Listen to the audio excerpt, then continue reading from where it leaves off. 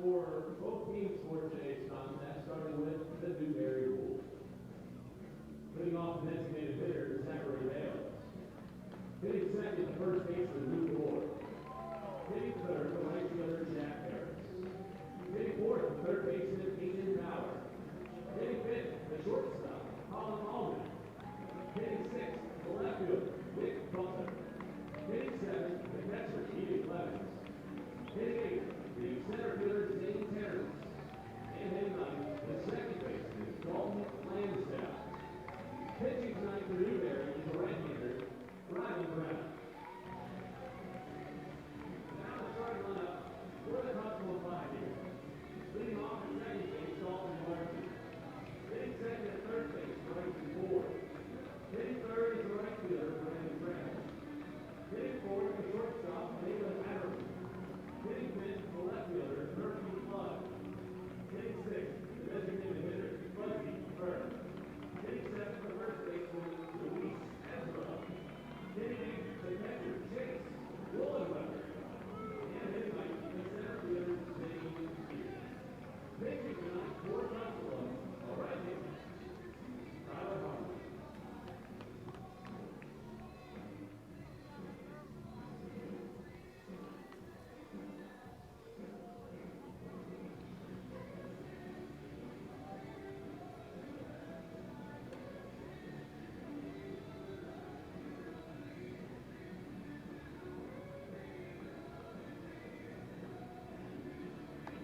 This is the 2021 Pilot Flying J South Atlantic Conference Baseball Tournament Championship.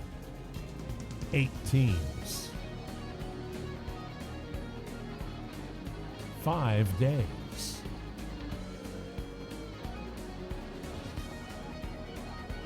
One champion.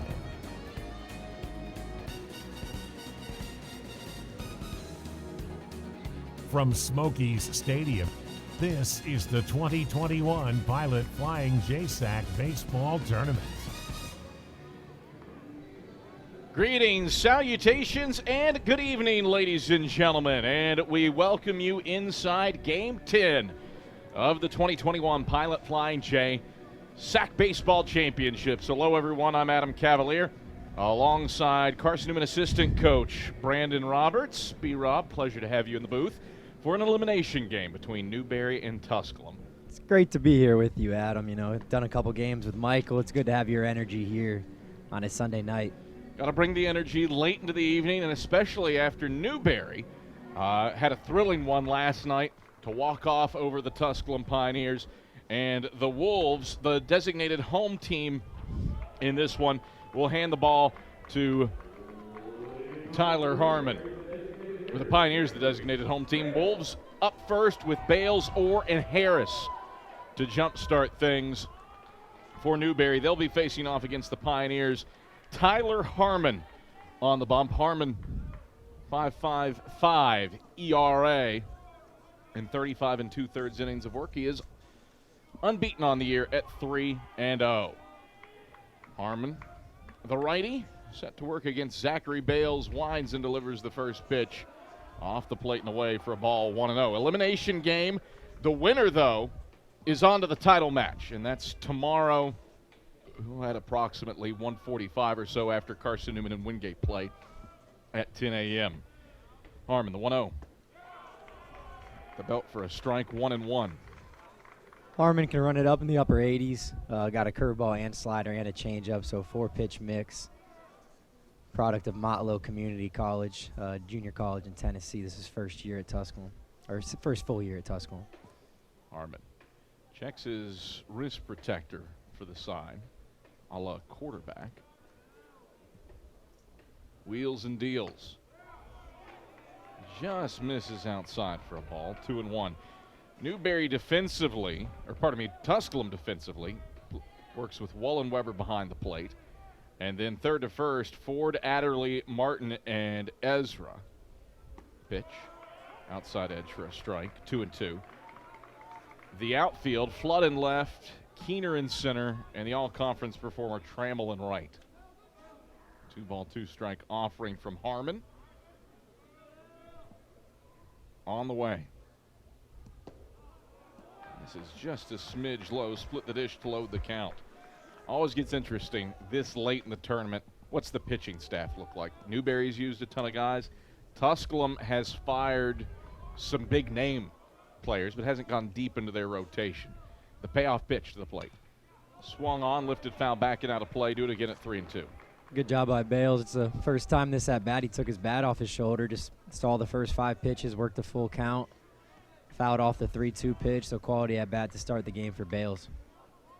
Tusculum backed up all the way around the 3-2. Cued foul back to the netting. Do it again.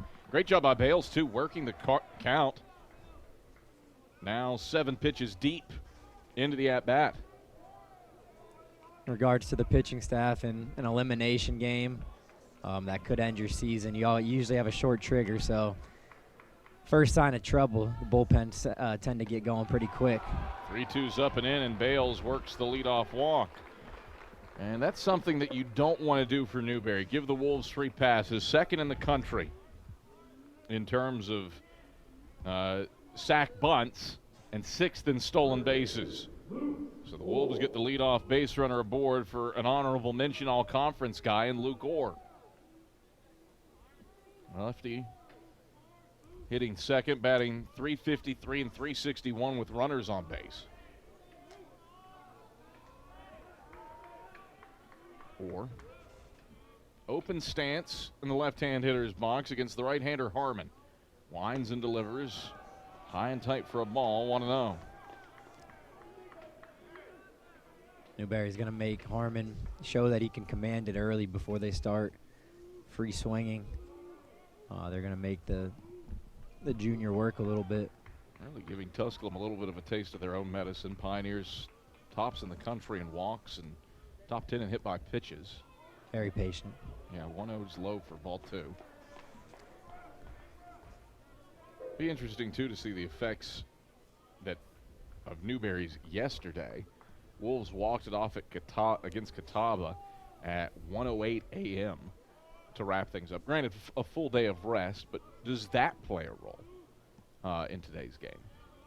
Didn't see them show up to the ballpark till afternoon today. I'm sure they slept in. The 2-0. In tight for ball 3. Harmon struggling to find the zone here early. Bales in the driver's seat at 3-0.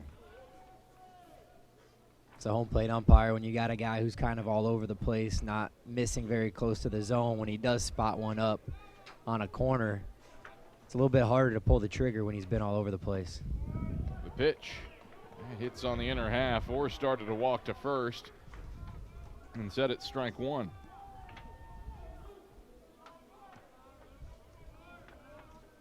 Say Orr's taken all the way. See if Harmon can throw 2 in a row and then be on time for the 3-2 fastball you'll probably get. Middle infield pinches in toward double play depth. Harmon the 3-1, but time called for. As Orr steps out.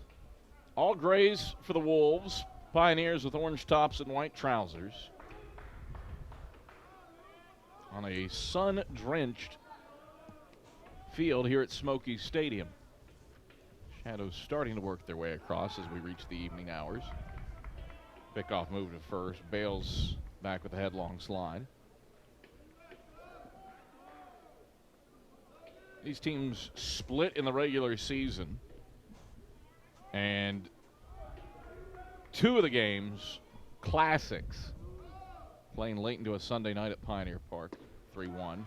That hits the edge of the zone to load the count at 3-2, and back-to-back 3-2 counts that Tyler Harmon has had to contend with. Look for some movement here. 3-2. Orr's a great contact hitter. Bales can run a little bit. See a little hit and run action here. Bales gets a good jump, swing, and a hopper to the pitcher. Harmon's only play is to first to Ezra, and he completes the putout 1-3, but functions as a sacrifice. You move Bales into scoring position, and there's one out. Go ahead run on second base for the Wolves. That's big for Harmon, for the confidence, for himself, for the whole team pretty much, that he's able to fall behind 3-0 and come back and get an out there. Things can go south pretty quick if you walk the first two batters of the game. So that sends Jack Harris to the plate. All-conference right fielder, batting .382 with runners on base this year. Righty stands in against the right-hand hurler, who fires a breaking pitch, tailing away for a ball, 1-0.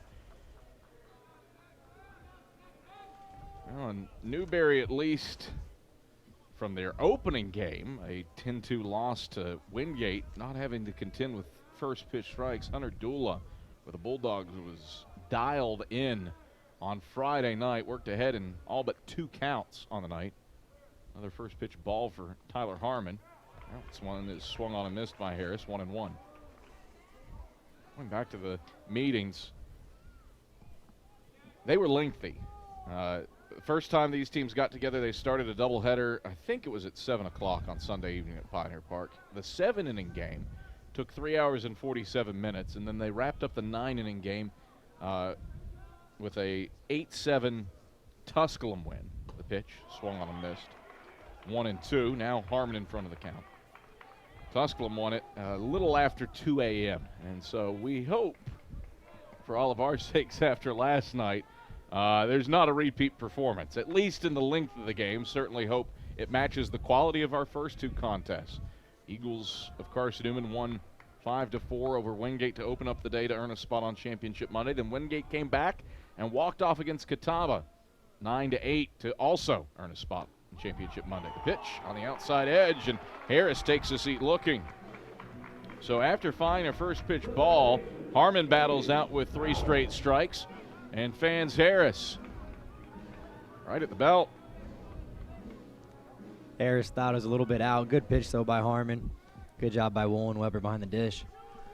So 2 away for Aiden Bauer. RBI opportunity with Bales on second. After the walk and the ground out. Harmon checks the runner, stretches and pitches. A ground ball hit off of the first base bag, foul. And it's 0-1 to Aiden Bauer. Crew today, Gary Keller is behind the plate. Jason Klingler, who had the foul ball call at first. Lindy Hall, man second, and Frank Barlow is at third base. 0-1 to Aiden Bauer. Elimination game between Tusculum and Newberry. Here in the nightcap of our triple header today. Harmon, the 0-1. Big bender on the inner half for a strike. 0-2. And after falling behind to Bales and Orr, got behind 1-0 on Harris. Harmon settling into a rocking chair. He's up 0-2 on Bauer. No score, top of the first.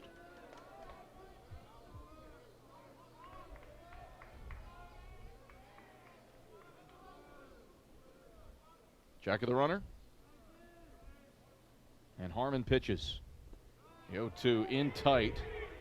Wallenweber lost the ball initially, but able to scoop it up and keep Bales over at second base.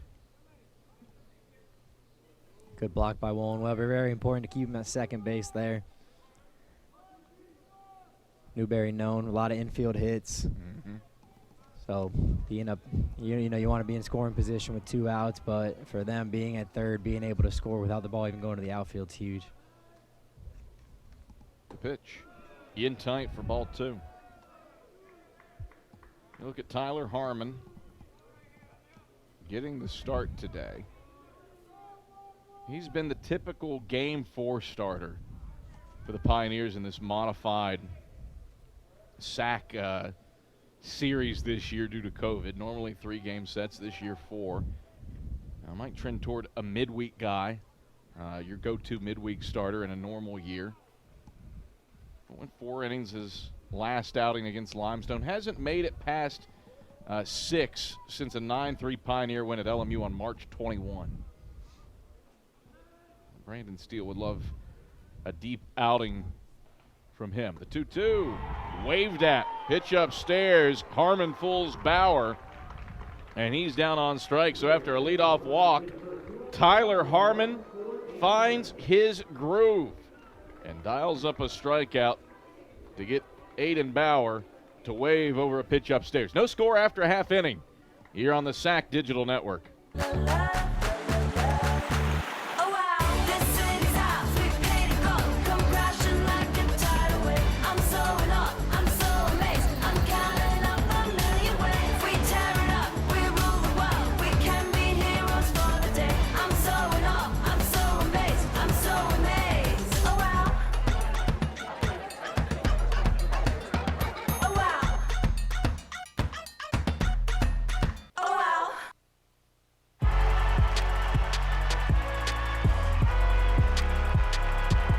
Number 32, Kyle Hornsby. Inside the 30, touchdown. Michaela burns it. An incredible finish by Hall. The NCAA and its member schools offer nearly 500,000 college athletes a path to go pro in something other than sports. Learn more at ncaa.org/opportunity.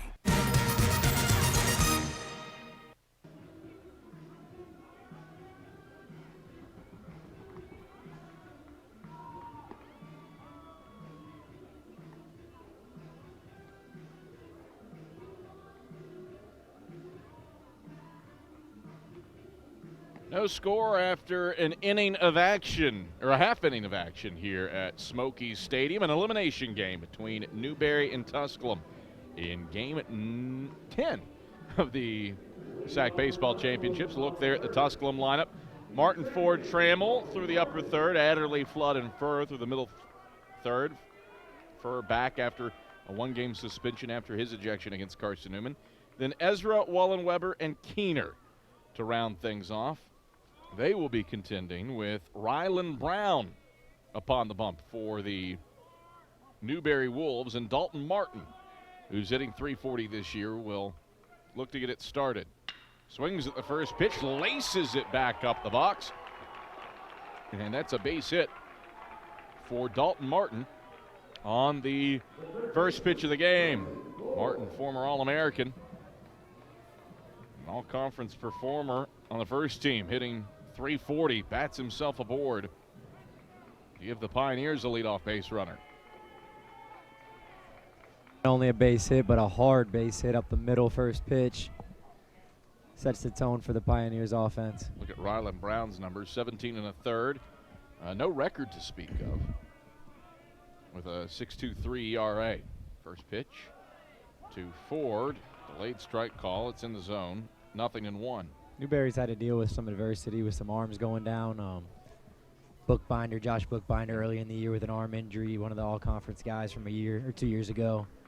And having to play a bunch of games because of COVID and games getting canceled. They've played a lot of games over the last 2 weeks, so they've needed guys like Rylan Brown to step up here recently. Let's not forget about the surprise return of Damas Sorsha last night against Catawba. More or less just started on a whim and gave him 4 good innings before the rain delay hit. The 0-1. Buckles low and away for a ball. 1-1 to Bryson Ford.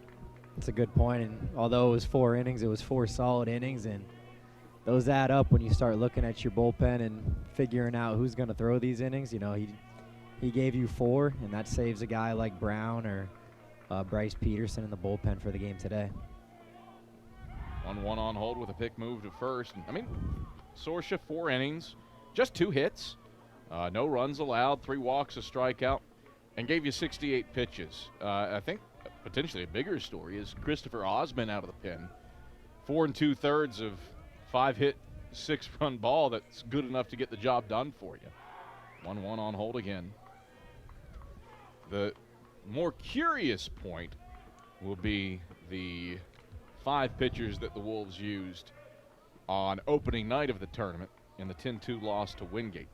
Granted, not a lot of pitches there. Pitch counts didn't get up. But certainly Russ Triplett doesn't want to have to go too deep into his bullpen. 1-1. On the outside edge for a strike. There's a couple guys who didn't have the best of outings on that for other than LaForia. I'm sure he'll be back. Maybe not today, but they'll use him if they have to tomorrow. But some guys against Wingate that might have came in and got roughed up a little bit, you got to have confidence to go back to them because you really don't have any other choice. Big gap in right center field for Ford to work with. That's on hold, though. Another pick move to first.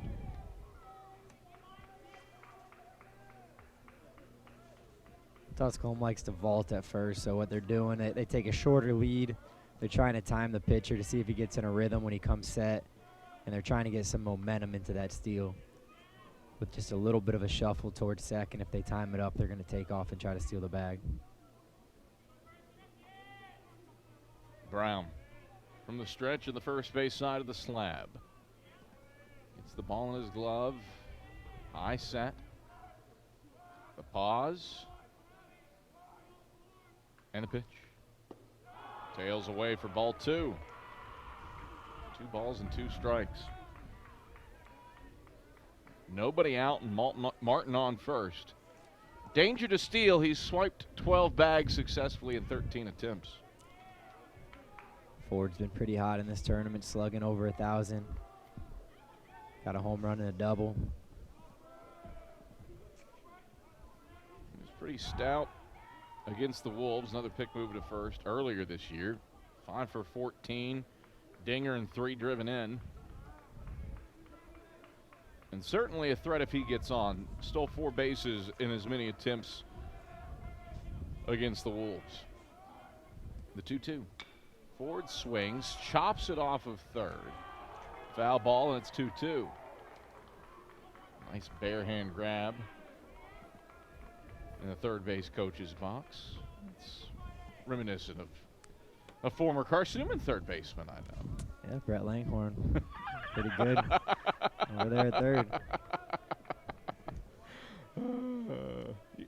Were you all defensive team? It's been so long ago, I don't remember. I had 1 year. One year? 1 year. Another pick move to first. There was another year that I thought I had a pretty good year, and a kid from Newberry won, and I think he played center field about 80% of the games, but I'm not salty about that anymore, don't worry. Don't hold it Good in your player. back pocket in Harvard. I don't even think about it. When did you, was it 2015 you finished? 16. Pick move to first. Not in time. Pitch was low for ball 3. That is a sign that I'm getting old. Yeah, me too. The passage of time. Me too.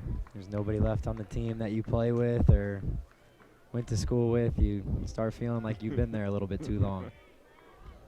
3 balls and 2 strikes to Bryson Ford. Dalton Martin at first. The pitch off the plate. Ball 4. So a single up the middle, and then Bryson Ford works the base on balls. And Tusculum has 2 aboard for Brandon Trammell. Not an ideal way to start the game, obviously, if you're Brown for Newberry. Trammell, the RBI leader in the regular season. In the 3-hole for the Pioneers. One of the more physical guys that you'll see in the South Atlantic Conference or in any division of baseball that you'll play. He's driven in 59 this season. The first pitch to him. Breaking ball off the plate away for ball 1. Trammell, he's been all right for the tournament. 2 for 8 with a couple driven in, with a couple singles and a run scored. But you look at the guys who are hot for Tusculum, it's Bryson Ford and Murphy Flood for this weekend. Lefty with an open stance. Newberry pulled around to the right and way back in the outfield. Starting to see why their games in the regular season took 4 hours. The pace of play and both teams trying to do things on the bases. Pitchers holding, stepping off. Just really concerned with the base runners. And given the pressure that Newberry puts on folks, that's certainly a reasonable thing. Trammell, hardy cut there, 1-1. And Tusculum, too. I mean, the Pioneers, no slouches themselves at drawing walks, getting people hit, moving around the base paths with stolen bases and sacrifice bunts. They're in the upper quarter of the country in all of those things. Both Ford and Martin in their career been known to steal bases. I know Ford's got over 20 this year. Martin's up there as well. Yeah, you got to combine. Here's the pitch. That hits the zone, 1-2. Brown up in the driver's seat, 1-2. Yeah, you got a combined 35 swipes on the base paths and 39 attempts. All that does is help Trammell out as a hitter. It's hard to quantify it, but if the pitcher is just focusing a little bit more energy on the base runners, maybe it takes a little bit of focus off the at-bat. More likely to leave a pitch middle of the zone, try to be quick to the plate, and that's obviously benefited Trammell this season. Brown checks the runner at second, sets and pitches. Trammell hacks it foul off of home plate. Do it again on a ball and 2 strikes. I can't remember which game it was. I believe Tusculum Coker. Did you hop on with Watchering for a second? Yeah. It was in that game. It was I believe it was that game. A very insouciant point. And it was the talk of stressful pitches. Trammell at the plate. These are stressful pitches. They are. Brown. Definitely. I'm trying to think. It might have been. Yeah, it might have been that game. Martin dancing off a second. The pitch. Trammell ropes that one foul into section 101, and we'll do it again at a ball and 2 strikes. It's definitely a difference when you're in the dugout in the 5th, 6th inning. If your first 4 or 5 innings, if you were out there, you didn't really have runners on or runners in scoring position, less than 2 outs, you're really not sweating as much as Brown is right now. He's going to go in the dugout. Say he does get out of this inning, he's going to go in with feeling like he put into a lot of effort just to get through these first 3 hitters. Brown. Nobody out, 2 on. Martin on second, Ford on first. And Martin just dancing, daring Brown to make a pick move. And Brown steps off. We were underway at 6:52. And you were spot on. Pace of play with these two. There is a chess match at hand between Brandon Steele and Russ Triplett. 1-2. Just misses inside. 2-2 to Trammell. That one didn't miss by much. Yeah, not a bad pitch. Might have been a little inside. Not sure if it's a little low as well. Trammell 6'5". Big body in the box. Good pitch nonetheless by Brown. We'll see if now in the 2-2 count if he tries to go back away and try to freeze him. Brown. Another feinted pick move, so the 2-2 on hold. Very cognizant of Dalton Martin at second base. Bring up the stolen bases between Ford and Martin, those 35. These guys just get it done in general on the base paths. 110 runs scored between the two of them. And Ford, the nation's leader. The pitch, Trammell slices it to first base. That's scooped up by Orr, who turns it over to Allman at short for the tag at second. Martin over to third. Trammell reaches on the fielder's choice. And Ford retired 3-6. A nice play by Orr there to get the lead runner. If he takes the out just at first, you got second and third, 1 out. So Trammell's still doing his job getting the runner to third, but nice play by Orr, keeping the double play in order here. And Brandon Steele out from the dugout. Curious to know if he's going to ask for that forced slide rule to be enforced and a potential review. I don't know what he'd be, 'cause it's his guy going into slide, right? Yeah, fair. Yeah, fair point. Fair point. I have no idea what it They would be. called him, unless he's not on the bag. I'm with you. I don't know what could have been an issue there. Get a second look here. Only thing would be possibly almond on the side of the bag rather than on it. He got the tag on the runner regardless of whether or not he stepped off or not. Good call by that umpiring crew. Lindy, our boy Lindy at second. They've been on point all weekend long, and the accuracy of the replay reviews, I think, has borne that out. So Dalen Adderley steps in, hitting .339. Pitch off the plate away from Brown, 1-0. Though Adderley 1 for 8 on the week during the tournament so far. He's had a couple loud outs, put some good swings. Got hit on the finger last night. Not sure how that's going to affect him today, but looked like that one might have stung a little bit. Righty works with runners on the corners and no score. The pitch poured in for a strike, 1-1. Adderley against the Wolves earlier this year only started in 2 of the games, but he was 2 for 5 with 2 jacks and 5 batted in. Slugging percentage, a paltry 1.600. None too shabby for Adderley. The 1-1. Adderley skies this one. Deep to left field. See you later. Dalen Adderley, his 3rd bomb against Newberry this season. And the Pioneers out to an early 3-0 lead on Adderley's jack to left.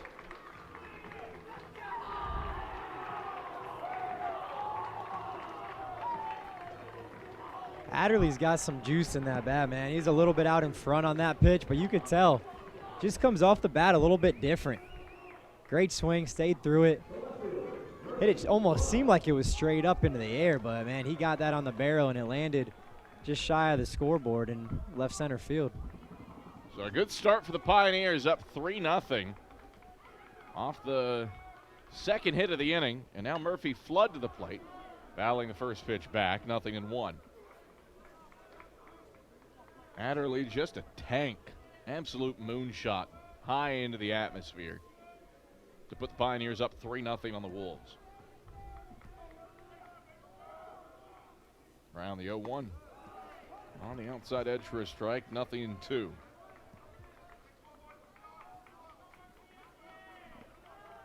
Just 1 hit on the inning, but obviously a big one. But 2. You had the single from Martin up the middle. You're right. You're right. I'm going off the scoreboard. Behind. I got to check which one of our players I got working the scoreboard and get them on that.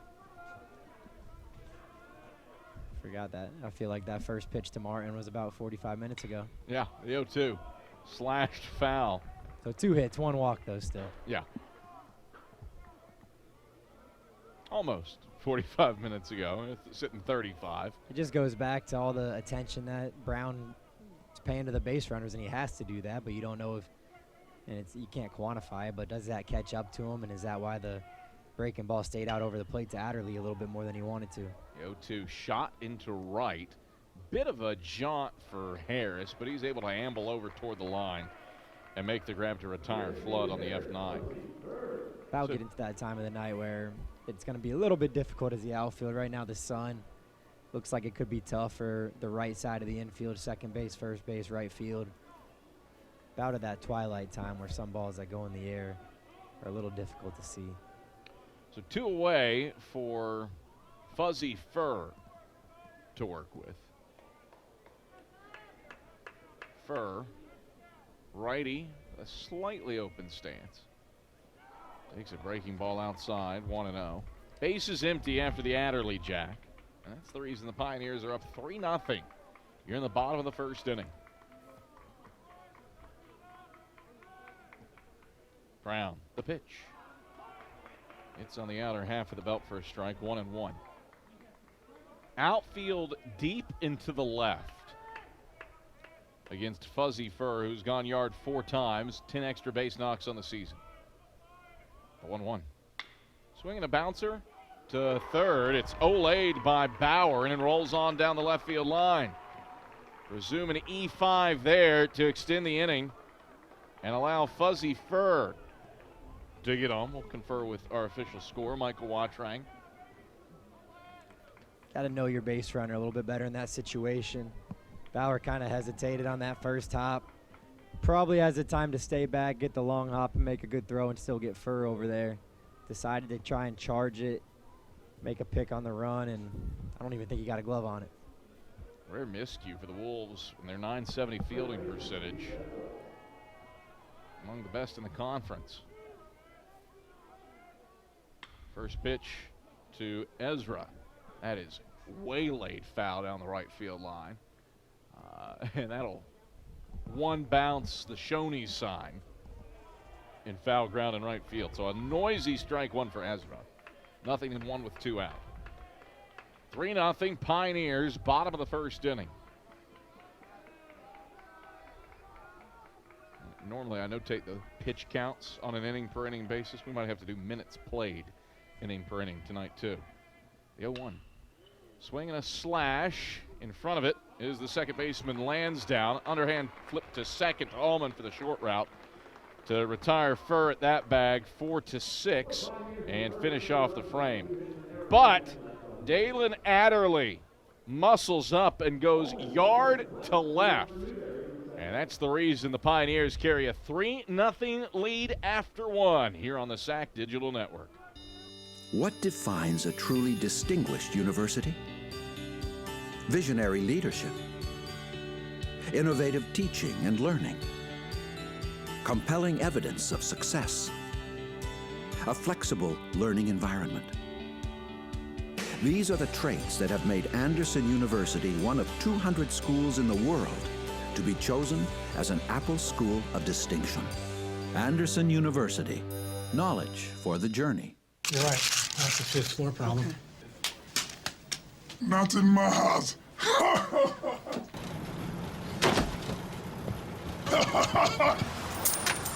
No. Not today. Jimmy, how happy are folks who save hundreds of dollars switching to Geico? Happier than Dikembe Mutombo blocking a shot. Nice. Get happy. Get Geico. 15 minutes could save you 15% or more.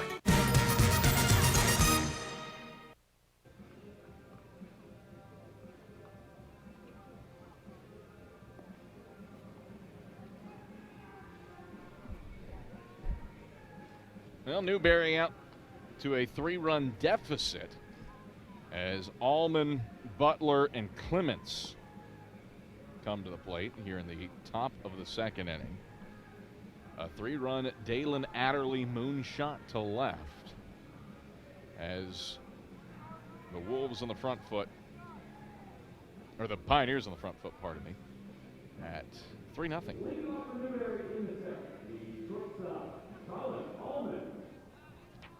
So Allman will lead things off for the Newberry Wolves. You're in the road half of the second inning with a 3-run deficit. And Harmon pitches. Allman bunts. Third base side, really good bunt. Scooped up by Wallenweber. His throw to first, no chance. Allman, a bunt single up the third base line. And Newberry gets its leadoff batter aboard with the first hit of the day. That's a great job by Allman. A lot of times you get down in a game like this, you start to take away the things like bunting, running, or hit and running, that type of stuff. So that's why Newberry's so good when the game's tight. But it's so early now that Newberry's not going to get out of their game. They're going to still try to put pressure, get guys on base, see if they can get the defense to make some mistakes, and that's how they get their big innings. Corners even with the bags for the Pioneers defensively. Middle infield toward double play depth with Nick Butler up. Pick move to first since Allman scrambling back. 11 steals and 12 tries for Allman. And again, Newberry just so dangerous. 4 guys in the lineup today with double-digit swipes, including Nick Butler with 22. Butler squaring to bunt, pulls it back, pitch up for a ball, 1-0. Looked like a fake bunt all the way. Butler just trying to make Harmon throw strikes. See if he can pull the bat back into the face of the catcher, Wallenweber. Get a botched ball there. Just a lot of different things that can happen when you fake bunt on the first pitch. Harmon stretching from the first base side of the rubber. Check of the runner, Allman. And the 1-0. There's the bunt. That's high and tight. Butler ducks out of the way of it, 2-0.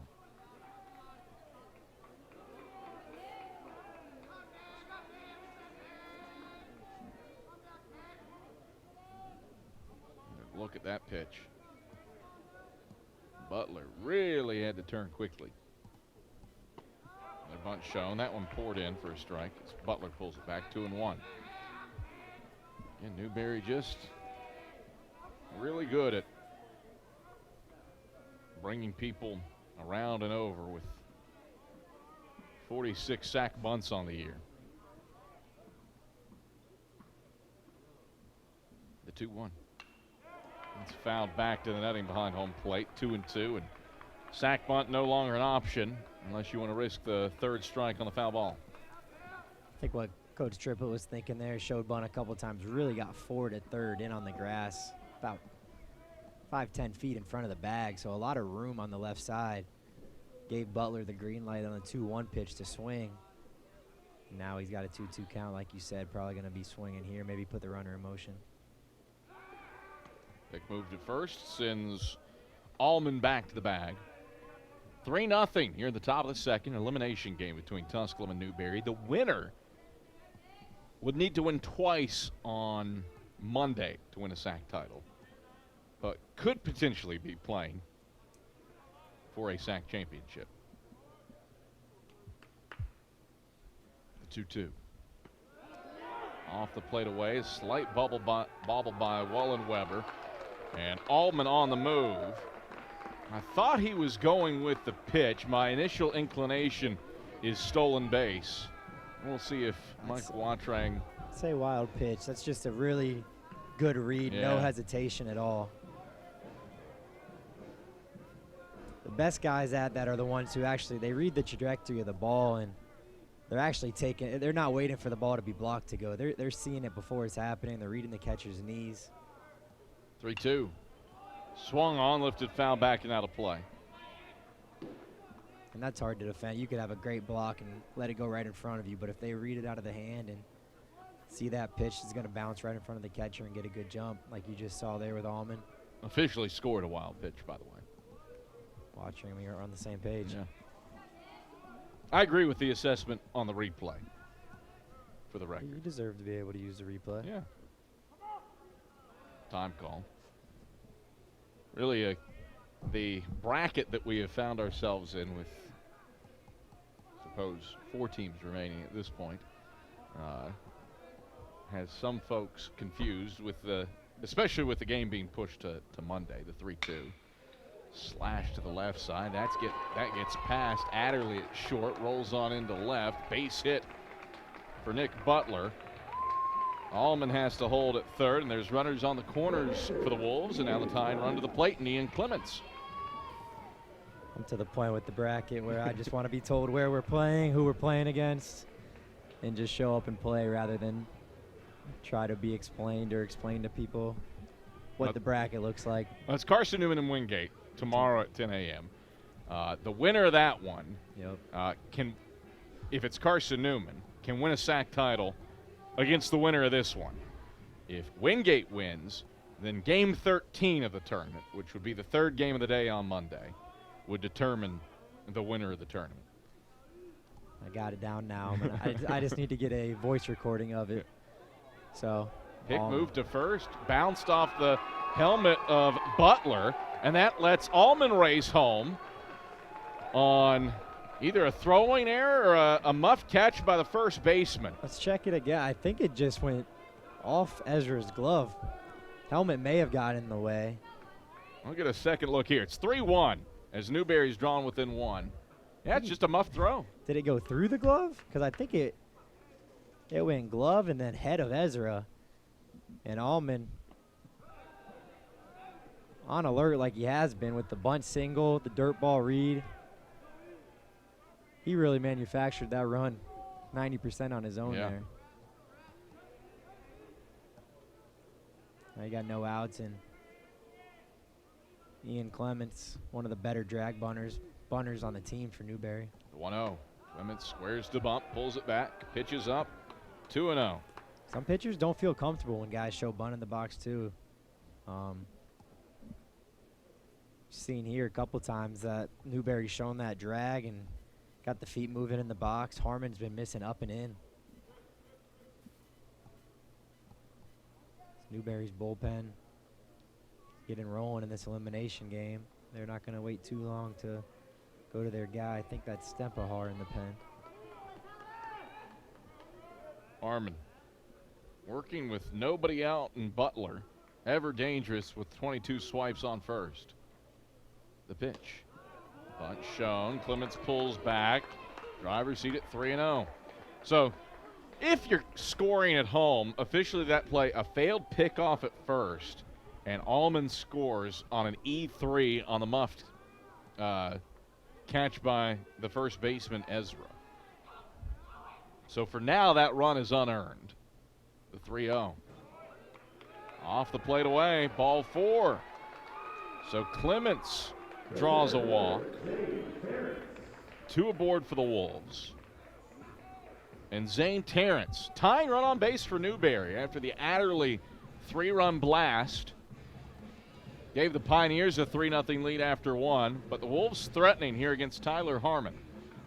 See some scrambling in the Tusculum dugout. I think their bullpen's going to get going. I don't think there's going to be many innings that go by tonight where there's not a guy in the bullpen. It's just going to be one of those games. And I was thinking, Cav, on that pickoff play, it looks like right now that sun is in a position that could have possibly got into Ezra's eyes.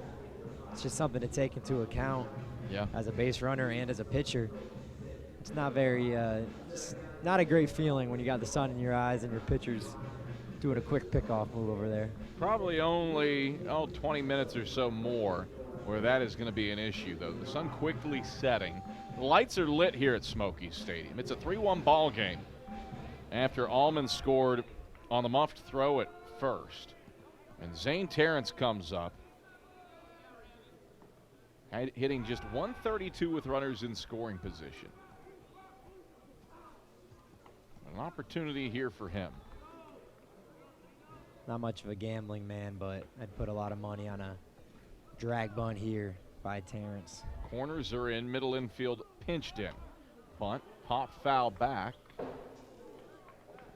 And that was shot foul. Not enough height on it. Rattled Gary Griffith's cage, Newberry's radio announcer.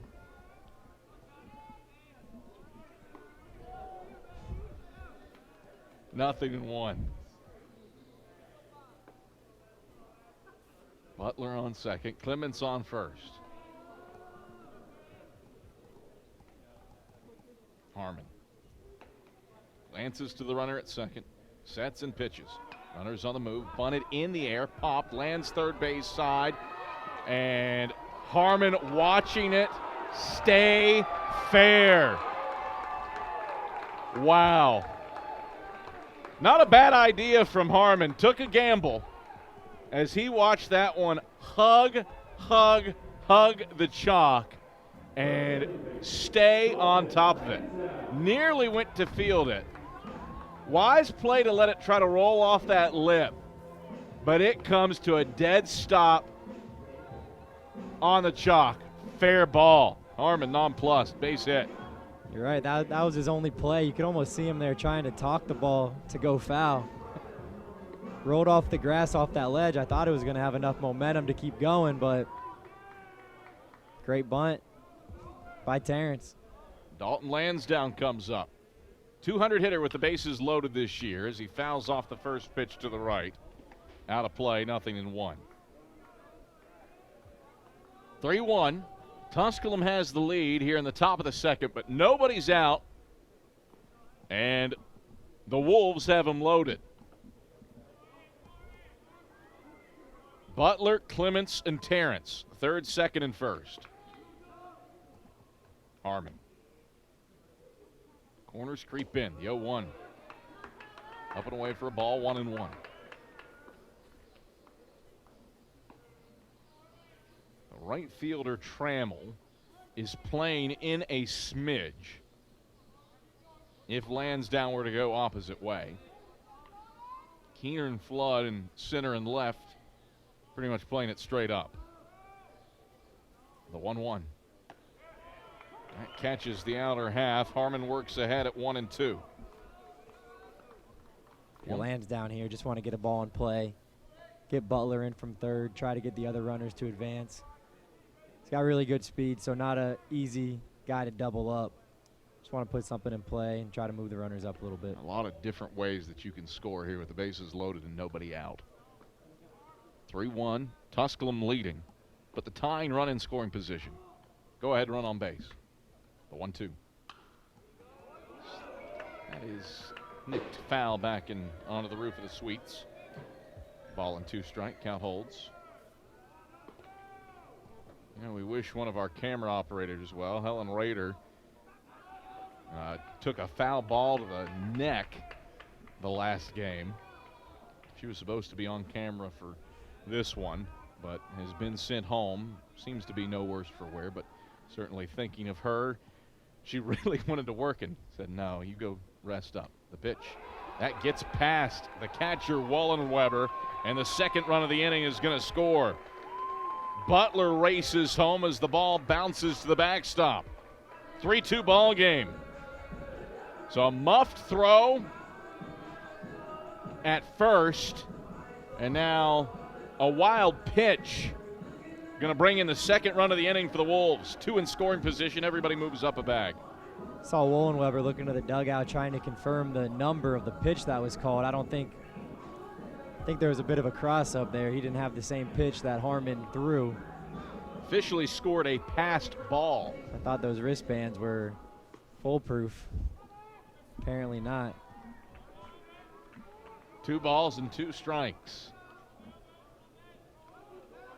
Well, you know, old Carson-Newman coach Frosty Holt, his signs, right? What were they? They were the most obvious things. They probably didn't miss them in the world now. If he wanted a Carson-Newman player to bunt, he would literally put his hands out to show bunt. I heard that. He'd point to second if he wanted to steal. Yeah, things like that. We got a couple guys that we might need to do those for. 3-2 to Lansdowne with Clements and Terrence in scoring position. Pitch off the plate, ball 4, load them up. It's been a typical Newberry inning. They got a drag bunt. They got 2 drag bunt for hits. Advanced on some balls in the dirt. Single through the infield, a walk. That's how they do it. They don't do it with doubles, home runs. They do it with singles, walks, bump base hits. Well, Brandon Steele has seen enough. He will make the call to the bullpen. New pitcher for the Pioneers as Tyler Harmon's day will end after an inning. Nobody out. We're in the top of the second. The bases are loaded. Pioneers hanging on to a 3-2 lead in an elimination game here on the SAC Digital Network. Dear college sports. There's light at the end of the tunnel. A return to normal and all we love about sports. You've instilled resilience, focus, and selflessness in us. We've put those lessons to work. We've found strength and unity in each other.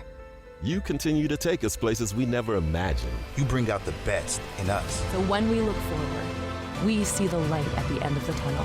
We see a better world for all of us and for college sports. Catawba College is a story of transformation. It's a place where students' creativity is fostered, a place of inspiration to go beyond the classroom, a place of belonging no matter who you are. Mentorships, a broad curriculum, and hands-on experiences prepare students for employment and a lifetime of learning. At Catawba, you begin as you are and transform with your interests and experiences. We're Catawba, and we have a good story to tell.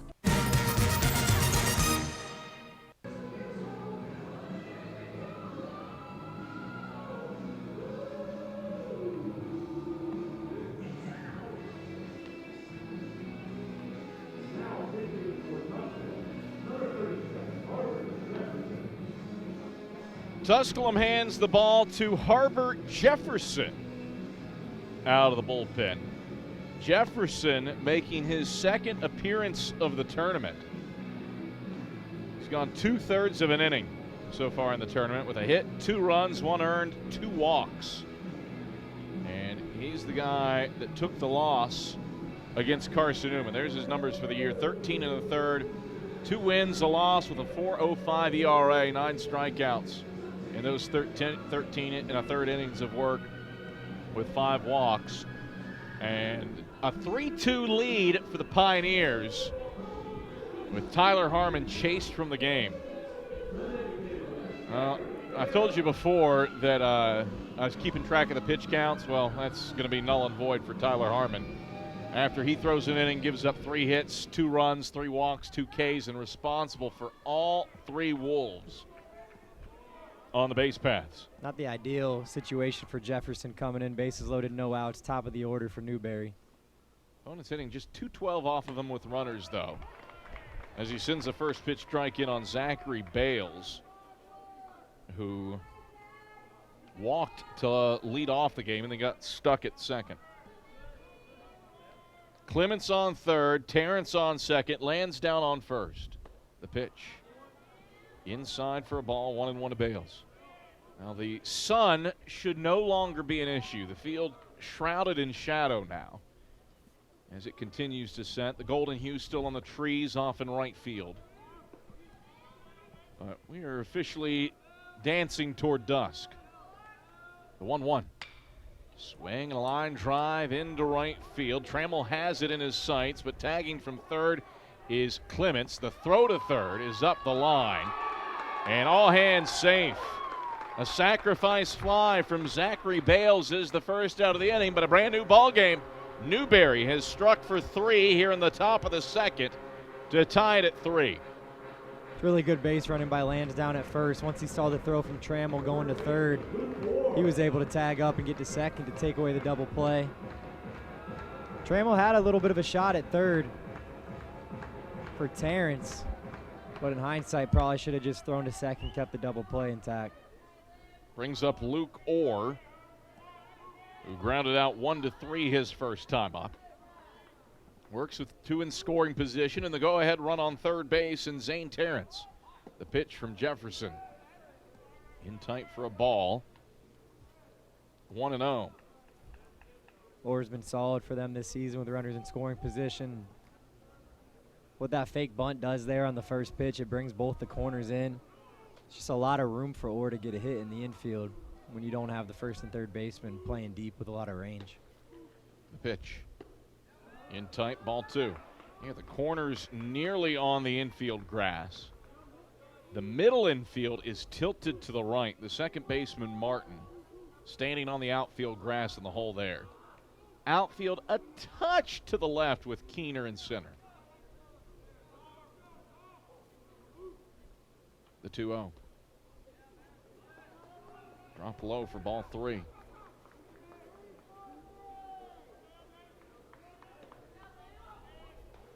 Three balls, no strikes, 1 out. 3-3 ball game. 3 in the bottom of the first for the Pioneers. 3 in the top of the second here for the Wolves. The 3-0. Finds the zone for a strike, does Jefferson.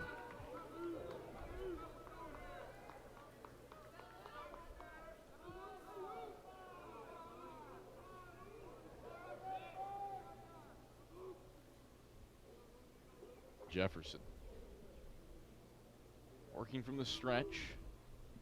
Pitches. The 3-1. Tap foul off of home plate to load the count, 3-2.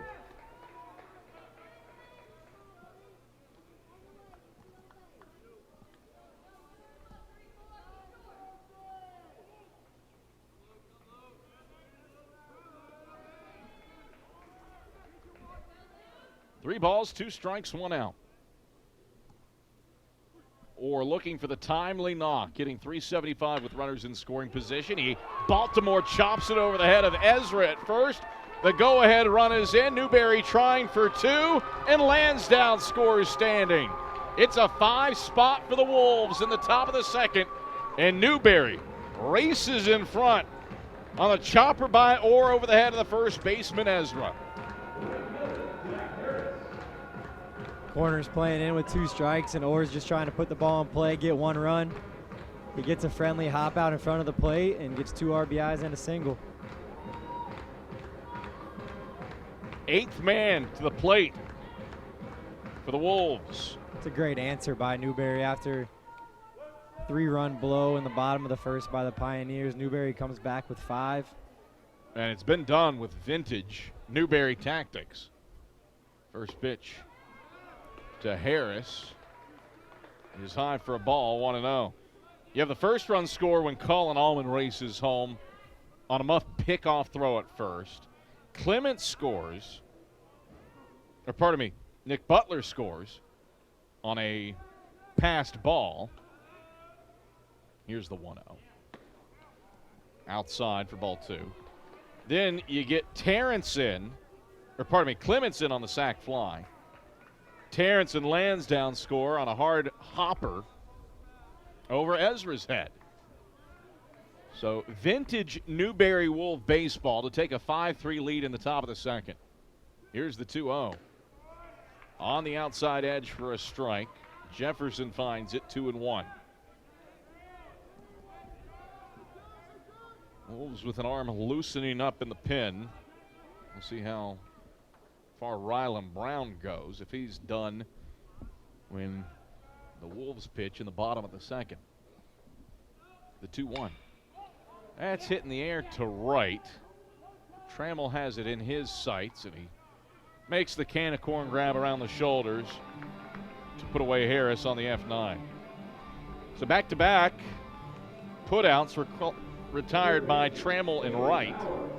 And the 9th man of the inning comes to the plate in Aiden Bauer. He struck out swinging to end the first. And works with Luke Orr on first.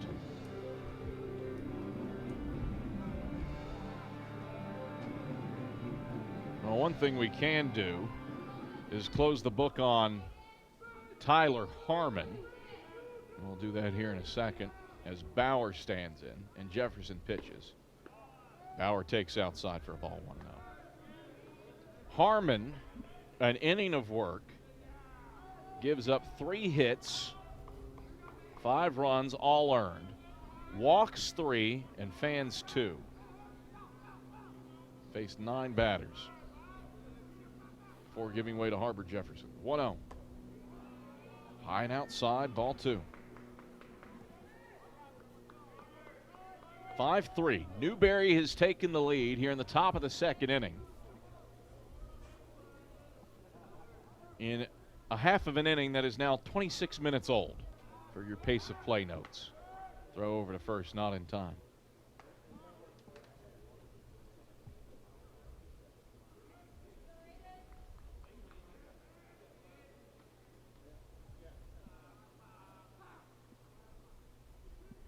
The 2-0.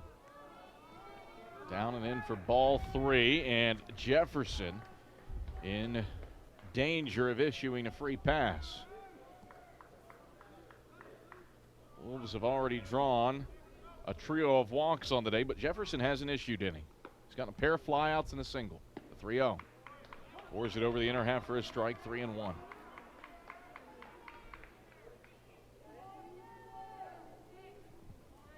I'd be surprised to see some movement here, just a straight take from Bauer to make it go 3-2 and get Orr on the run.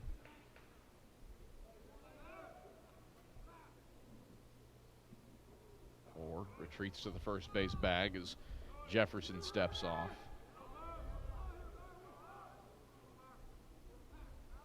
The pitch. Missed it. High. Ball 4. 4th walk of the day by Tusculum pitching. It's going to come down to one of these teams having somebody in the bullpen that can come in, give a few quality innings, give a few zeros. It's not going to be a clean game as we've seen so far, but it's just going to take one guy, maybe 2 guys to step up, shut things down for the middle innings of this game. 5-3 Newberry. Top of the 5th. 5 already across this frame for the Wolves as Allman steps to the plate. He led off the inning with that bunt single. And he takes the ball 1-0. That just deadened on top of the chalk. By the way, that was at 7:27 p.m. 7:55. Maybe if we stop thinking about it, it'll go by a little quicker. It's the reverse jinx that I'm looking for here, B-Rob. Now, these teams in the regular season, here's a swing and a line drive, sinking into right center field. That'll drop in for a base hit. or gets the wave around third. He scores standing as the cutoff comes into second base. It's an RBI single for Colin Allman, his second hit of the inning. And the Wolves have hung a 6th spot in the top of the second to grab a 6-3 lead on Tusculum. Highly productive inning for Allman.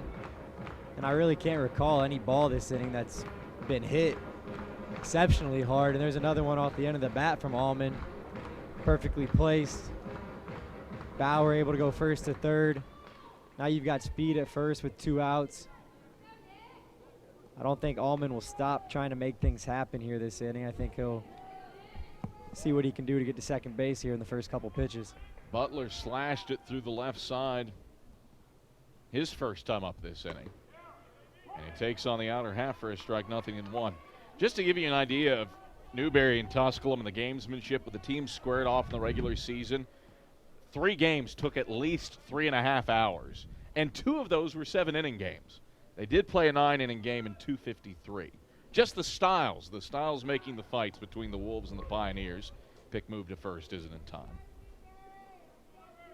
Just a lot of thinking to be done between Newberry and Tusculum with the pressure that both of these teams put on others with how they run the bases.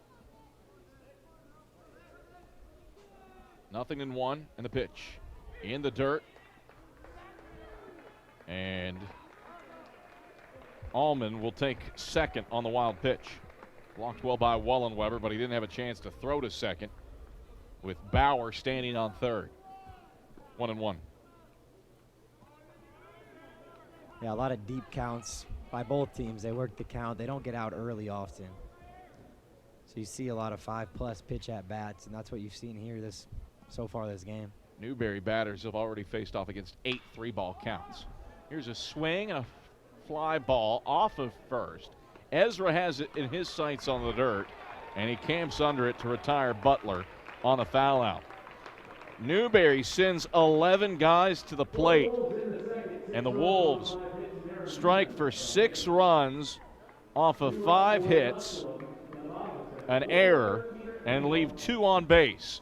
Wolves double up the Pioneers after an inning and a half here on the SAC Digital Network.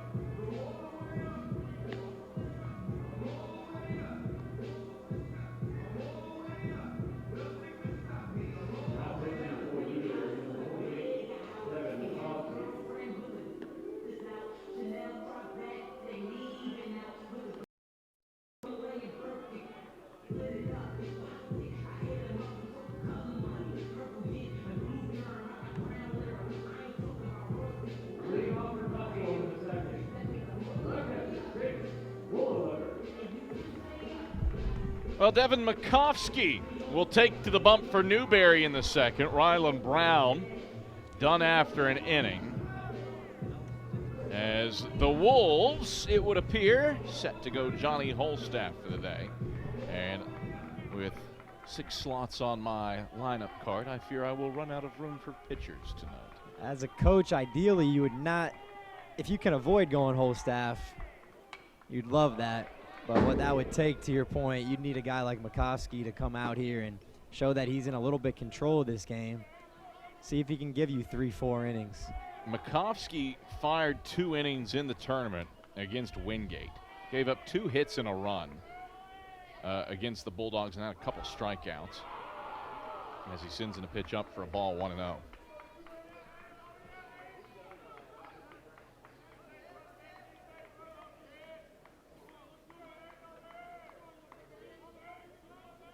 Here's the 1-1. Makovsky shoots it out of the zone, 2-1. Here are the numbers on Makovsky. 16 2/3 of work on the season. 2-1 on the year with a 7.02 ERA. Lefties love him, hitting .533 against him. Tusculum's got about 5 of them in the lineup. Makovsky. Wallenweber skies this one to right. Backpedaling Harris to the warning track. He does make the grab on the grass for the F9 to put away Wallenweber.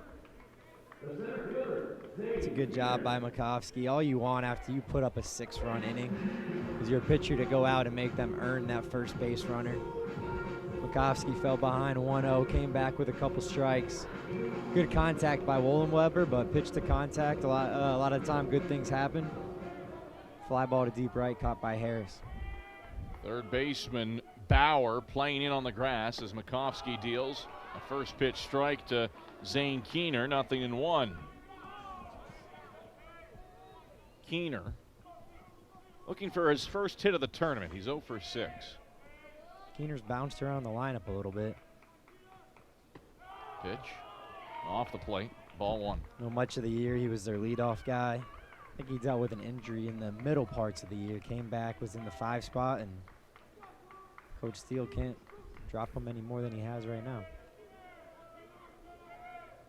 The 1-1. Breaking ball hangs a smidge high, 2-1. If you want to pad your stats with some runs, the 9-hole in Tusculum's lineup's a good spot to be with the 3 hitters that come up after you. If you just get on base, you got a pretty good chance of coming around. 2-1. Tapped foul to the backstop, 2-2 to Zane Keener. 2 balls, 2 strikes, 1 out. A 6-3 lead for the Wolves here in the bottom of the second. There's a 3-run Dalen Adderley moonshot in the bottom of the first. I think that was an hour ago. Meanwhile, the Wolves strike for 6 in the top of the inning. Here's a swing and a line drive down the right field line. That'll bounce in and roll to the wall. Extra bases for Zane Keener. He slides in feet first to second. Taps his elbow in celebration with a leadoff double, or a 1-out double to the wall down the right field line. Good job by Keener. Got a fastball, maybe middle in, more middle. Got the head out, lined it down the line. Easy double. He coasts in with a pop-up slide. And I think he's injecting something into his veins. Tongue out in celebration. Lineup turns back to the top of the order for Dalton Martin, who had a slash back up the box to lead off the bottom of the first, and he takes a first pitch strike, 0-1. 6-3. Wolves the lead, bottom of the second inning. 6 runs off of 5 hits for Newberry and an error. 3 runs, 3 hits, an error for Tusculum.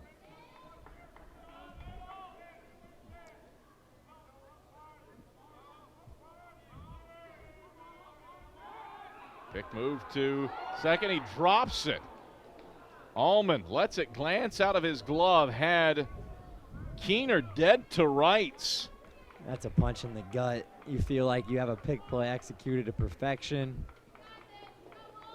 Keener doesn't have a shot to get back, and it just pops out of Allman's glove. They got him vaulting. They got him timed out.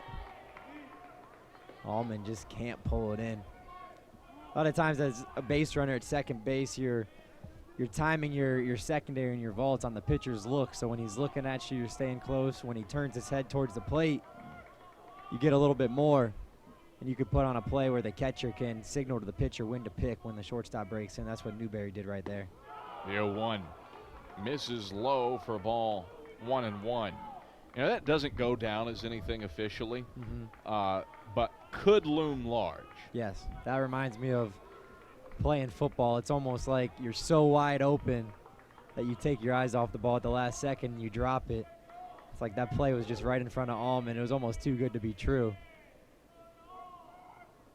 The 1-1. And that is smoked. That first base coach, he just pointed to the field, told him to hit it that way. First base coach and our camera op down there, Riley Thomas. We've already had one camera op go down.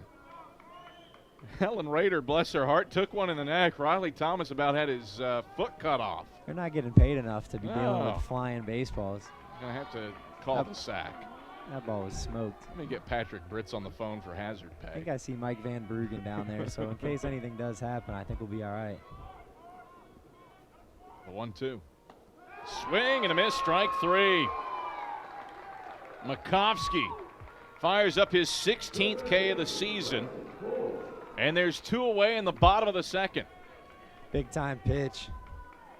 Up in the zone, up and away on Martin.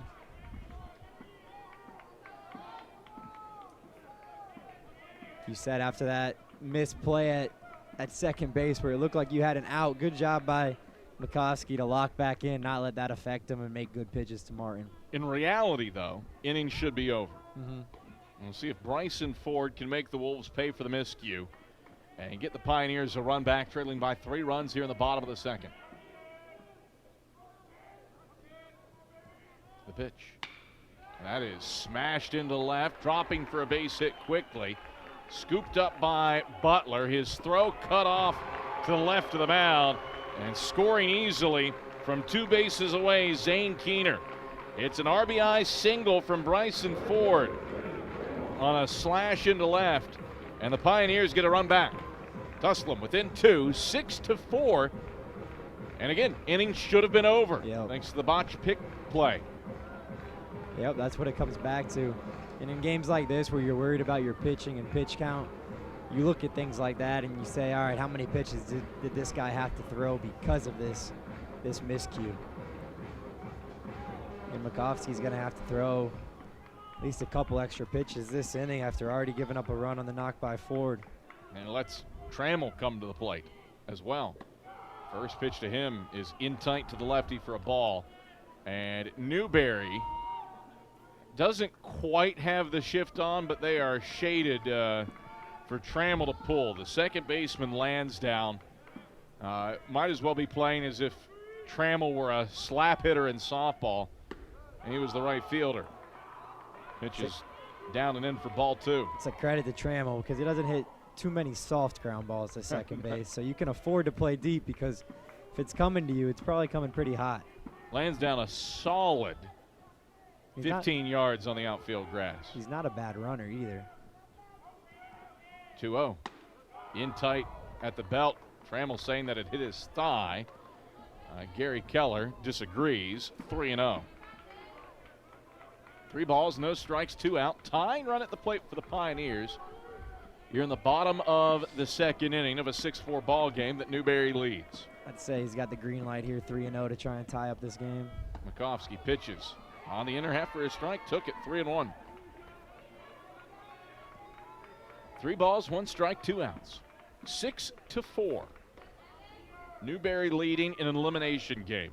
Winner is on to Championship Monday. Loser sees their tournament run in. Makovsky, the 3-ball, 1 strike offering. Up and into Trammell, ball 4. And not the worst thing in the world to walk the nation's leader in RBI, but you walk him to get to Dalen Adderley, who's homered 3 times this season against you, including a 3-run bomb earlier today. Yeah, Adderley's been hot as of late. Has a lot of confidence because, believe it or not, it was just 1 inning ago he hit a 3-run home run. Now we were picking up a little bit. The top of the second took 31 minutes to play. We're 12 minutes deep here into the bottom of the second. And, you know, Carson-Newman football overly concerned about time of possession through the years under Ken Sparks and Mike Turner. I didn't realize Russ Triplett and Brandon Steele were as well. But that's the nature of the beast when Tusculum and Newberry get together. And especially with a spot in the title game on the line. Whatever it takes to advance to Championship Monday. You just want to get there, and the mindset is anything can happen once you get there. You'll figure it out tomorrow. You're not worried about saving guys. Just get there, see who shows up tomorrow, and see if you can find somebody on your team that can be the hero that can step up, but you got to get there and get that experience first. Newberry does have an arm loosening up in its pin. Should Devin Makovsky's run in, but no front-facing numbers. Haven't been able to get a look at who that is. Maybe Josh Stimpahar. Caught a glance at an 8 for the Wolves, and with no other 8 on the roster, he would make sense.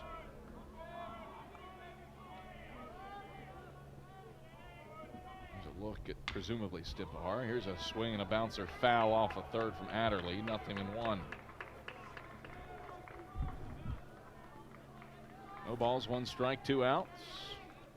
Runners on second and first after the single to left from Ford drove in a run and Trammell walked. 1 across in the frame for the Pioneers here in the bottom of the second. But Adderley looking for a timely 2-out lick. Pioneers 2 for 4 with runners in scoring position on the day. The pitch. Adderley shoots it foul off the luxury suites. And it's 0-2.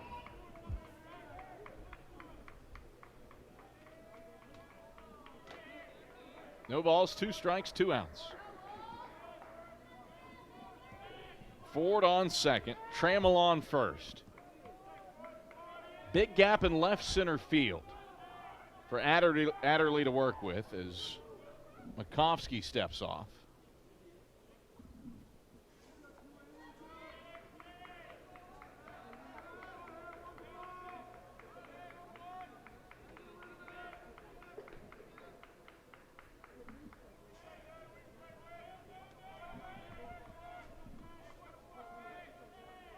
The 0-2. Swing and a miss, strike 3. Makovsky gets out of the jam with no further damage done. He strands 2 with his second strikeout, and Adderley down on strikes. 6-4.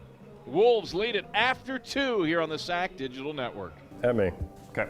Let's get started. When you're first looking at where to go to school, what were you searching for? Well, when I first started searching, I knew I wanted to go to a place where I wouldn't feel limited. Where I wouldn't just grow as an athlete, but I'd also learn everything that I needed to know to launch my own business. Somewhere that would truly prepare me for the real world, for what I was going to do next. Where I could grow as an artist and develop my craft. I wanted to go to a place where I wouldn't be just another number. A place where people really knew me. Where over time, I would become a leader. Somewhere that would show me all that I can be. Somewhere that believed in me. Somewhere that after I left, I would be proud of the person that I became. And I found that place. At Coker.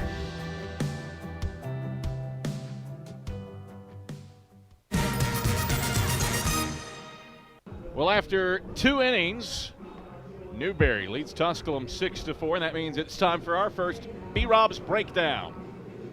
Yeah, for the first one of the night, I just want to show you some of the pressure that Newberry puts on a team. You see bases loaded here, no outs. Bales flies one to right. As soon as it looks like Trammell's under it, everybody goes back to tag. Trammell tries to get the guy at third. He slides in easily, but the heads-up base running was on the guy at first. I believe it was Dolan Lansdowne. As soon as he saw that throw go in the air and wasn't going to be able to be cut on the way to third, he's able to tag up. You see him clapping his hands. He's excited. He knows he just made a good team play. Now you got 2 guys at scoring position, no double play possibility. So that's just a little thing that Newberry does to be aggressive and to make things happen. And paid off for him because batter later, that scored a run, by the way. That was a fly ball from Zach Bales. Yep. Luke Orr scores both Yep. on a base hit. Yes, sir. First pitch to Ian Clements is roped foul to third. 0-1 to Clements. He walked back in the second inning and scored a run. There's just some little things like that that happen that your average fan at home might not realize as a as a big moment or a big thing that's happening, but players in the dugout, coaches, they really appreciate it, and they understand. They call it extra 90s. Some guys call it freebies, but that throw going over the bag, not being able to be cut, and a guy getting extra base there in the big picture of a 9-inning game is huge. That means right now that Newberry is up multi-runs instead of just one. Exactly. The 1-1. In tight, ball 2 to Ian Clements. It's a 6-4 ball game here in the top of the third. Newberry, nothing in the first, 6 in the second, off of 5 hits and an error. The 2-1. Clements cues it up, foul off a third, evens the count, 2 balls and 2 strikes. I've grown a new appreciation for base running as I'm playing in a co-ed kickball league in Knoxville. And I wish I had a remote control on some of our players on our team that don't quite understand when to go, when to stop, outs, that type of thing. So I really appreciate good base running these days. 3-2's up. Do you have peg outs in this league? There are pegs. There are That's pegs. Yeah, just the whole it's hard to explain to somebody who has never played.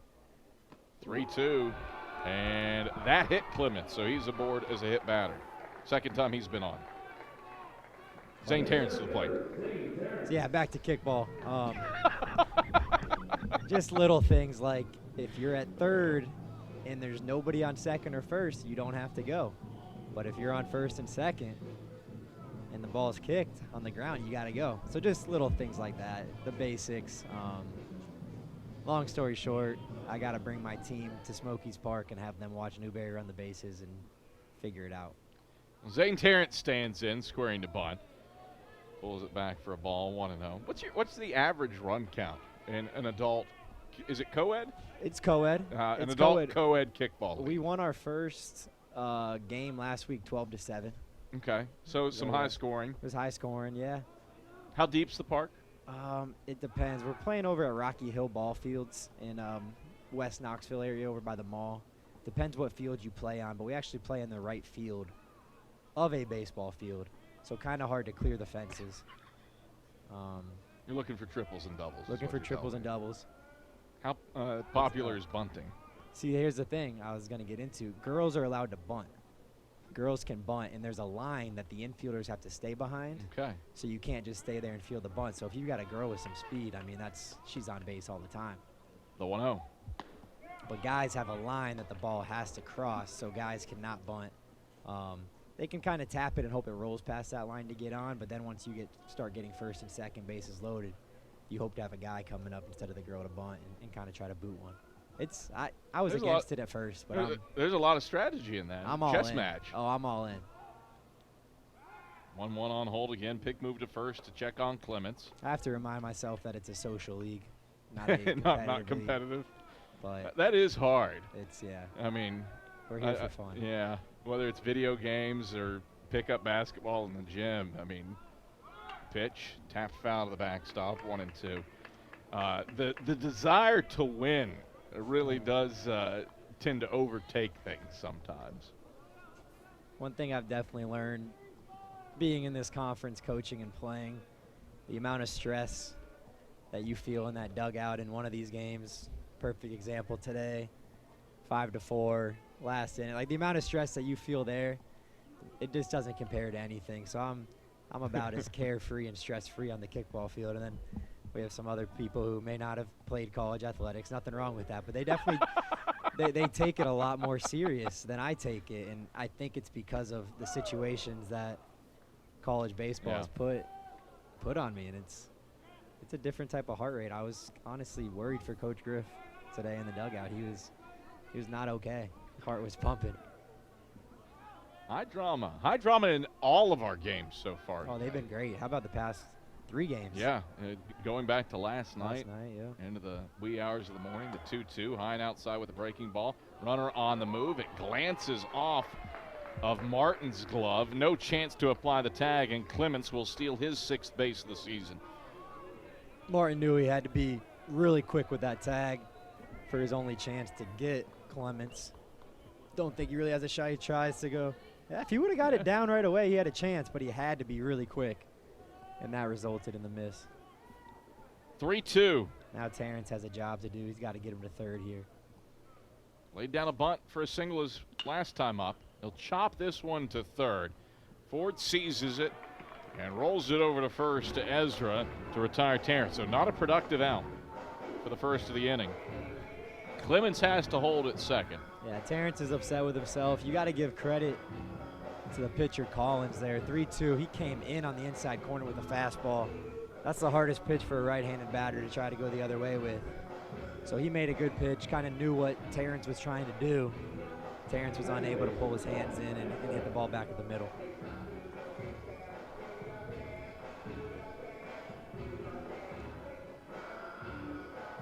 Collins working from the first base side of the rubber. Stretches and pitches.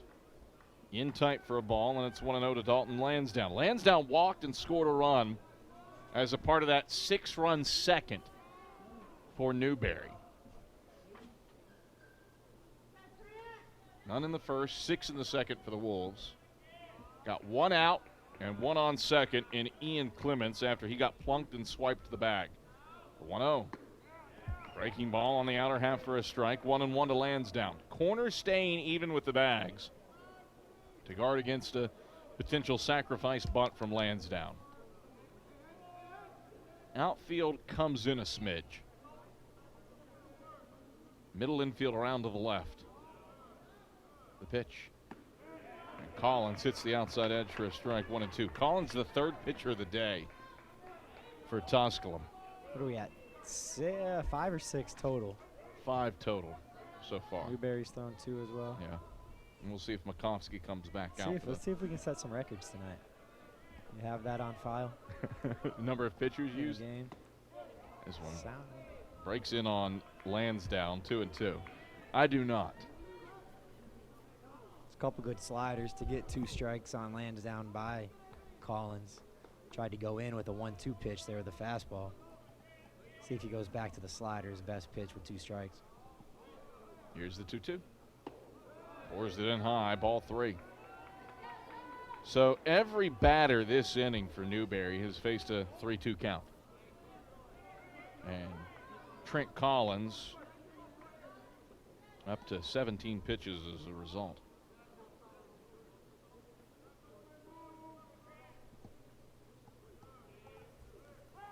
Steps off and glances over to Clemens at second.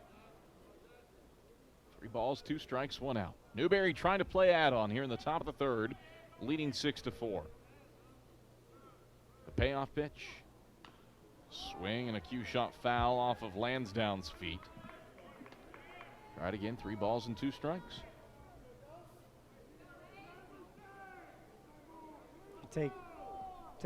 Participate in any intramural sports back in your day? I actually broadcast intramural sports. Wow. Yeah, you got started right away. Yeah. No, the microphone was in my hand. I wasn't going to play. I was going to call. That's awesome. Any cornhole or darts or anything cool like that? So, actually, yes. I don't know if I'd call it cool. I'd call it interesting. Marshall's the namesake, John Marshall, former Chief Justice. That's where I went to school. Here's the 3-2. That's downstairs. Runner on the move. Tag applied, and Clements is out.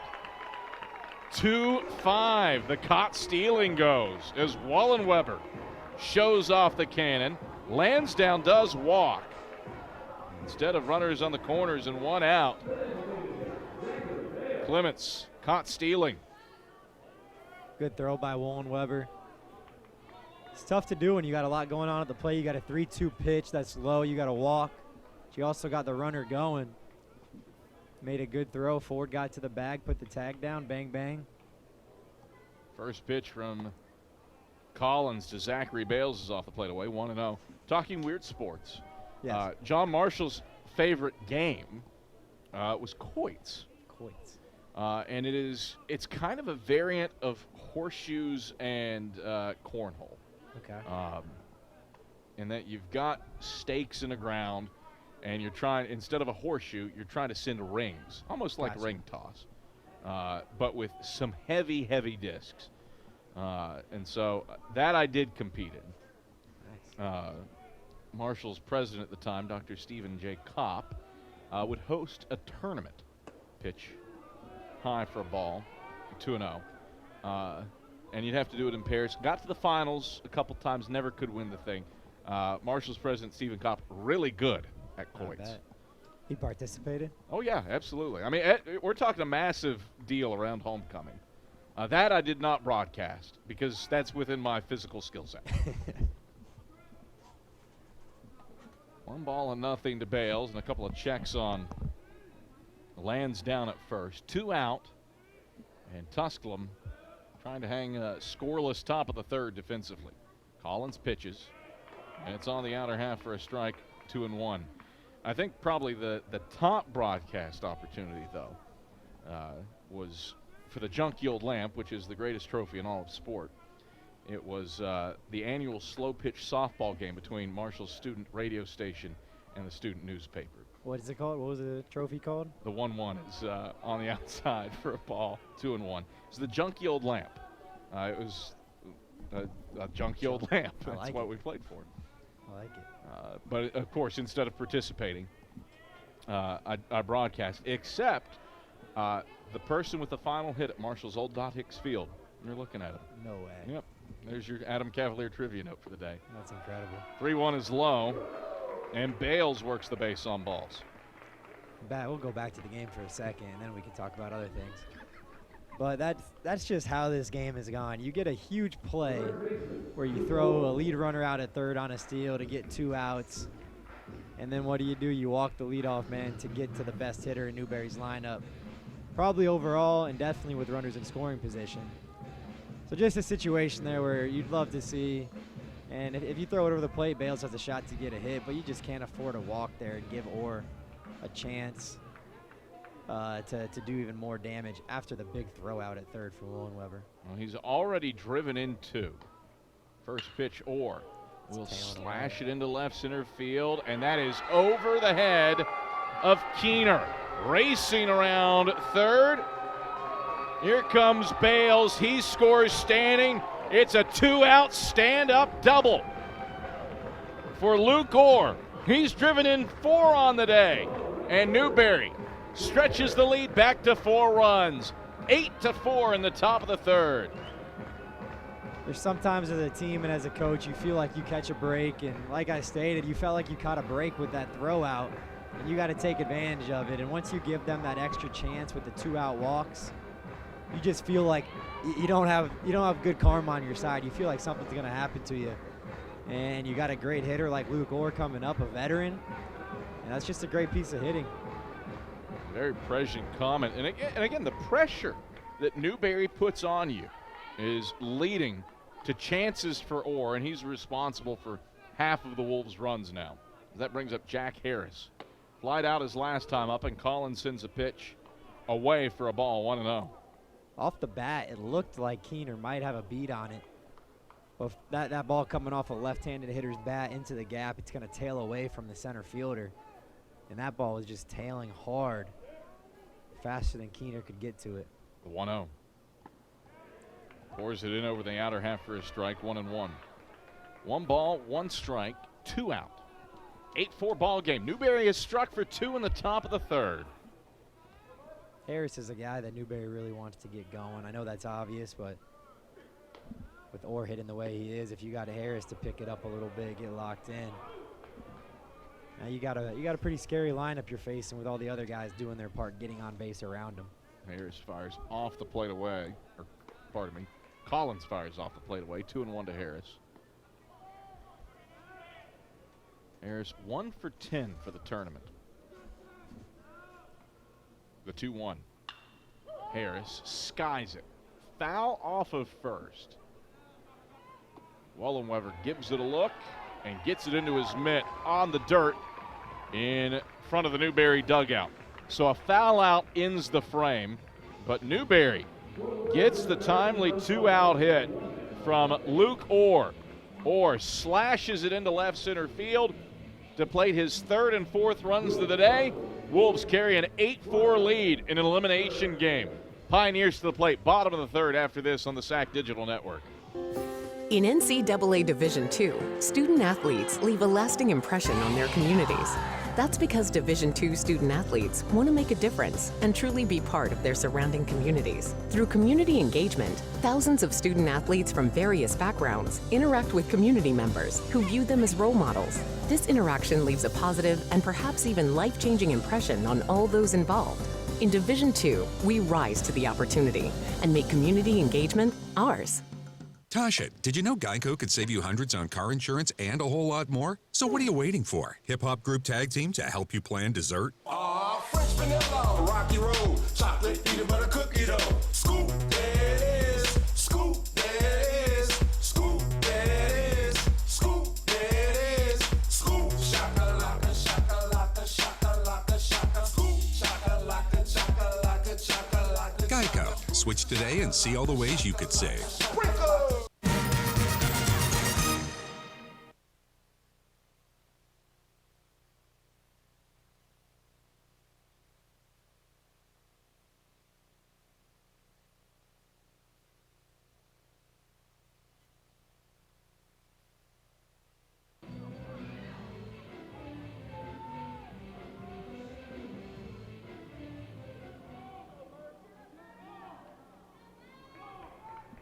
Murphy Flood to lead things off for Tusculum here in the home half of the third inning.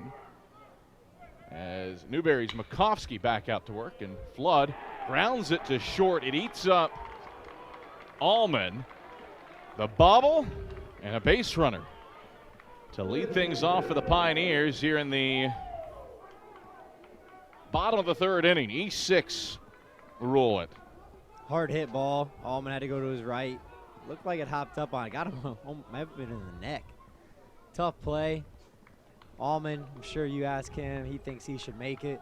It's going to come down to who can make plays a couple innings in a row here and get a couple zeros.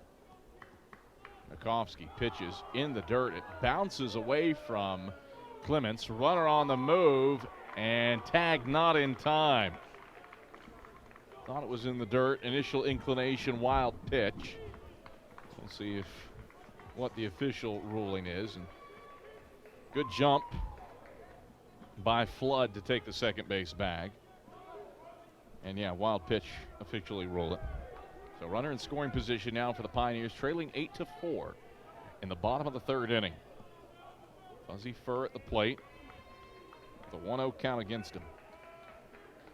Makovsky twirls, pick move, not in time. Fur, he reached on an error at third in the first before getting caught in a 4-6 fielder's choice to end the inning. Fuzzy on the all-SAC first team of names in the league. Yeah, they've got a quality tournament in terms of the first name, last name combinations, another pick move. Justin Guy from Wingate, really underrated. That is a good name, Justin Guy. I gotta think of a few. Tyler Lala for, I believe, Mars Hill. Mars Hill, third baseman for Mars Hill. Those are a few of my personal favorites. I'll think of a few that I've played with and against this year. 1-0. That's slashed into left center field, sinking quickly, and dropping for a base hit. Murphy Flood charging around third. He scores standing. It's an RBI knock for Fuzzy Fur, and Tusculum cuts into the Wolves' advantage. It's 8-5 off the RBI single to left center field from Fuzzy Fur.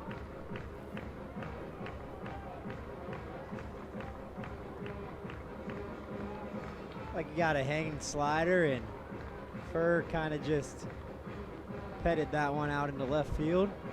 Took a little hop on Butler out there and left. Didn't have much of a chance. Good jump by Murphy Flood, another great name. And we got an 8-5 ball game. First pitch to Louis Ezra is inside for a ball, 1-0. I think Chase Wallenweber, great name, a lot of fun to say. You go down Tusculum's roster when you just kind of just look at where they're from, who you're playing against, and you see some names, and it's different. It's a good roster of names, though, that's for sure. 1-0. That's high, ball 2. I like Zane Terrence as well. Yeah. Zane Terrence. I bet his parents are tough. It is a name that exudes toughness. Yeah. Zane. The pitch. Knocked foul by Ezra. 2-1. 8-5 ball game. You're in the bottom of the third inning. Wolves on the front foot. Winner on to championship Mondays. Newberry does have an arm loosening up in its pin. That's Bryce Peterson. The pitch fouled off of the facing of Newberry's dugout. 2-2. Makes me think that I got to do some better recruiting at Carson-Newman because got a bunch of generic Henry Jacksons, Tyler Thompsons, Micah Jenners, Zach Bowes. It's you got some unique last names. We got Jenner and Bowes. We got to flare it a little bit. It's just the 2-2. Too basic. Foul back to the netting to the left of home plate. Do it again for Ezra. Need to go back through the old basketball spotting boards. We had some doozies this year in hoops, but they're not immediately popping into my brain. I think my favorite was Limestone, the 2-2. Check swing and a pitch up to load the count on Ezra, 3-2. The leading scorer for the Saints, Ayo Dada. How do you spell the first name? A-Y-O, and then the last name is I like that. Dada. Dada. D-A-D-A. That's awesome. The 3-2. Swing and a miss, strike 3. Good pitch. Ezra down on strikes, and there's one away in the bottom of the third. 8-5 ball game. In a second look. It's a smidge tardy was Ezra. It's Makovsky. Giving up 2 runs, 1 earned. Walked 1 and struck out 3 in an inning and a third of work. As Wallenweber comes up after flying out to right his first time through. First pitch. Wallenweber takes for a strike, 0-1. It's an 8-5 ball game in favor of Newberry. Here in the bottom of the third. Wolves with a runner on first. Tying run in the on-deck circle for the Pioneers. The 0-1. Outside for a ball, 1-1.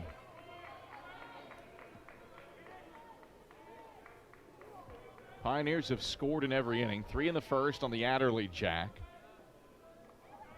1 in the second on a forward RBI single down the left field line. Pitch is low, blocked well by Clements, 2-1.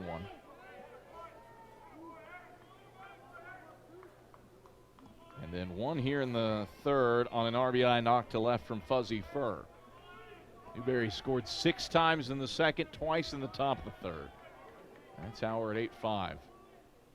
2-1.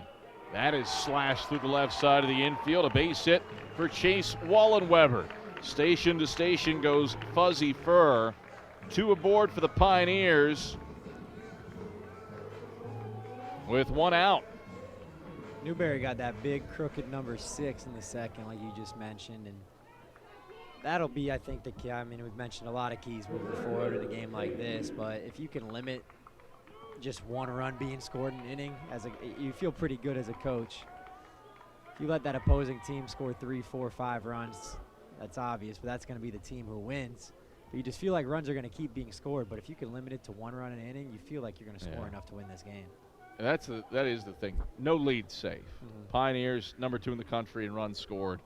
Tusculum can certainly put it up there. And Newberry just puts so much pressure on you offensively, as the Wolves are going to make a pitching change. So Devin Makovsky's day is done. 3rd pitcher of the day for Newberry on his way to the bump. We'll tell you about the new hurler after these messages on the SAC Digital Network.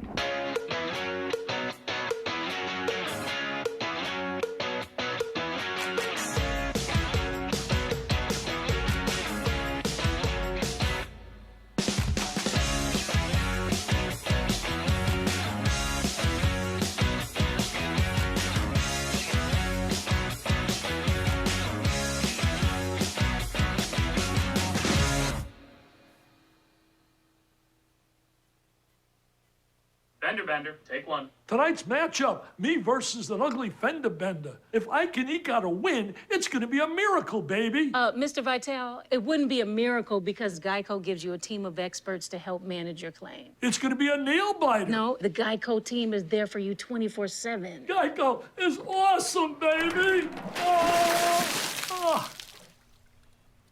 Too much? I think we got it. Yep. Thanks. Thank you. Yeah. Geico. Great service without all the drama.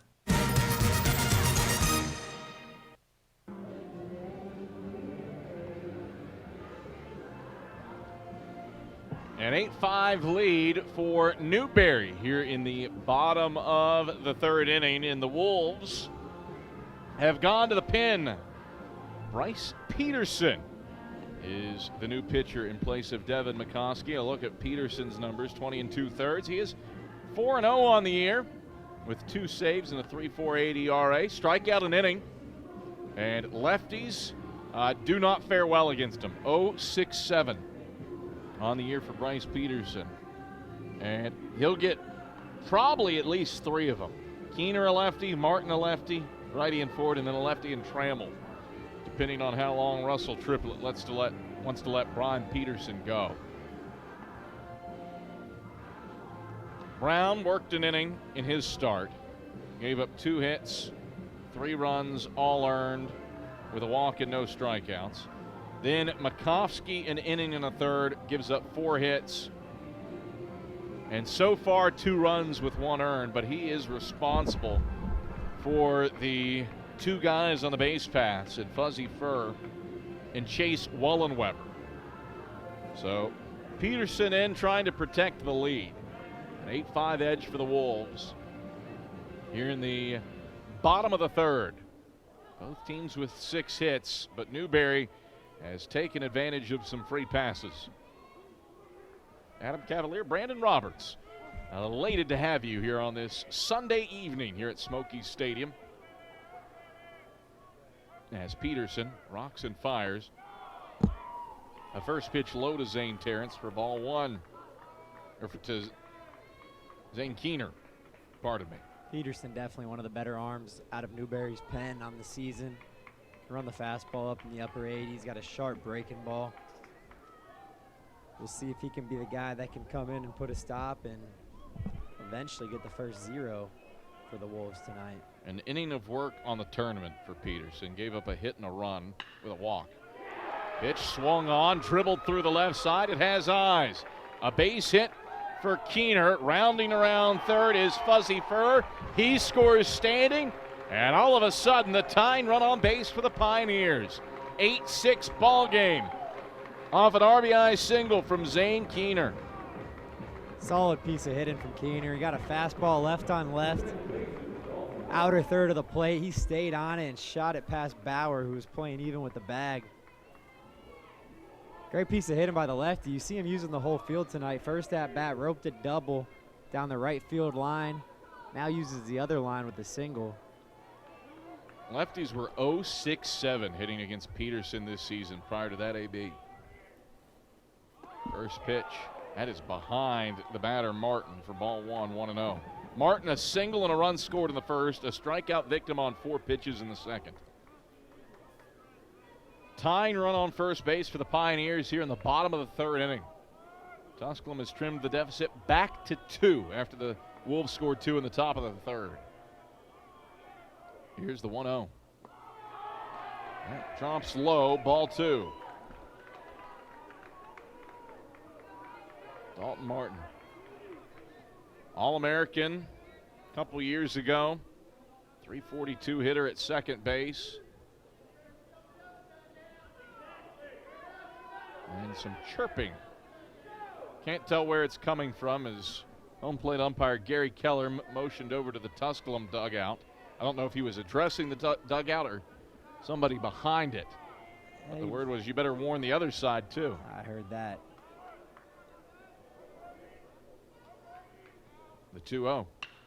Swing and a smash back up the middle. It's grabbed by the shortstop, Allman, who tosses for 1 to second, throw to third, in time for 2.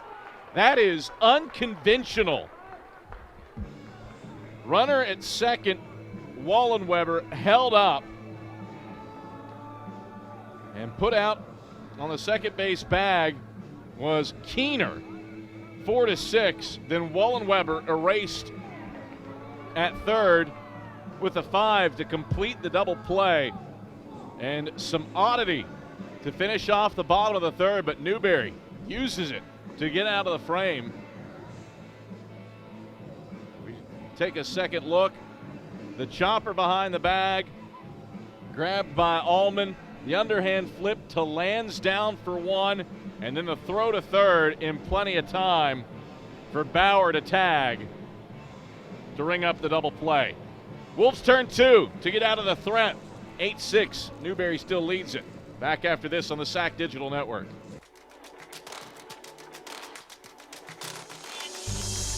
Excellence, integrity, care, curiosity. These are the values that define who we are. A community of thinkers, competitors, and achievers passionately pursuing the path of a purpose-driven life. Because at Lenoir-Rhyne University, we are called to greatness. We are LR.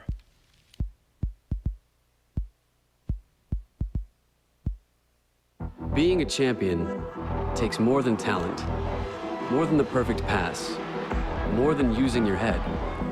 Being a champion takes the spirit to always push harder, the ability to overcome any hurdle, and the fire to be the best. Welcome to Division II, where the pursuit is yours to create. And the question isn't, can you do it? It's, will you?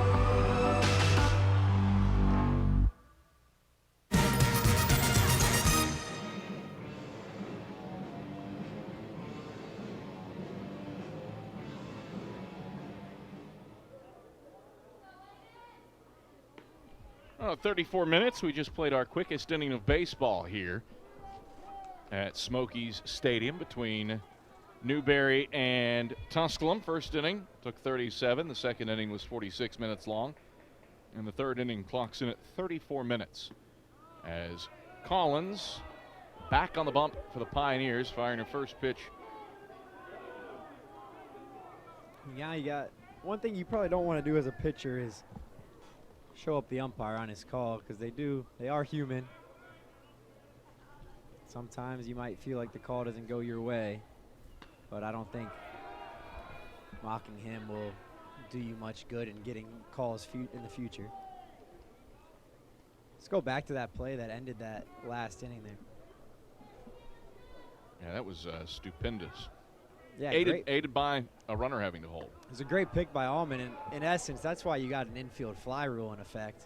But because that ball wasn't popped up high, obviously no infield fly there, but both runners had to hold. The ball fell.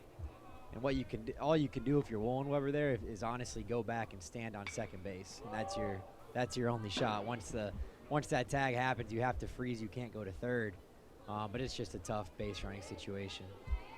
My kickball team would have had no idea what just happened. How often do you practice odd situations like that? One play that we practice a lot is a situation where you get two base runners at the bag at the same time, because that's one that's very confusing. And what actually happened, if you got two guys at the bag. The 2-2.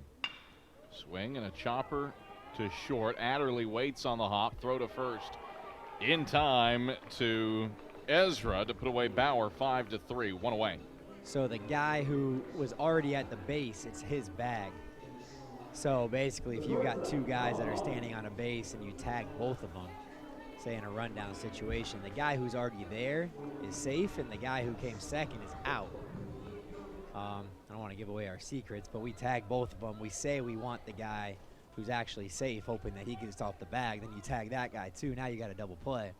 So a base runner in that situation, you just hold on to the base. But there are some things like that that are just tough. We've seen it a couple times this series. Here's a swing and a ground ball hit to second by Allman. Fielded cleanly by Martin, and routine for him to make the 4-3 putout. I mean, in a decade of doing this at Carson-Newman, I don't think I've ever seen runners cross pass on the base pass. Yeah, it's happened twice this Twice year. to Carson-Newman. One was against Tusculum. Dalton Martin hit a home run. That would have really cemented a game for the Pioneers. Yeah. but overran a guy on the base pass and was called out. Yeah, with the left field fence we had, he hit a towering fly ball to left. Couldn't tell if it was going to stay in the yard, possibly get caught.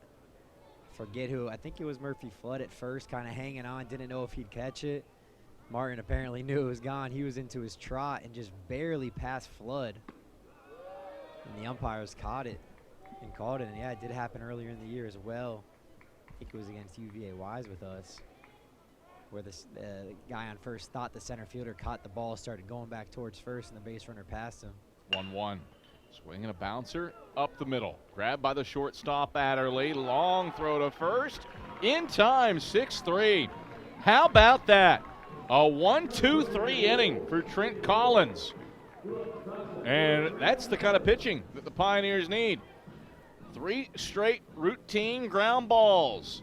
And Tusculum with a chance to strike back at the Wolves. An 8-6 lead for Newberry as we head to the bottom of the 4th inning here on the SAC Digital Network. In NCAA Division II, community engagement is an initiative at all 25 national championships because student athletes want to give back while competing for a national title. Over the course of the year, Division II student athletes have an opportunity to leave a lasting impression in local communities throughout the country. Whether Division II student athletes are volunteering at hospitals, schools, after-school care programs, foster homes, or retirement villages, they make a difference in the lives of others. In Division II, we rise to the opportunity and make community engagement ours. 7 years ago, our fathers brought forth... It was Mr. Hines who made me want to become a teacher. And then I said, that's one small step for man, one giant leap. And that's why we don't try this at home. Any questions? He inspired me. But it was LMU that helped me turn that dream into a reality. 7 years ago, our fathers brought forth on this continent.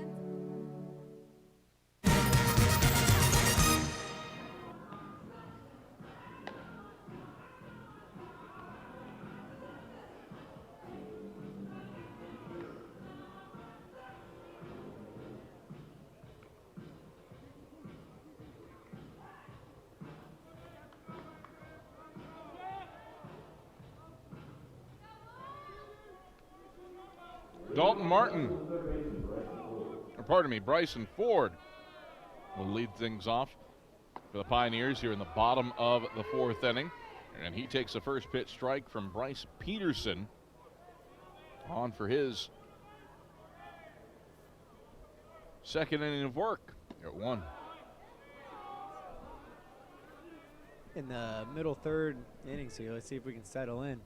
Trent Collins did a great job in the top half, getting 3 ground balls, retiring the Wolves in order. The pitch down and in for a ball, 1-1 or 2-1. Where did that ball go?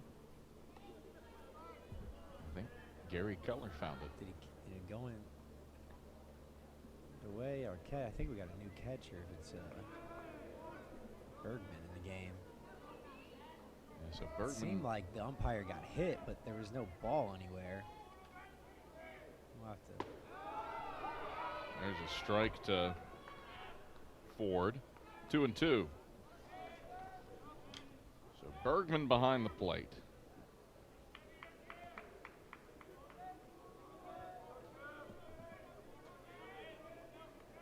The pitch. Called strike 3. Peterson dials up a punch out looking. His 22nd K of the season. And that sends Trammell to the plate. Peterson came inside with the 2-2 fastball. I think it's safe to say Ford not looking for that pitch. Had the height. Borderline on the inside corner. Good pitch nonetheless for Peterson. So Trammell stands in. The first pitch breaking ball. Tails outside on Trammell, 1-0. 1 ball, no strikes, 1 out. Peterson wheels and deals, and Trammell shoots it foul in the netting behind home plate, 1-1. Trammell reached on a fielder's choice back in the first and would come around to score. He walked in the second. It's an 8-6 lead for Newberry here in the bottom of the 4th inning. 1-1. Trammell laces this one into left field. A base hit for the lefty.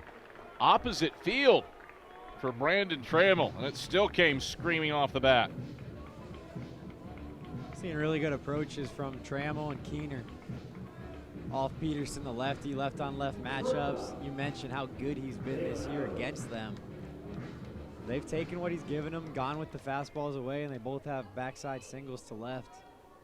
I mean, 0-6-7 coming in, and 2 lefties with knocks. Brings up Adderley. He's actually been able to get the righties out. I think he's only faced one, actually. He got Martin on the fluke double play. Yeah, that was that was a weird one. That was a weird one. The 1-0. And Adderley skies it deep to left field, back to the wall, and making the grab is Butler. That sends Trammell back to first. Adderley gave it a ride, but that sucker died in the air. That's been a trend this tournament. It was really hard to tell this time of night if Adderley got it off the sweet spot of the batter, if it just missed. And I think he just missed it off the end of the bat, but you're right, ball was carrying earlier, and like you mentioned earlier in the tournament, you can tell me, how's it been carrying when it gets late at night? Not well. Not well. Now, granted, some of that yesterday, that mist that was in the air for much of the night, it felt like it was knocking everything down. There were some shots that came screaming off the bat, and you thought, oh, this is going to do something. And then it just died. Routine fly ball. First pitch to Murphy. Flood has swung on and missed, 0-1. Flood 0 for 2 on the day. He's flied out to right and reached on an error at short and scored a run. Both these teams play in pitcher-friendly ballparks as their home parks, so they're used to minor league type stadium, especially Tusculum. 0-1 fouled off by Flood. 0-2. And Pioneer Park and the Smith Road complex, cavernous is the word that probably would come to mind for most. 8-6 lead for Newberry here in the bottom of the fourth, but the Pioneers do have the tying run at the plate.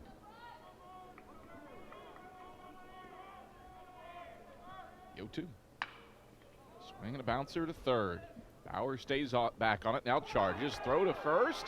In time. Bang, bang play. And a 5-3 putout finishes off the frame for the Pioneers in the bottom of the fourth. No runs off of the hit. No errors and 1 left. First scoreless frame of the day. And the Wolves carry an 8-6 lead to the fifth. You're on the SAC Digital Network. I pledge. I am an NCAA student athlete. And I pledge to be a champion of unity on my team, on my campus, and in my community. I pledge to embrace differences and strive for inclusion and collaboration. I pledge to stand against racism, hate, and discrimination. I pledge to strive for love, care, and forgiveness. I pledge to stand against silence, deceit, and obscurity. I pledge to strive for dialogue, truth, and understanding. I pledge to stand against fear and doubt. I pledge to strive for trust and belief in one another. I pledge to stand against complacency and stagnancy. I pledge to strive for change and growth. I commit to supporting my fellow student athletes in all circumstances that impact them. I commit to both choosing unity personally and encouraging it for all. I pledge these things because we are stronger together. United as one.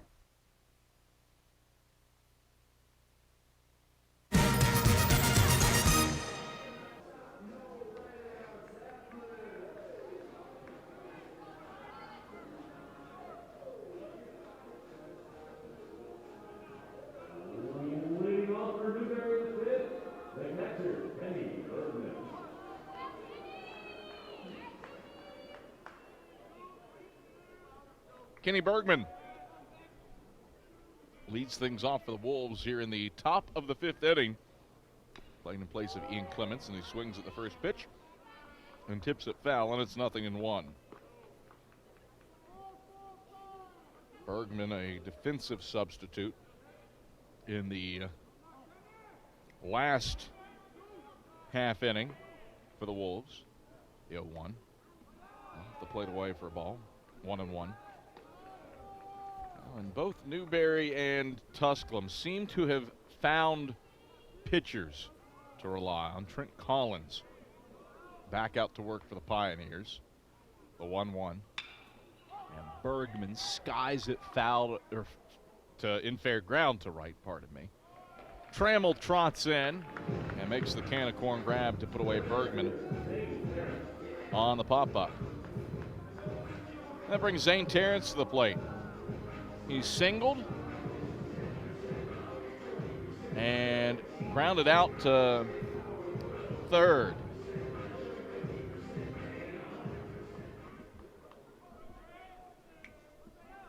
This part of the lineup's done a really good job tonight setting the table for the top. Lines that one. Yeah. On his horse, though, Keener. And he races into the alleyway in left center to put away Zane Terrence. So back-to-back fly ball outs. And the pace of play in this one picking up. Our first 3 innings took 37, 46, and 34 minutes. The fourth, 11 minutes to play. And we're on our horse here again, it would seem, in the fifth.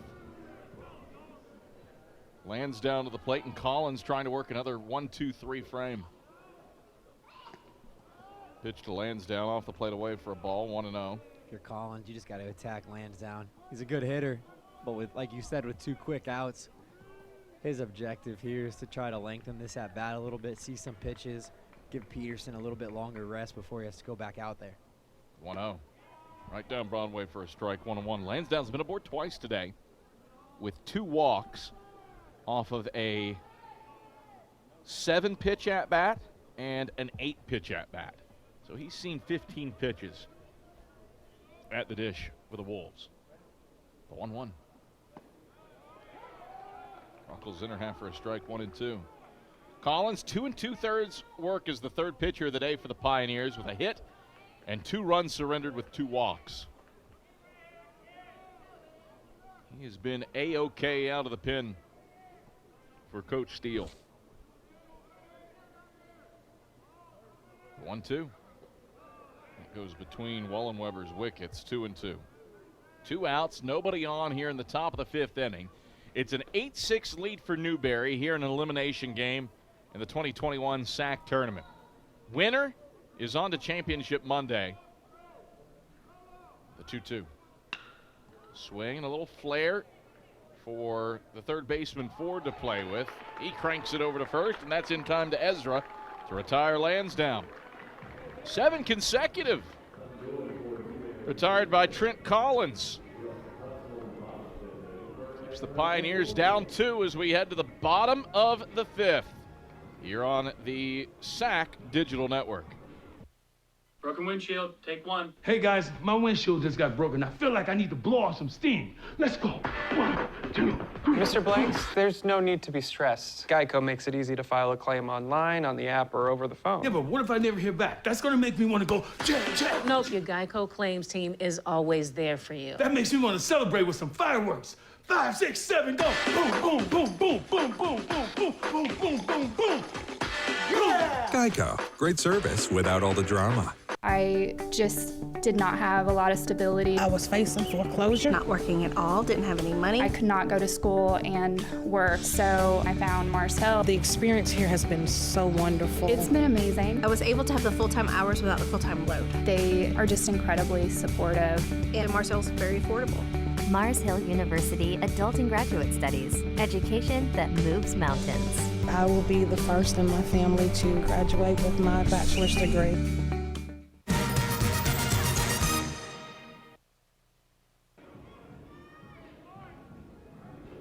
Well, Trent Collins has dealt a season-long 3 innings of work for the Pioneers out of the pen. And his opposite number, Bryce Peterson for Newberry, trying to keep the good times rolling out of the Wolves' pen as we come to the bottom of the 5th. Newberry leading Tusculum 8-6 in an elimination game in the SAC tournament. The first pitch to Fuzzy Fur is outside for ball 1. Fur, an RBI single, and he's reached on an error today. Peterson winds and delivers the 1-0. Outside for a ball, 2-0.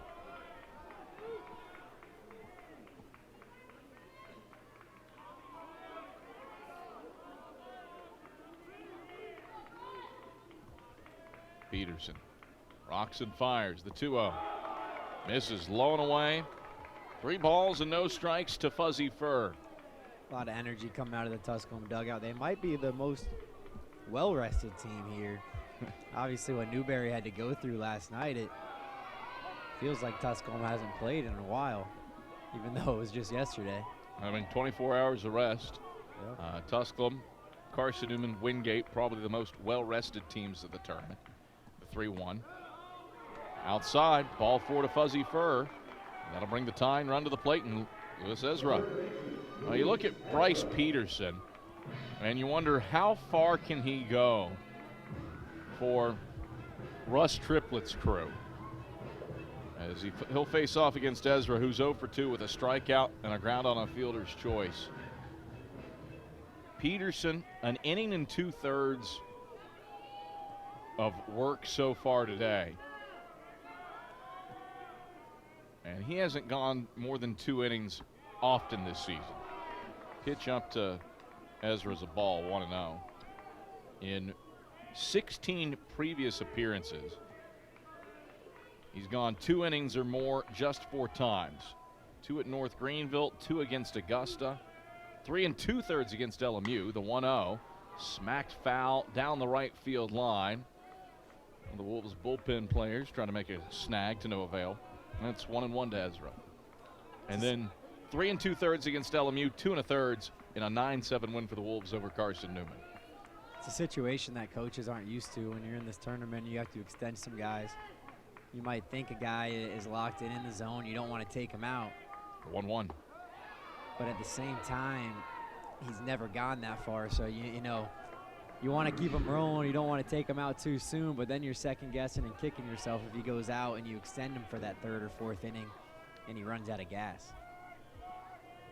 The 1-2 pitch. Check swing and a pitch low.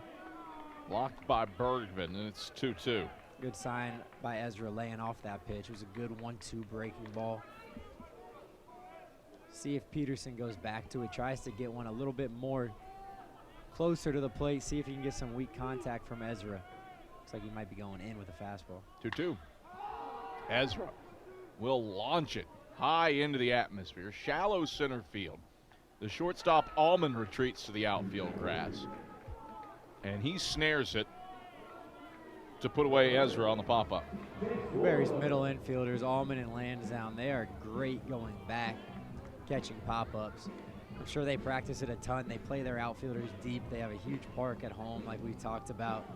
So they know when that ball's hitting the air, they don't look, they don't turn to the outfielders and see where they're at to come and get it. They go and get it until they hear an outfielder call them off. And both Lansdowne and Allman have made good plays.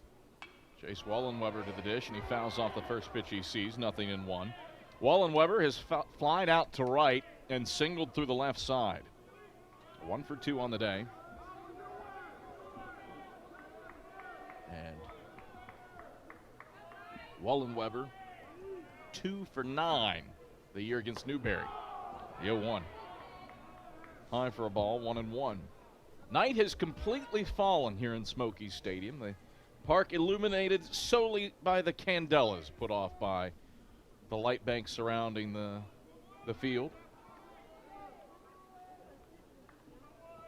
Peterson working from the stretch. Checks the runner at first, Fur, and delivers the 1-1. On the outer half for a strike, 1-2 to Chase Wallenweber. 8-6. The lead for the Wolves here in the bottom of the 5th inning.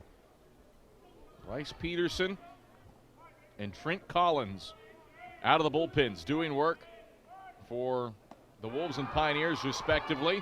And Peterson continues to shove. A strikeout of Wallenweber. Got him swinging. And there's 2 away in the bottom of the 5th. Tying run still at the plate, though, for the Pioneers in this 8-6 ball game with Keener up. And Keener has been a hard out. 2 for 2 with a double and an RBI single as we get a second look at the strikeout. Good pitch out and away from Wallenweber. And this is a big at-bat here. Keener, who's been good today, wants to flip the lineup over to Martin. First pitch, Keener takes a whack. Comes up empty, 0-1. No balls, 1 strike, 2 outs. 8-6. The lead for Newberry here in the bottom of the 5th inning. Outfield way back. The pitch to Keener, low and away. Ball 1, 1-1. Keener, 6 doubles, a triple, 3 bombs on the year. But Newberry just trying to keep everything in front with Furr on first. Pitch. It finds the zone for a strike. 1-2. Yeah, that's the key. You got Furr on first, not an elite runner. And then you got the tying run at the plate. You want to keep him off second, so that's the reason for the deep positioning. Try to keep the tying run out of scoring position. 1-2 offering. Check swing. Did he go around? Yes. Ring him up. Peterson fools Zane Keener. And after giving up a leadoff walk to Fuzzy Furr, Peterson fans the last 2 of the frame. Keener nonplussed. Inning over. We're through 5. Newberry still with an 8-6 lead. You're on the SAC Digital Network.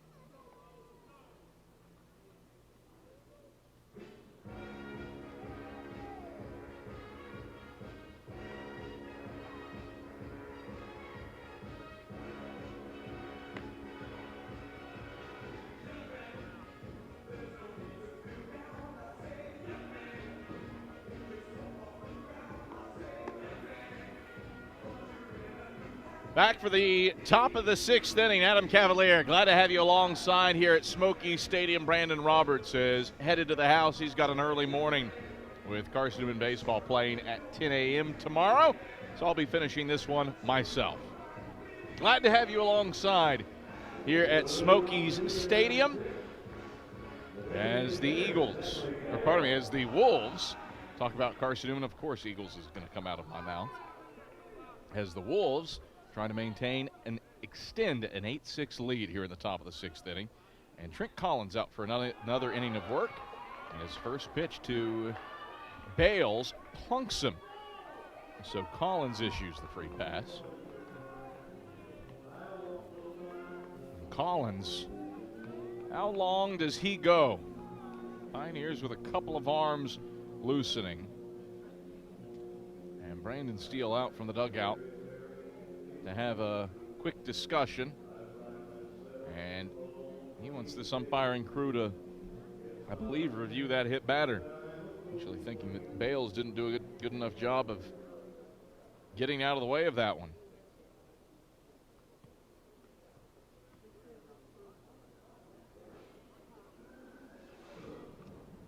So we may be headed for a review. This umpiring crew has made use of them all weekend long. It's a great success. So we had a second look, and Bales was turning away from it. Caught him square on the shoulder. I think we're up to 19 official reviews with 3 overturned, 3 calls standing, and 13 being confirmed. This crew is not just today's crew, but the crew for the tournament. It's the same set of guys. They have been on the money all weekend long. And so this one bound for an official review.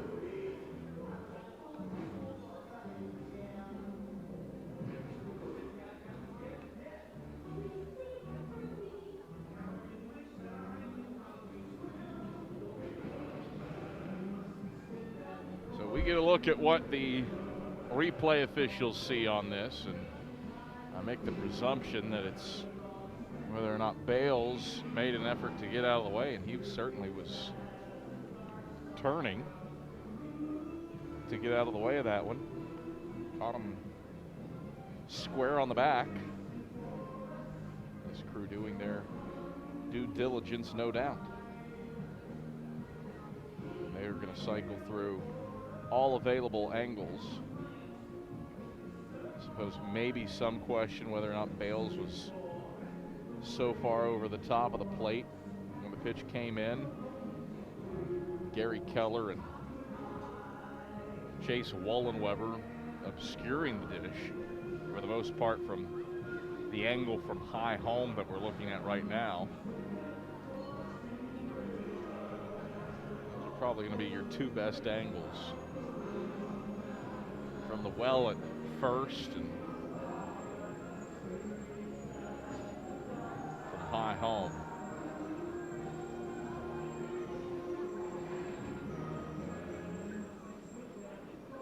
Definitely caught him. Left side.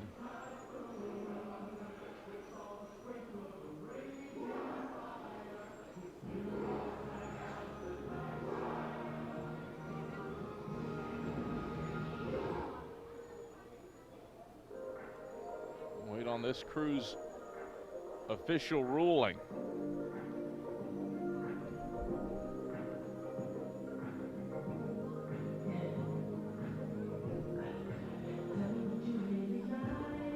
Again, what they're seeing in the replay booth, what we're seeing.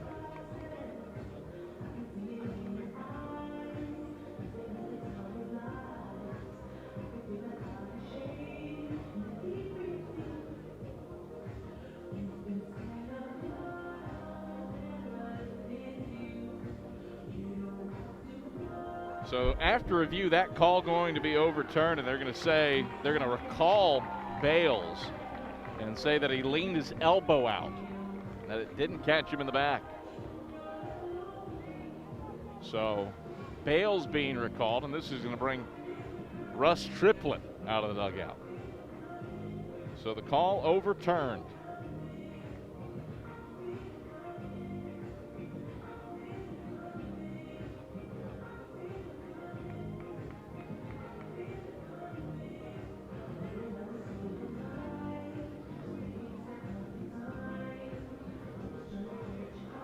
Bales has to come back to the dish.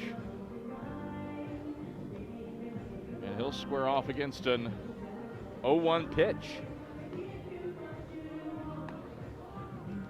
And after some time, Trent Collins is going to get some warm-up tosses in here in the top of the sixth inning of an 8-6 ball game that favors Newberry. Elimination game here in the SAC tournament.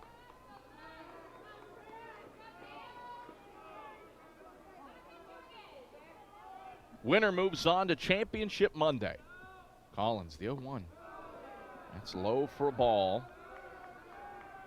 1-1 to Bales. Well, Collins, 3 innings of work.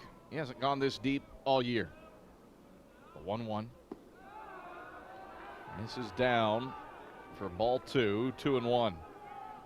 He's pitched pretty frequently and has gone back-to-back games on occasion this year for the Pioneers. Did that twice. Did it against both Newberry and Carson-Newman, the 2-1. Hits on the outer half for a strike, 2-2. And pitched, in fact, back-to-back games on the same day against the Eagles. Pair of Pioneer wins 8-7 and 16-7. Pitch. That's flied into the air to right. Shallow right field. Trammell with a bit of a jaunt. And he settles under it to retire Bales, F9. Was originally on with the hit batter, but replay overturns that. 4th call overturned this weekend. We've had 11 confirmed and 3 that stand. That was our 18th review of the weekend. And again, a fine job by this crew all day and all weekend long with how they have adjudicated things. And certainly those numbers bear it out.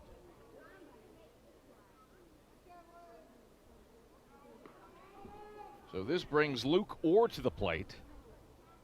Orr has been a machine for the Wolves. And he's the reason that Newberry leads it as he takes a first pitch strike, 0-1. He has a quartet of RBI. A 2 RBI single and a 2 RBI double to his name today at 0-1. The pitch. There's a strike. And it's 0-2 to Luke Orr. He's also grounded out to the pitcher.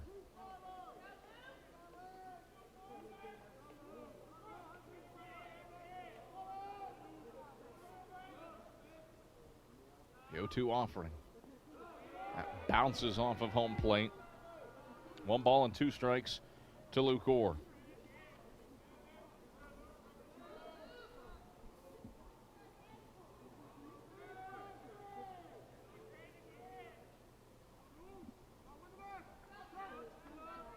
One ball, 2 strikes, 1 out.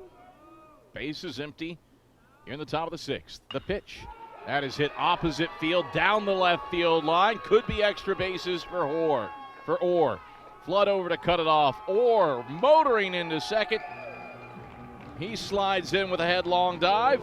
And Luke Orr has a 3-hit day with a double down the left field line. A 1-out double for Luke Orr. Just shoots it opposite field in the left. He gone to left center and down the left field line. His previous 2 knocks. And Newberry with an insurance run in scoring position.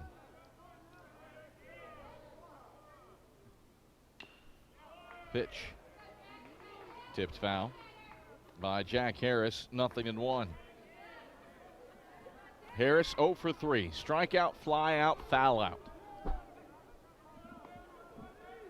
And Harris trying to get rolling in this tournament. He's 1 for 11. The pitch. Harris ropes foul off of third. He's behind in the count at 0-2. Trent Collins with his longest outing of the season tonight. 3 1/3 innings of work out of the pen has kept things close for the Pioneers. After Newberry scored 8 runs in the game's first 3 innings. The 0-2 swung on and missed. And Harris down on strikes. 2 away in the top of the 6th. And it'll be Aiden Bauer to try to keep the line moving. Bauer 0 for 2. Strikeout, walk, ground out to short. Hitting .309 this year with runners in scoring position. He represents the pitch. Swung on and fouled back and out of play, 0-1. He represents a potential insurance run in this one with Luke Orr on second base. And against a Tusculum team that averages a shade below 10 runs a game, you would anticipate the Wolves could use a few more. The 0-1. Swinging a bouncer back up the middle. It gets past Adderley and rolls into center field. Charging around third is Orr. He sprints home across the plate. It's an RBI single back up the box for Aiden Bauer. And the Wolves have added to it. It's 9-6 Newberry in the top of the 6th inning. 3 2/3 innings of work for Trent Collins. And how short is his leash here with Colin Allman to the plate? Allman's driven in a run today. He's working on a multi-hit day. Couple of singles, one a bunt knock. First pitch to Allman is blown away for a ball, 1-0. 1 ball and no strikes with 2 outs. Bauer on first. Pick move, nothing doing there, and some base runners. See if this game grinds back to a halt. Previous 2 innings, business picked up in terms of the pace of play, 11 minutes and 17 minutes. The 1-0. Down and in for a ball, 2-0 to Colin Allman. This game at 2 hours and 38 minutes old at present standing. Pick move, not in time. Ezra thought he tapped him. But Bauer able to slide back underneath the tag.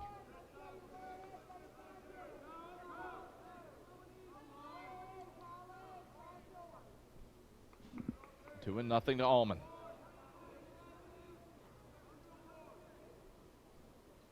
The pitch. Swing and a chopper to third. Gloved cleanly by Ford. He'll go the short route to second. And Martin covering. It's an inning-ending fielder's choice for Colin Allman. Bauer retired at the bag 5-4 at second. And that is the frame in the 6th for the Wolves. But Newberry cracks for a hit. A double for Luke Orr. And then Aiden Bauer sends him home. It's a 9-6 lead for the Wolves as we head to the bottom of the 6th on the SAC Digital Network.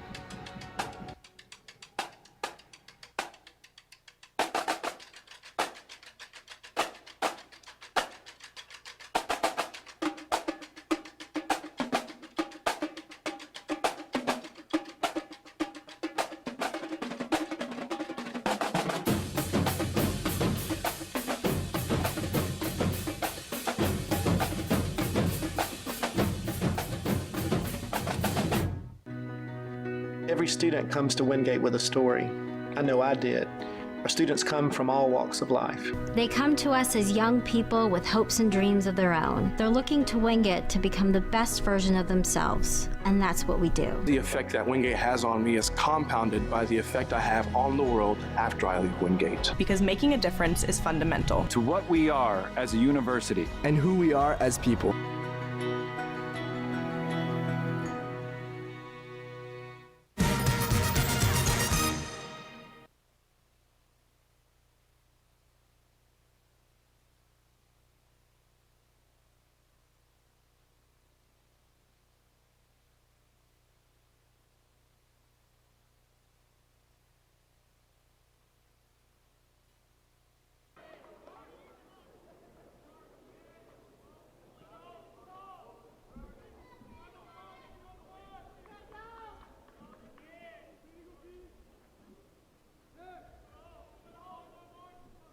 Want to know to Dalton Martin as Bryce Peterson goes back to work on the bump.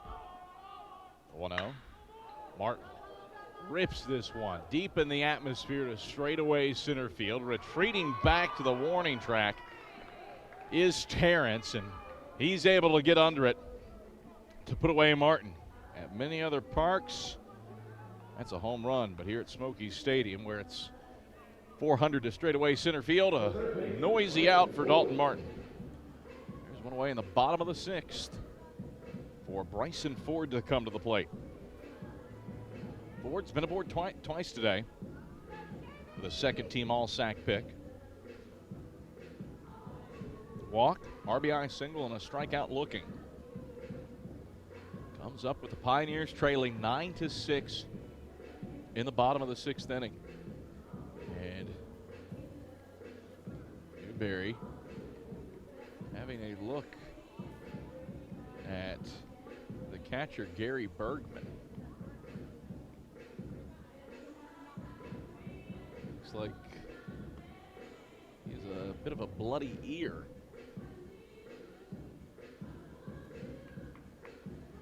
Being tended to by Newberry's sports medicine staff. So that's the reason for this delay.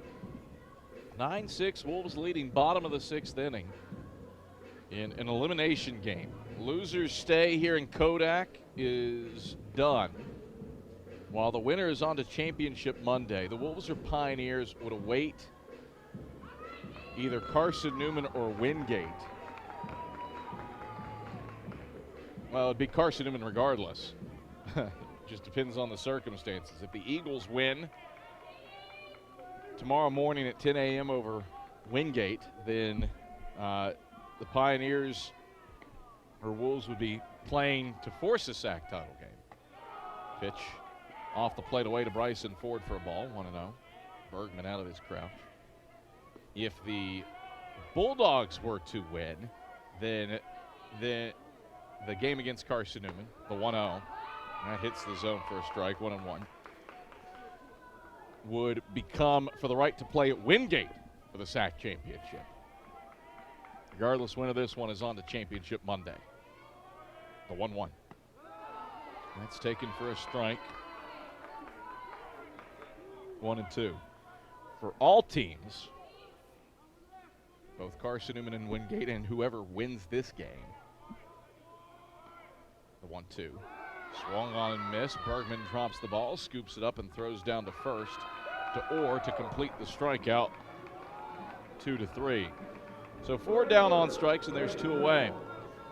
Thing tomorrow, Carson-Newman has 2 chances in 3 games to win a SAC title. The Bulldogs, and the winner of this one, has 0 margin of error. And granted, the Eagles could easily be 2 and done as well. First pitch to Brandon Trammell is low and away for a ball, 1-0. Trammell is grounded into a fielder's choice, walked and singled to left. Wolves tilted around to right, big time, both infield and outfield. The 1-0. Trammell will sky it off of third, turning down the left field line, foul it out of play. 1-1. If Carson-Newman wins tomorrow morning at 10 a.m. against Wingate, then the Eagles could wrap up a SAC title with a win over Newberry or Tusculum in Game 12. The 1-0, Trammell, opposite field again, tailing into left center field. That'll drop in for a base hit. Trammell pulls up as he rounds first, heads back to the bag. He's got a 2-out single. And that brings Dalen Adderley to the plate. Adderley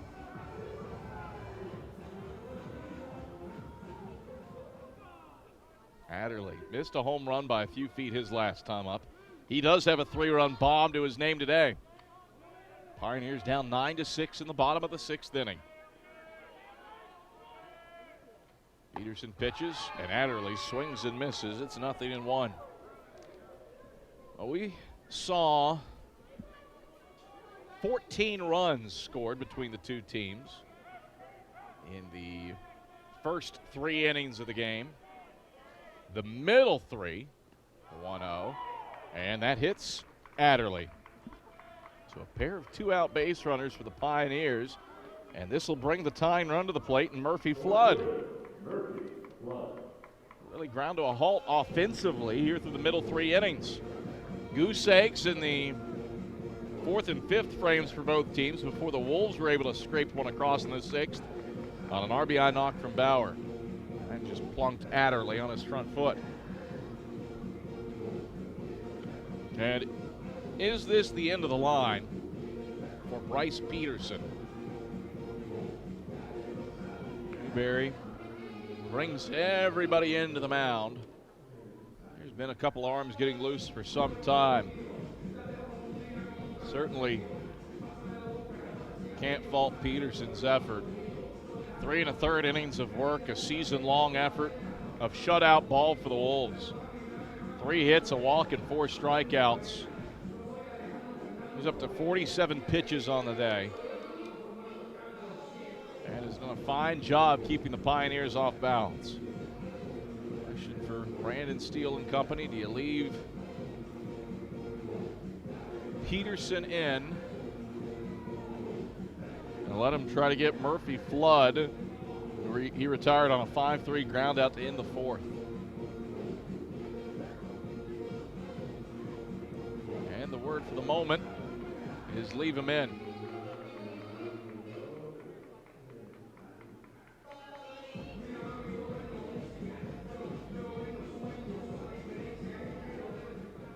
Two outs, 2 on for the Pioneers here in the bottom of the sixth. Trammell on second, Adderley on first. Peterson.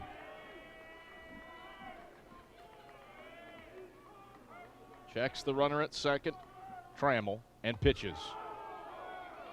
Just misses high and outside for a ball, 1-0 to Murphy Flood.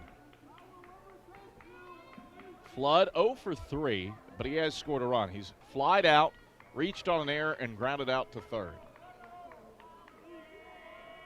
Peterson checks the runner, the 1-0. Outside, ball 2. Now the Wolves players who were warming up have ceased throwing. So Peterson, I would presume, likely done after Flood, regardless of the outcome of the AB. The 2-0. Peterson finds the outside corner for a strike, and it's 2-1. 2 balls, 1 strike, 2 outs. A 9-6 lead for Newberry here in the bottom of the sixth. Tusculum raced out to a 3-0 lead after 1 thanks to an Adderley bomb to left. There was a 6-run top of the second for the Wolves. The 2-1. Bounces low for ball 3. And now Peterson in danger of issuing a free pass. 3 balls, 1 strike, 2 outs.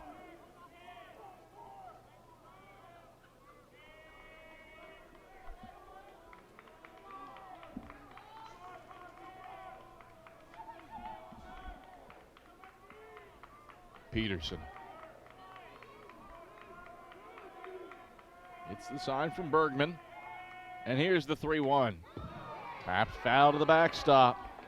And Flood will do it at 3-2 now.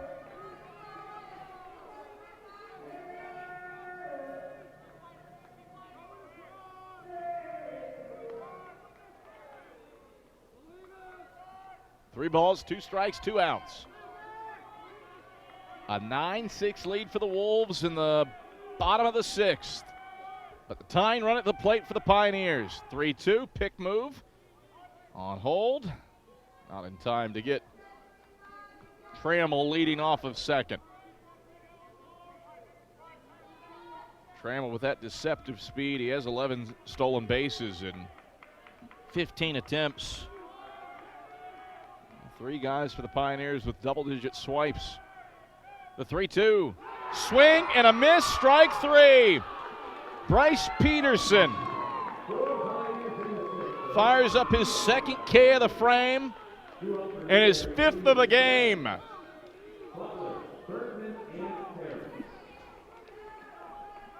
Two-out jam, exit unscathed. We're through 6. Newberry with a 3-run lead as we head to the 7th here on the SAC Digital Network.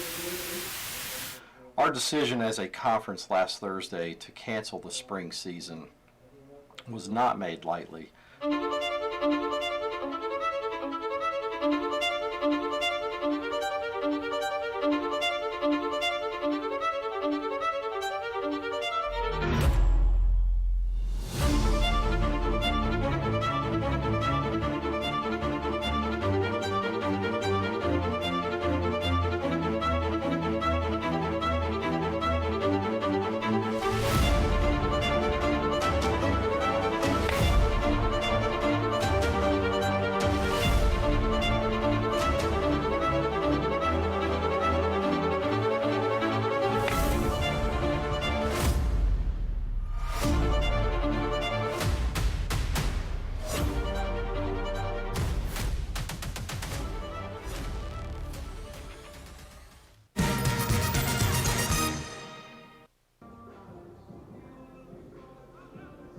Tusculum brings in its fourth pitcher of the day to give way from Trent Collins, who fires a season-long 4 innings of work. Trevor Lloyd, 5 1/3 innings this year with a 1-1 record and 1 save. 6.75 ERA, a strikeout an inning in relief. And Lloyd to the bump for the Pioneers for the first time in the SAC tournament. Close the book on Collins, who gives the Pioneers 3 or 4 solid relief innings out of the pen. 3 hits, 3 runs, 3 earned, 2 walks, and a strikeout. The Pioneers are to come back and win it. They can point at Trent Collins is a big reason why for putting the hold on. First pitch from Lloyd to Nick Butler is in for a strike, 0-1. Butler is singled, fouled out to first, and grounded out to short. Lloyd the 0-1. Breaks high for a ball, 1-1. Top of the 7th inning, Newberry ahead 9-6 and looking for more.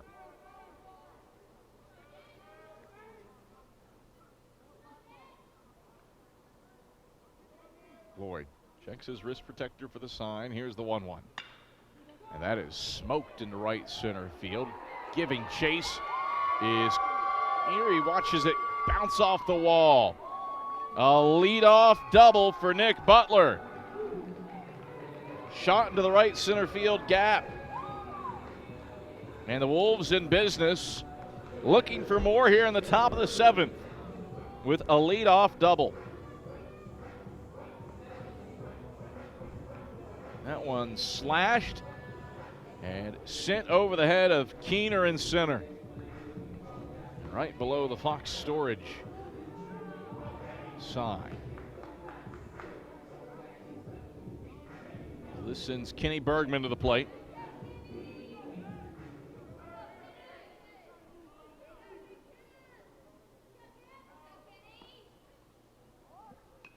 Bunted, foul. First base side, 0-1. Lloyd, his first innings of work in 22 days. He pitched in a 6-5 loss to Anderson and took a loss to the Trojans in the series finale with AU back on April 3rd. 2/3 of an inning. Gave up 2 hits and the winning run. Lloyd, the 0-1. Off the plate and away low for a ball, 1-1. Lloyd was used a bit more frequently prior to that. He pitched twice with an inning of work and 2 wins over Newberry and was credited with the win in an 8-7 game over the Wolves in the nightcap of that doubleheader back on March 28th. The 1-1. That is bounced through the left side, a base hit. Stop sign held up at third for Nick Butler. Bergman, a knock through the left side. Butler has to go station to station. And there's 2 on base for the Wolves in the top of the 7th, looking to add to a 9-6 lead. After Trent Collins settled into a nice rocking chair and gave up 3 runs in 4 innings, Lloyd has been tagged his first 2 batters through. And Brandon Steele might have seen enough. In an elimination game, you know the leash is going to be short. And even with Tusculum's run-scoring propensity, 2nd in the country in runs scored, 9th in runs per game on the year, Pioneers don't want Newberry to get too far in front.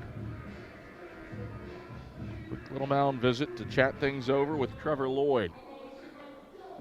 You got 2 arms loosening up, and Alec Lay and Grant Cosby in the pin down the left field line, and Tusculum is going to bring in its 5th pitcher of the day.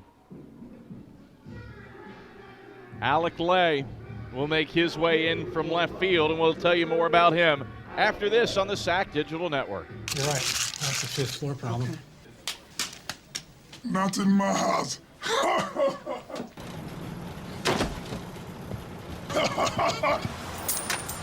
No, no, no.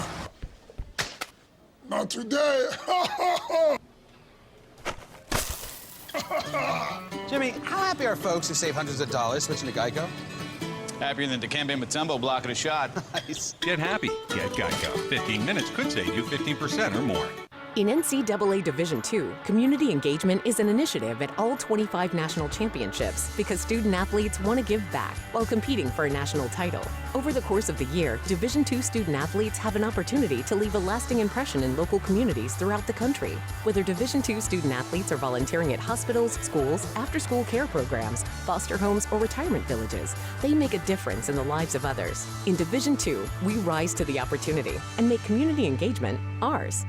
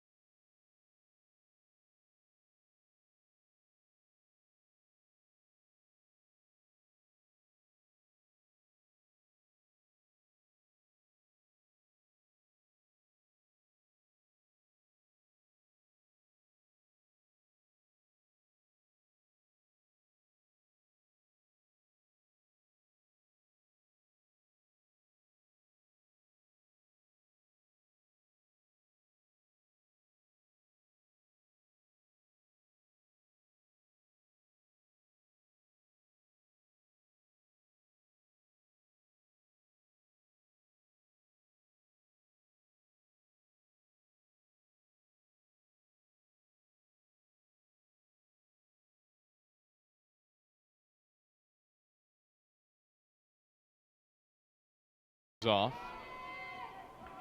against Alex Lay. Lay, the lefty, has to contend with runners on the corners and no one out. Bunt shown, pulled back, high and outside. Ball one to Terrence.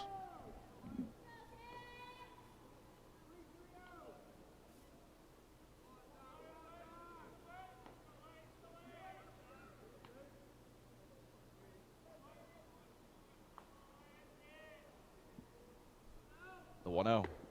Bunt shown. High. Ball two. To Zane Terrence. Lay has been used frequently here down the stretch run for the Pioneers. Of his 7 appearances, 4 have come in the last 13 days. The 2-0. That is on the inner half for a strike at the belt. 2-1 to Terrence. Worked an inning and 2/3 in the 8-6 loss to open the tournament for the Pioneers to Carson-Newman 2 days ago. Also pitched against Limestone in that season or series finale on April 18th. And worked 2 innings of work. The 2-1 on hold. Pick moved to first, not in time. Potentially his top performance of the year came against Carson-Newman on April 12th. He was credited the win in that one. 3 1/3 innings of 2-hit shutout ball over the Eagles. And the Pioneers 16-7 series finale win. Here's a bunt, first base side. Lay scoops, throw to first. Nobody was covering, not in time. An RBI bunt single for Zane Terrence. Scores Nick Butler from third. And it's a 10-6 lead for the Wolves. Lay just had to pump before firing to first. And the throw late to Martin, who wasn't covering the bag. He was caught covering second to guard against Kenny Bergman there.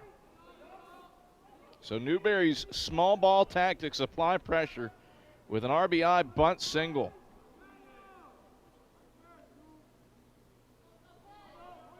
brings us to Dalton Lansdowne. Still nobody out. 2 on in the top of the 7th. Corners creep in as Lansdowne squares to bunt. Pulls it back, but it's in for a strike regardless. 0-1. No balls. And 1 strike.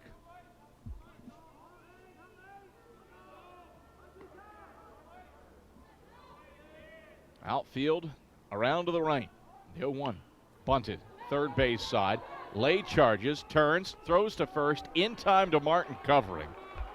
Second baseman applies the force to retire Lansdowne. 1-4 on the SAC bunt. But it does successfully move Bergman and Terrence into scoring position. And there's 1 away in the top of the 7th with Newberry in front, 10-6.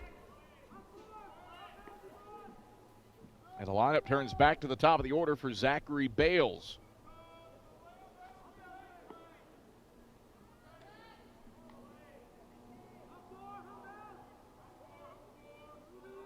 Bales. Righty stands in against lefty Lay. He fires the first pitch strike, gets Bales to swing over the top of it, 0-1.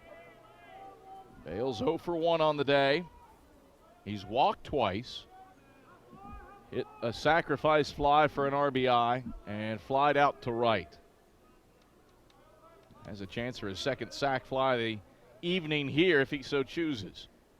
The 0-1. Swing and a miss, strike 2. Works with Bergman on third, Terrence on second. 2 in scoring position for the Wolves, who have absolutely stroked it with runners on base. 8 for 13 with runners in scoring position.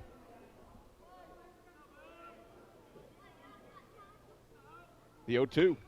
That's fouled back and out of play to the Sweets. Count holds it. No balls and 2 strikes. Well, Tusculum baseball, hoping for similar good vibes as to what the Pioneers softball team experienced earlier today. Lay, the 0-2. That is slashed into right, a base hit. Holding and now sprinting home from third is Bergman as the cutoff reaches Ezra at first. It's an RBI single for Zachary Bales into right. And Newberry extends its lead, 11-6, here in the top of the 7th inning. It was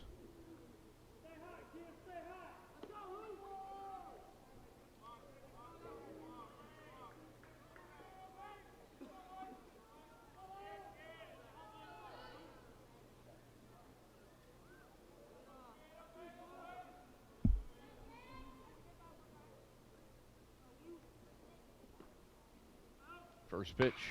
That is smoked into the hole at second. A nice backhand grab by Martin. He throws to Adderley at second for 1. But scoring from third is Terrence. He races home. It's an RBI fielder's choice for Luke Orr. He's driven in his 5th run of the day. And Newberry has put up 3 in the top of the 7th, doubling up the Pioneers 12-6.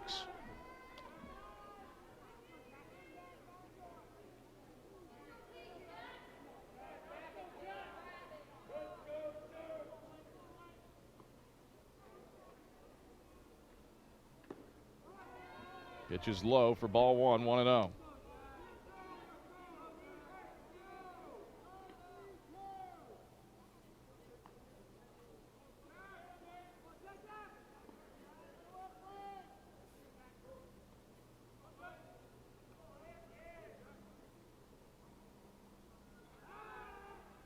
On hold with a pick to first.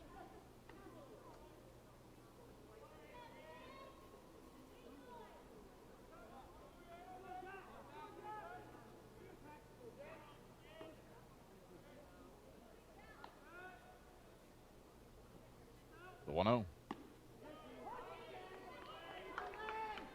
In for a strike. To Harris, 1-1.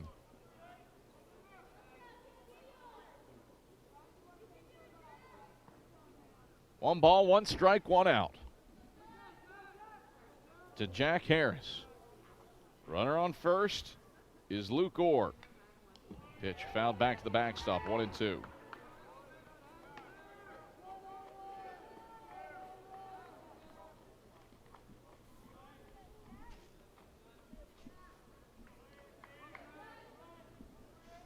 One ball, 2 strikes, 1 out.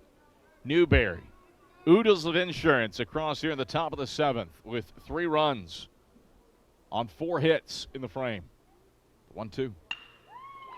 That is bashed back up the box by Jack Harris, his 2nd hit of the tournament, and then it gets away from the center fielder, Keener. Harris is motoring around third. He wants home plate. The throw is up the line. Harris slides in safely. A base hit and an error in center field. Newberry scores twice. And it is a 14-6 lead for the Wolves.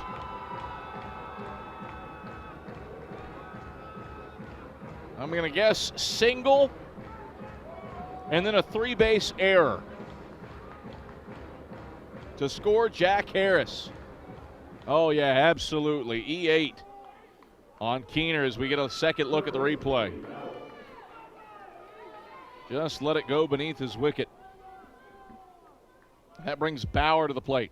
5 runs across here in the top of the 7th inning.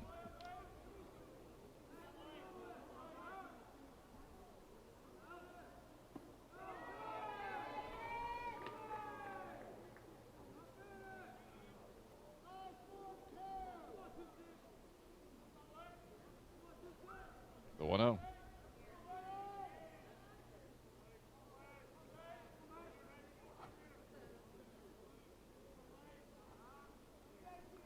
The 1-0. Popped into the air. Foul ground behind home plate, and that's out of play. 1-1 to Aiden Bauer.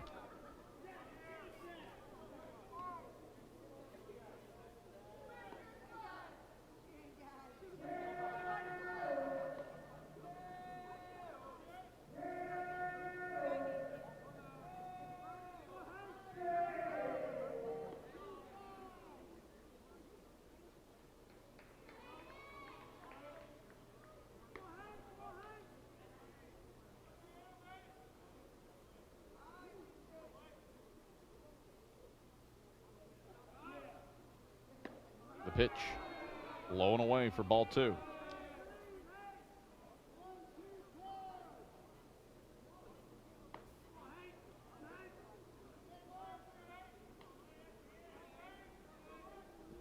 Two balls, 1 strike, 1 out. Bauer at the plate with the bases empty. There's a line drive right at Martin at second. He settles in front of it and retires Bauer. And that brings the 9th man of the inning to the plate. Newberry with 5 runs here in the top of the 7th to grab a 14-6 lead on Tusculum. Oh, pardon me. That was out number 3. Had my scorecard off. And that brings the inning to a close. 14-6. Newberry adds on in a major way in the top of the 7th inning. We head to the bottom of the 7th. Pioneers sending Furr, Ezra, and Wallenweber to the plate. After this on the SAC Digital Network.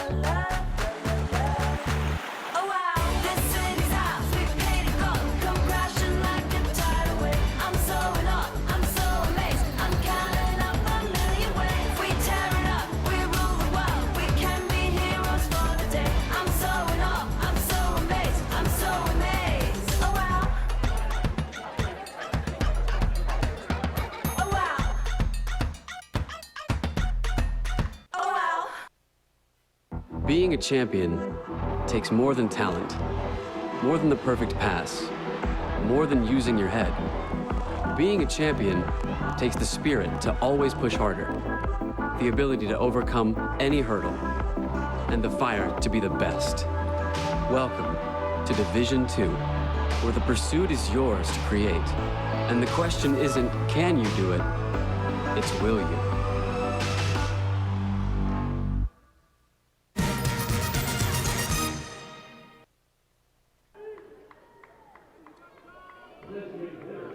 Furr, Ezra, Wallenweber to the plate for the Pioneers here in the bottom of the 7th. As Newberry gets a first pitch strike on Fuzzy Furr, and it's 0-1. Well, Bryce Peterson has been sublime out of the bullpen for the Newberry Wolves. 3 2/3 innings of 3-hit shutout ball for Newberry, keeping Tusculum tamped down. The pitch breaks inside for a ball, and it's 1-1.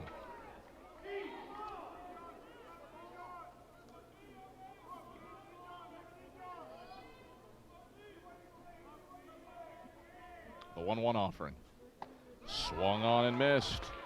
And Furr's in a 1-2 hole.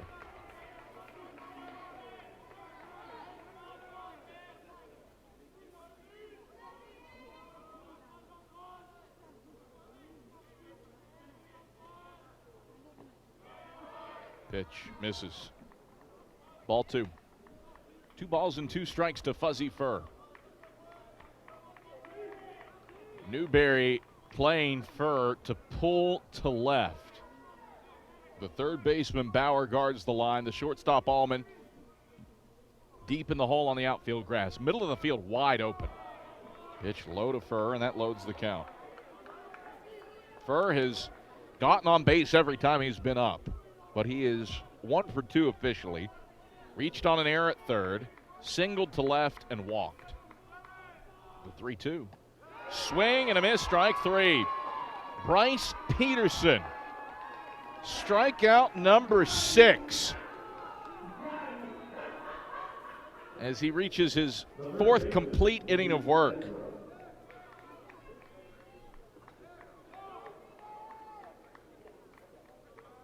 Peterson. A new season high for strikeouts as he deals a first pitch to Ezra, low and away for a ball, 1-0. Struck out 5 against LMU in 3 2/3 innings of work on April 11th. Pitch, that is ripped through the right side of the infield. Base hit for Ezra, his first of the day. And the Pioneers have a 1-out single here in the bottom of the 7th. Name of the game right now for Tusculum, get base runners. Down by 8 runs and facing elimination. Winner of this one is on to Championship Monday. And game 2 of the day, both Newberry and Tusculum would need to win twice to have a shot at the title or to win the title. Carson-Newman and Wingate start the day at 10 a.m. First pitch to Chase Wallenweber is up for a ball, 1-0. Eagles beat the Bulldogs 5-4 earlier today, back in game 1 that started at 11 a.m. to earn a spot in Championship Monday. Then the Bulldogs walked off against Catawba 9-8. 1-0. Swing and a pop-up. First base side, that's turning foul and on top of the Newberry dugout. Luke Orr in jest, grabbed it off the bounce. Good reach into the dugout. But that doesn't count. It's 1-1 on Wallenweber. Carson-Newman has 2 cracks, so to speak, at the title. The Eagles can afford a loss and still win the championship. The 1-1 off the plate away. Pick move to first, not in time. 2-1 to Wallenweber. If the Eagles beat Wingate in the morning, then either Newberry or Tusculum would need to beat Carson-Newman twice to win the title. The 2-1. And it's lined into left, racing over and making the routine look difficult is Butler, who goes behind his head to grab it as he overran it. 2 away. It brings up the 9-hole batter, Zane Keener.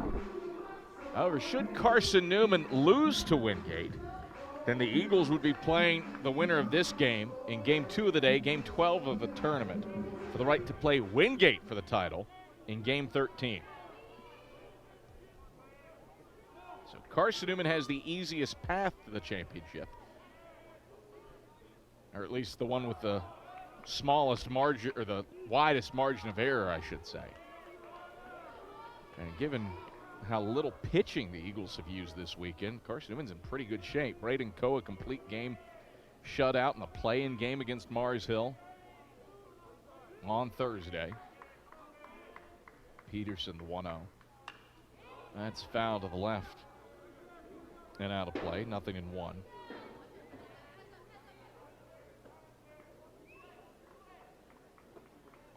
Got 6 strong innings out of Matt Bradley, and then 3 innings out of Tyler Shaver in the pen to beat Tusculum on Friday, the 1-1. That's bounced foul off of first. 1-2 to Keener. And then Matt Coles shoved for 8 innings earlier today, and then Braden Coe came in to pick up his first save of the season.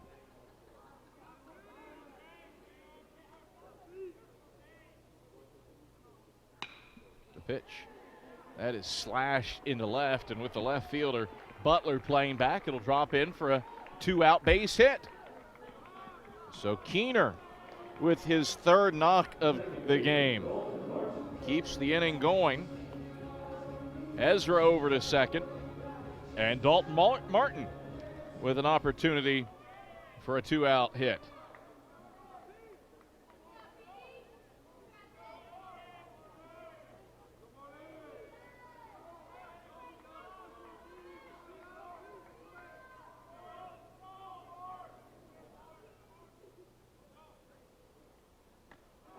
Pitch, and that hits Martin, and all of a sudden the bases are loaded, and this could get real interesting real quick if Bryson Ford can extend the inning in the rally. This was what Brandon Roberts talked about.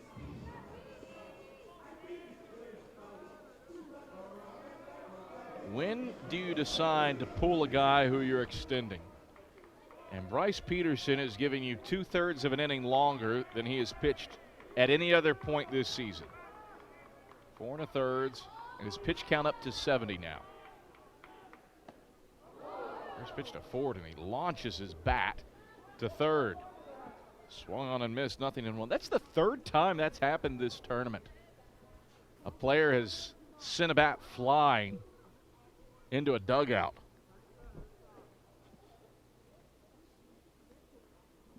Scary, scary moments. That one crashed off the facing.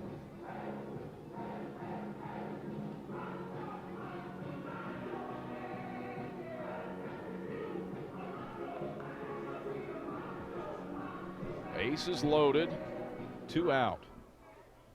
Another look at the lost bat.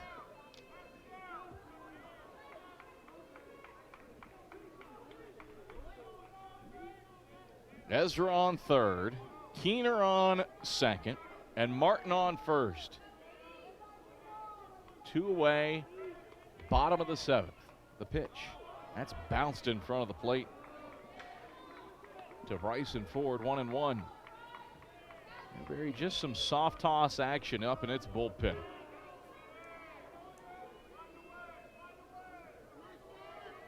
Peterson, 4 1/3 innings of 5-hit shutout ball in relief. 1-1.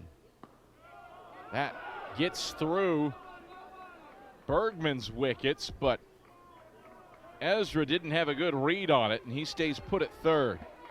It goes in for ball 2.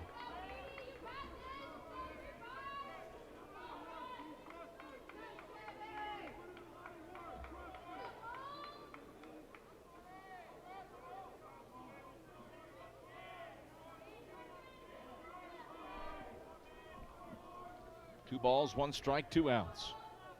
Peterson trying to work through the jam with an 8-run cushion. The 2-1 upstairs for ball 3. You know Tusculum can score runs. Pioneers 2nd in the country in runs scored on the season. Newberry with an 8-run cushion thanks to A 5-run top of the 7th. It's been 6 unanswered for the Wolves to extend the lead out to 8 runs, but the Pioneers threatening to slash into it here in the bottom of the 7th. The 3-1. Cue shot foul down the right field line and into the Wolves bullpen to load the count at 3-2.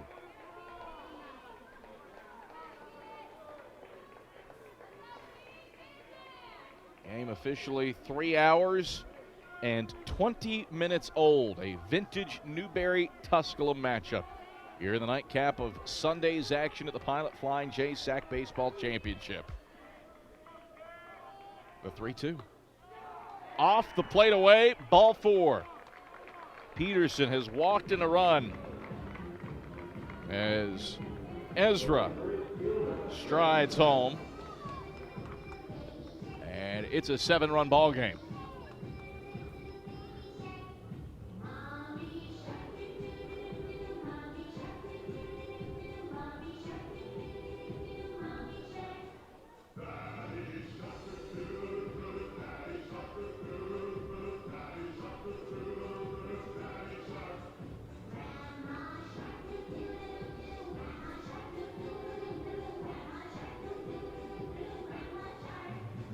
Whoever is doing the music down to the left has some excellent taste. Baby Shark has the crowd fired up. Nothing screams bases loaded late inning baseball like kids' music. Bottom of the 7th inning, 14-7. Newberry the lead as Peterson fires off the plate away to Trammell, 1-0. 77th pitch that Peterson has fired in a season-long outing of 4 1/3 innings. 1-0. In tight to Trammell, 2-0. And this is a guy who could make it a 3-run game with one swing of the bat. 13 bombs on the year. A nation's leading 59 driven in. Outfield back on Trammell. 2 outs, bases loaded. Peterson, the 2-0. Trammell takes a strike on the outer half, and it's 2-1. 2 balls, 1 strike, and 2 outs.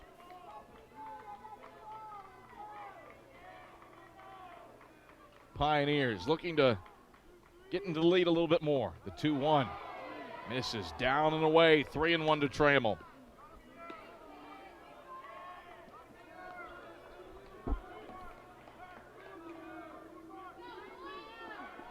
Peterson in danger of walking in his 2nd consecutive run.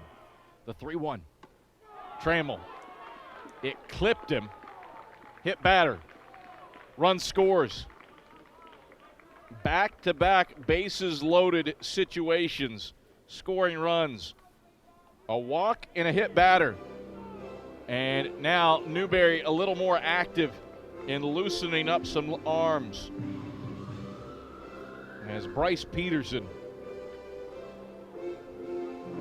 with an 8-run cushion. It's been trimmed down to 6 runs. And now a mound visit for the Wolves. 2 players loosening up in the pen for Newberry, and the call to the bullpen made. And sprinting in will be Jonathan White, the freshman righty. Coming up, bases loaded, 2 out in the bottom of the 7th, trying to protect a 6-run lead here on the SAC Digital Network in an elimination game. Tasha, did you know Geico could save you hundreds on car insurance and a whole lot more? So what are you waiting for? Hip-hop group tag team to help you plan dessert? Fresh vanilla, rocky road, chocolate, peanut butter cookie dough. Scoop, there it is. Scoop, there it is. Scoop, there it is. Scoop, there it is. Scoop, shakalaka, shakalaka, shakalaka, shaka. Scoop, shakalaka, shakalaka, shakalaka. Geico. Switch today and see all the ways you could save. Sprinkle.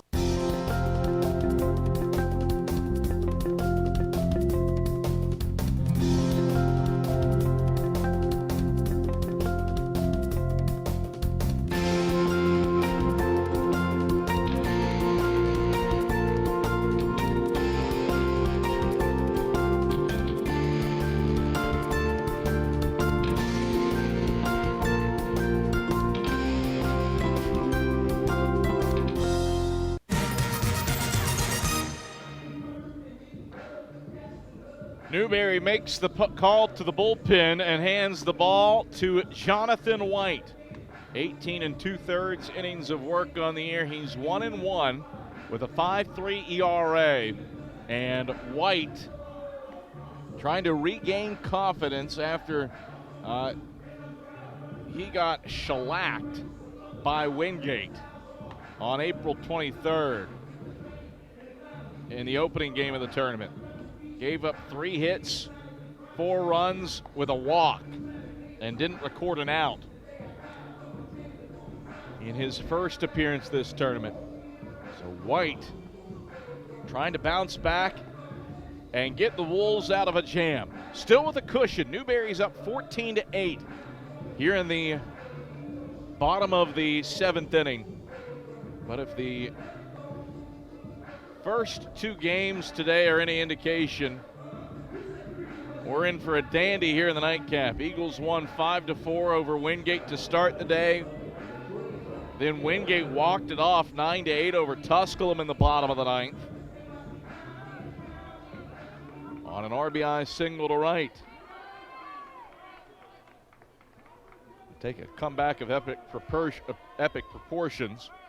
The Pioneers have scraped across 2 here in the bottom of the 7th with a bases loaded walk and a bases loaded hit batter. Now Dalen Adderley to the plate. Dalen Adderley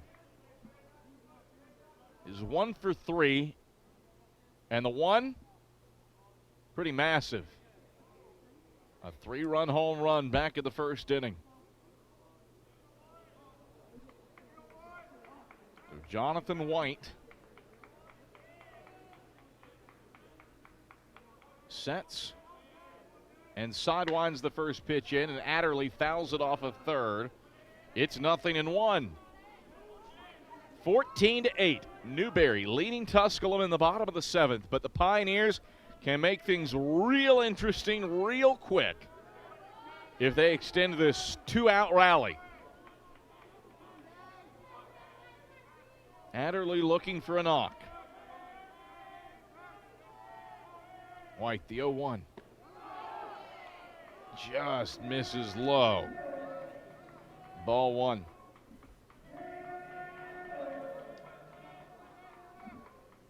One ball, 1 strike, 2 outs. White sets and sidewinds the 1-1. In tight, ball 2. Bryce Peterson gave the Wolves 4 1/3 quality innings out of the pen before he walked the bases loaded and then hit a batter. 2-1. And that hits Dalen Adderley. 3rd run of the inning scores on either a walk or a hit batter with the bases loaded. Pioneers first in the country in walks, 9th in hit batters. And that's how Tusculum has scored its last 3 runs. And Russ Triplett is out of the dugout. He might be making the argument that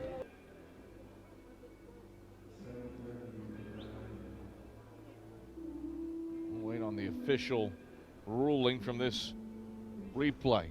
Then you have the Bryson Ford bases loaded walk. Hamill gets plunked on a 3-1 pitch to bring in the 2nd run of the inning.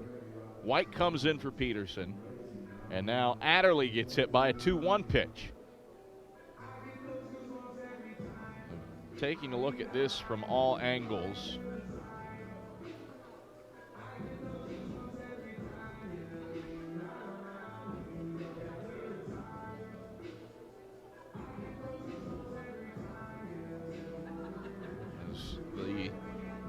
Replay crew goes through frame by frame. And again, what you're seeing if you're watching on the video stream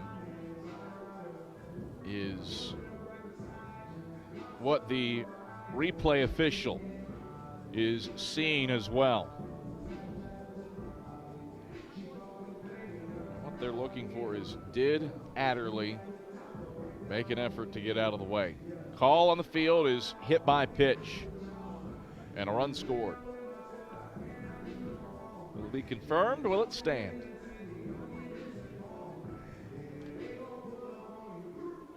This officiating crew has gotten it right frequently.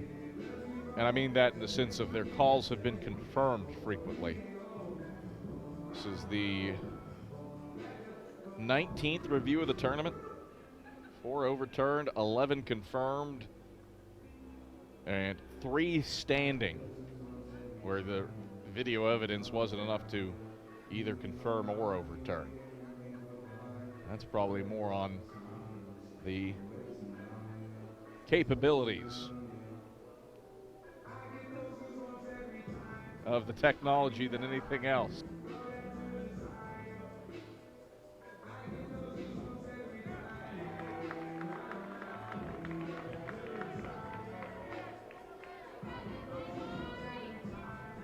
So the call stands after the conference, and the run does score.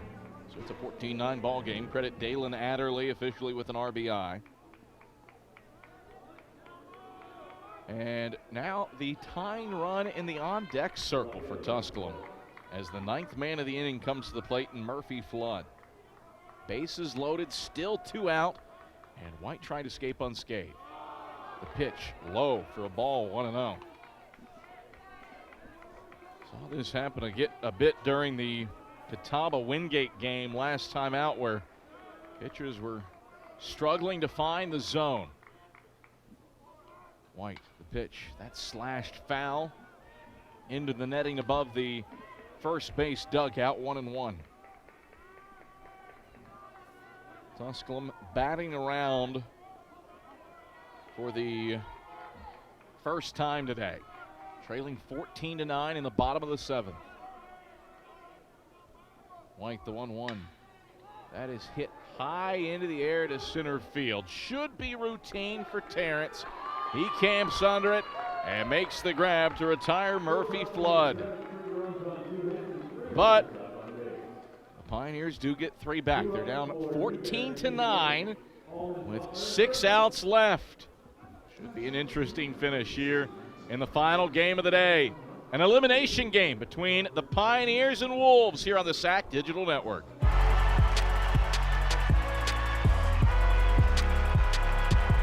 Number 32, Kyle Hornsby. Inside the 30. Touchdown. Michaela Burgess. An incredible finish by Hall. The NCAA and its member schools offer nearly 500,000 college athletes a path to go pro in something other than sports. Learn more at ncaa.org/opportunity. Dear college sports. There's light at the end of the tunnel. A return to normal, and all we love about sports. You've instilled resilience, focus, and selflessness in us. We've put those lessons to work. We've found strength and unity in each other. You continue to take us places we never imagined. You bring out the best in us. So when we look forward, we see the light at the end of the tunnel. We see a better world for all of us and for college sports.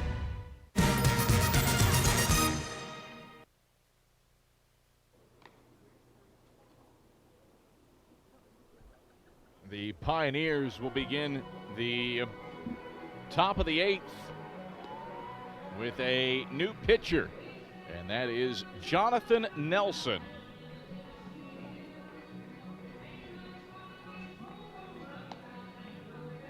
Jonathan Nelson, the 6th pitcher of the day for the Pioneers, takes the place of Alec Lay, who fired an inning with 3 hits, 3 runs, 1 earned. Nelson, 4 innings on the year with a 4.50 ERA.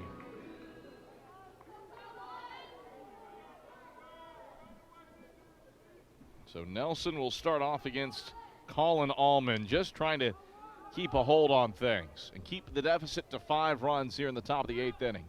Nelson's first pitch is low for a ball to Allman, 1-0. Allman grounded into a fielder's choice to end the 6th his last time up. Got a couple of singles and a run batted in on the day. The 1-0. Just drops low for ball 2. Nelson, the freshman hurler, works from the third base side of the rubber in his first appearance since April 17th. The pitch on the outer half for a strike. 2-1. Has pitched twice recently. Got 2/3 of an inning of work on April 14th at Belmont Abbey, and dealt an inning and a third against Limestone on the 17th. The pitch ripped down the right field line and foul into the Newberry bullpen. 2-2. 2 balls and 2 strikes here in the top of the 8th inning.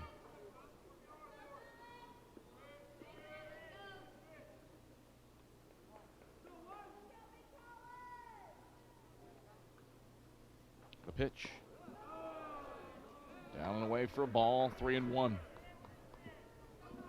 Well, the gamesmanship of the base running in the first 3 innings. It took us a while to get going. Found a nice pitching groove in the middle 3 innings, and then the 7th grinds to a halt, the 3-2.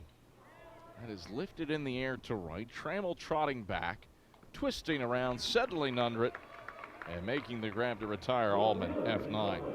Top of the 7th inning took us 46 minutes to get through, the same amount of time that it took us to get the 2nd inning. And the reason why we keep an eye on that, because of how these teams play, putting pressure on opponents. For Tusculum, it's the runs they produce and their capabilities on the base paths. Newberry, 2nd in the country in sacrifice hits, so a lot of checking on runners. As the first pitch is in there for a strike on the outer half to Nick Butler, 0-1. Butler has been productive today. Single, double, 2 runs scored. The 0-1. Popped, foul, first base side, turning out of play. That'll bounce around. That nearly nicked a fan after the ricochet off the underside of the roof. 0-2. It's been an interesting day for foul balls for our camera crew, who all weekend long has been sensational. The 0-2.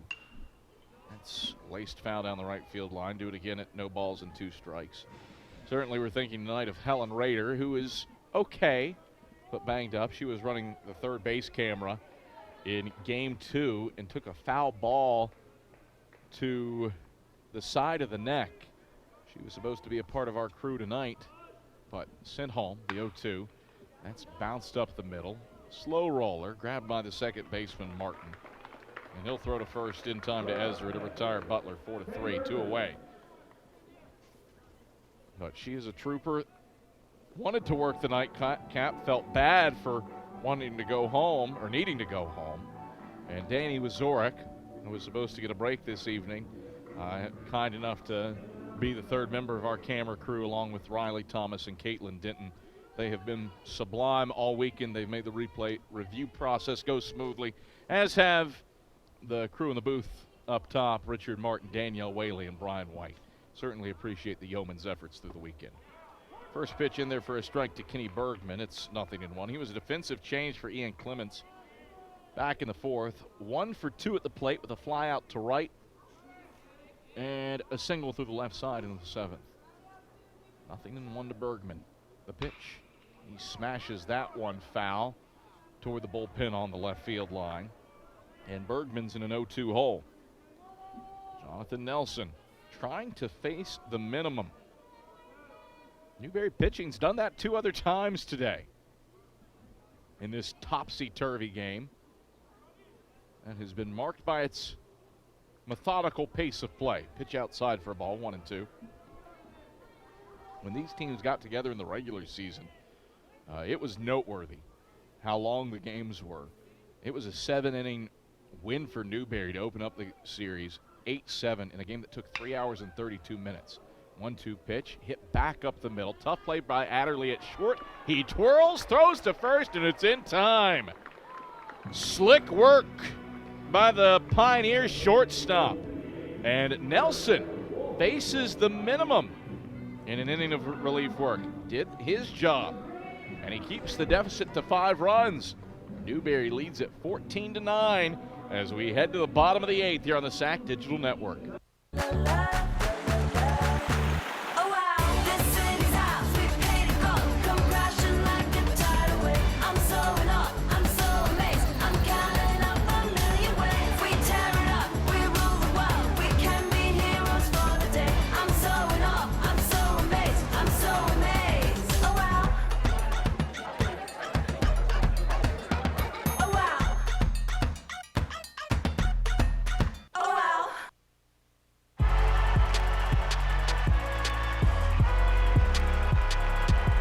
Number 32, Kyle Hornsby.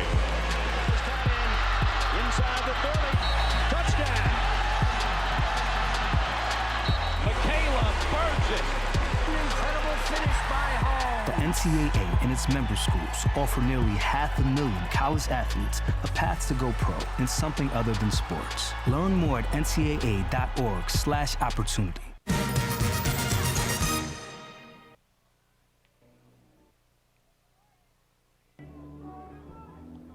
14-9, that's Newberry's lead as we come to the bottom of the 8th inning. Elimination game here in the SAC Baseball Championships. Losers done, winner on to Championship Monday, awaiting the result of Carson-Newman and Wingate. Well, the winner of this one knows it's going to face Carson-Newman. The question is whether that's with Carson-Newman playing for the title or the right to play Wingate for the title. Jonathan White back on the bump. His first pitch to Fuzzy Fur is swung on and missed. It's 0-1.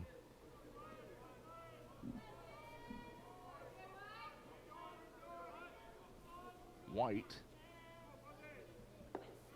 winds and delivers. Low for a ball, 1-1.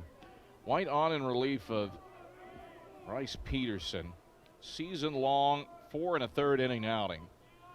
5 hits, 3 runs, all earned, with 2 walks and a season-high 6 strikeouts. Pitch finds the zone for strike 2, 1-2.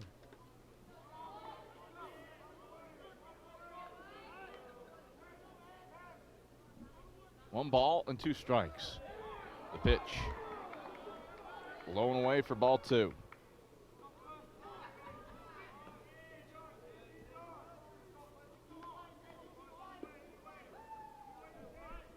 Two balls, 2 strikes to the leadoff batter, Furr, who struck out to lead off the 7th.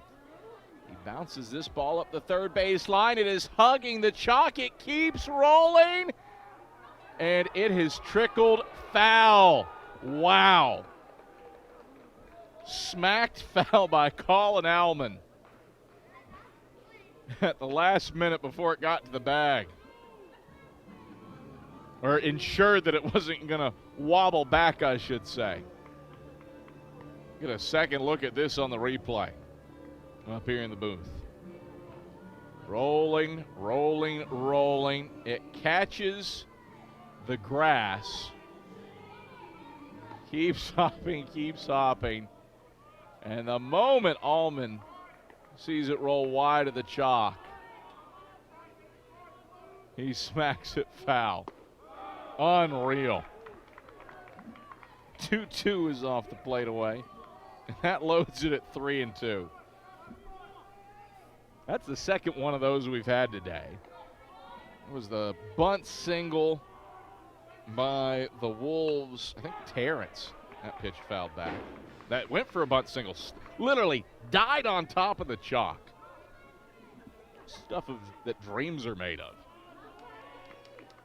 14-9. Tusculum's hoping that the dream is still alive, much like the Pioneers softball team, who upset 7th-ranked LMU earlier today. Pitch off the plate away for ball 4.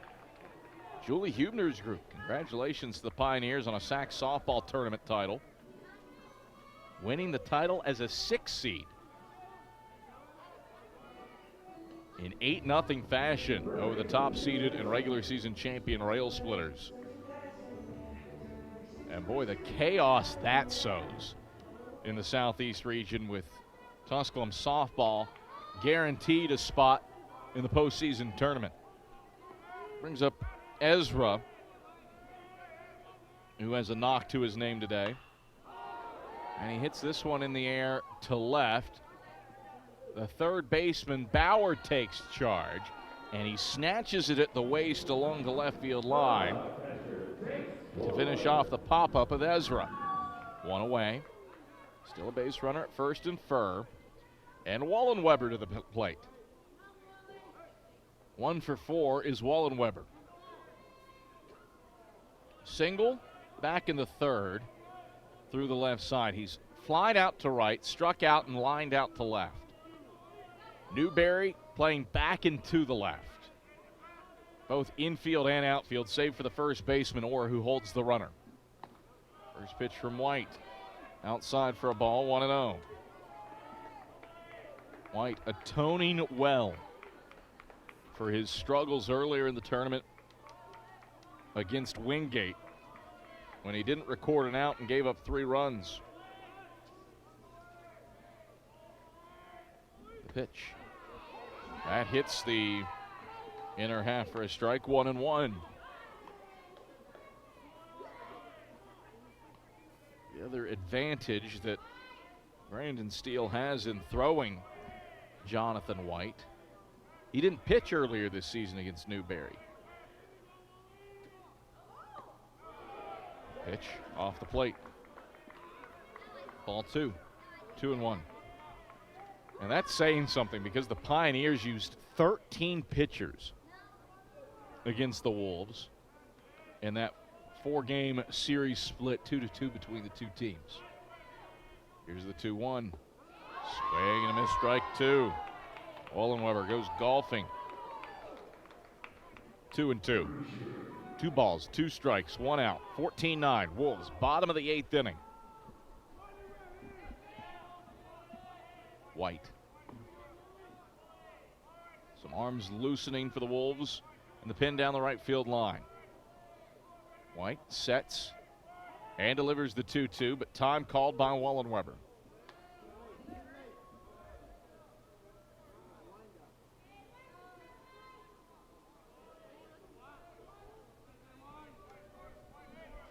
Two balls, 2 strikes, 1 out. Runner on first, Furr. The 2-2. Down and away for ball 3. And that loads the count. 3 balls, 2 strikes, 1 out. Bottom of the 8th inning, a 14-9 lead for Newberry. The 3-2. Swing and a bouncer up the middle. Racing over to it is Allman, but he can't get there in time. It shuffles past him and into center field. And Wallenweber is safely aboard. Furr over to second base. And there's 2 on with 1 out. That was a long run for Allman, who couldn't get there in time, and Wallenweber has his second hit of the day.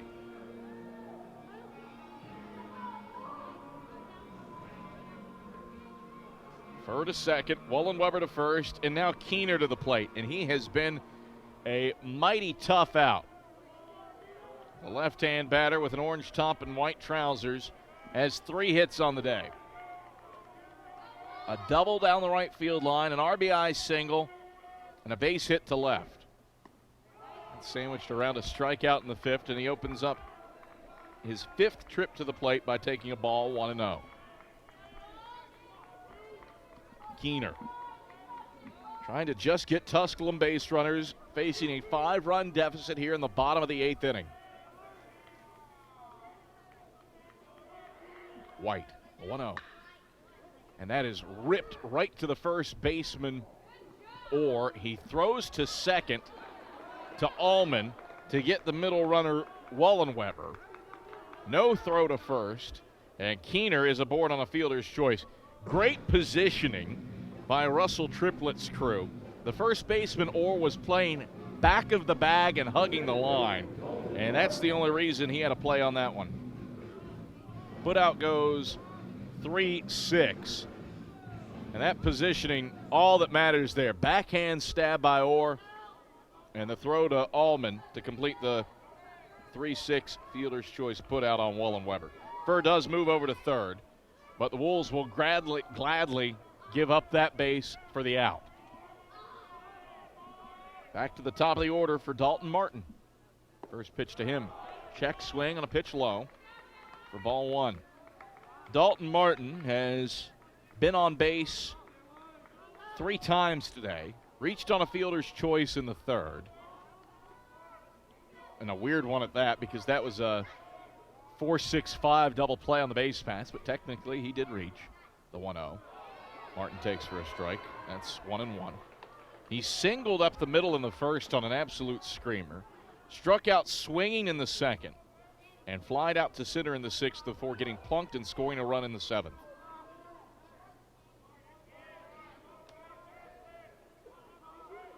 The 1-1. Bounce to second. High hop, throw to second is in time. Lansdowne scoops it up and flips it to Allman to get Keener at the second base bag, and back-to-back fielders' choices in the frame for the Pioneers. So Tusculum unable to chip further into the deficit.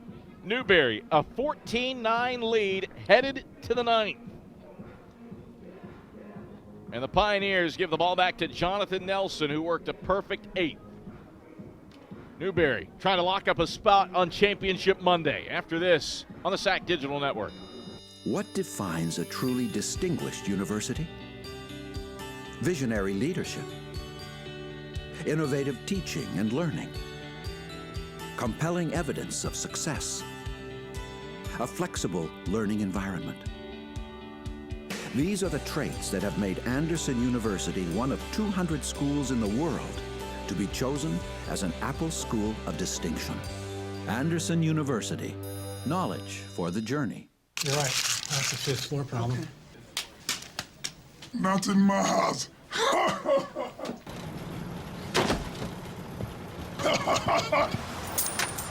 No. Not today. Jimmy, how happy are folks who save hundreds of dollars switching to Geico? Happier than Dikembe Mutombo blocking a shot. Nice. Get happy. Get Geico. 15 minutes could save you 15% or more.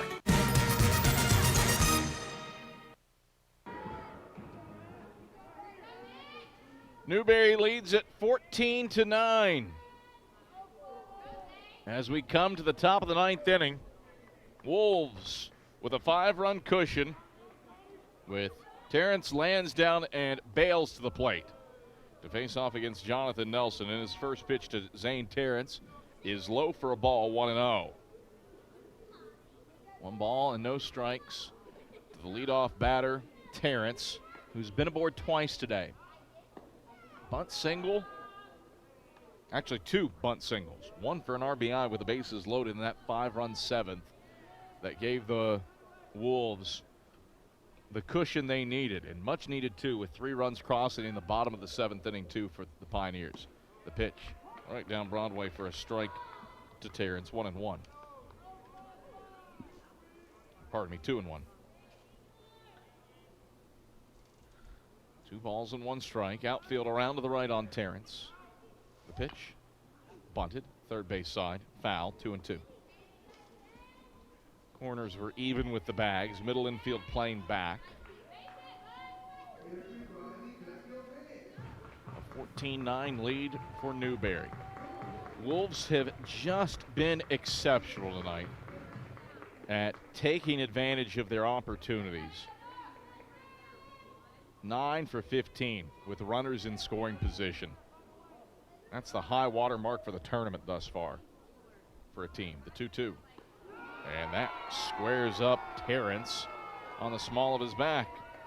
First base runner that Jonathan Nelson has allowed in his relief work. And Newberry gets a base runner with Dalton Lansdowne coming to the plate.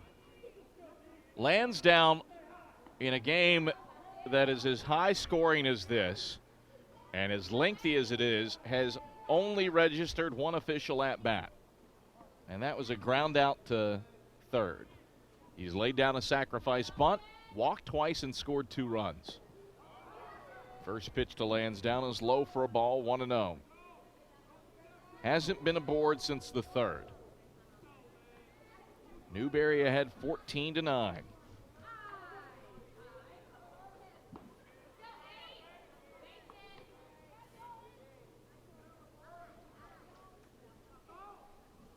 The 1-0.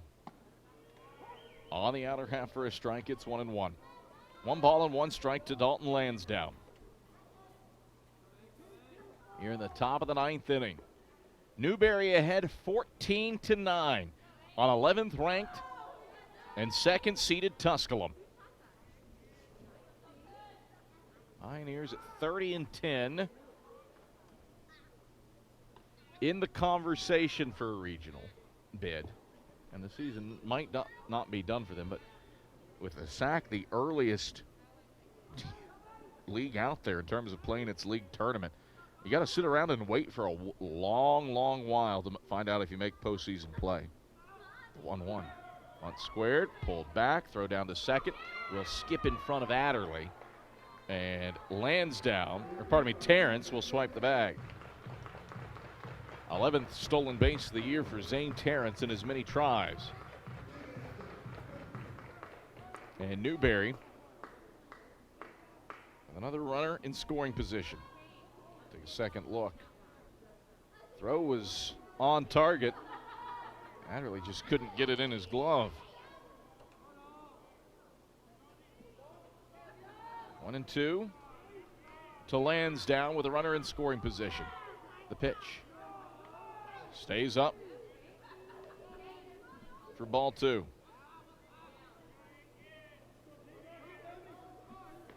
Three balls and 1 strike.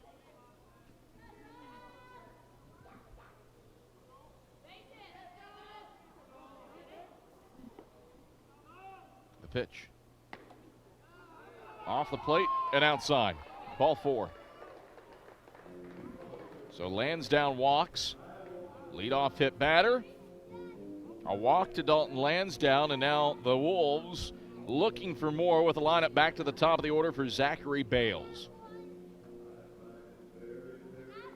Bales has driven in 2 runs, and Brandon Steele will throw somebody else out there to face Bales. Jonathan Nelson's day is done after an inning of work, and Tusculum will bring its 7th pitcher of the game into the contest as we reach the 4-hour mark in this one. 14-9, Newberry leading in the top of the 9th inning. Winner is on to Championship Monday and will face Carson-Newman in Game 2 of the day. That's regardless of whether the Eagles win or lose over Wingate at 10 a.m. We'll sort all of that out for you, including the new pitcher, after this on the SAC Digital Network.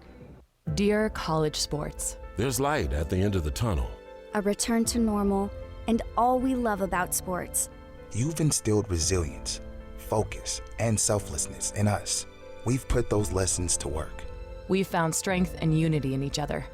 You continue to take us places we never imagined. You bring out the best in us. So when we look forward, we see the light at the end of the tunnel.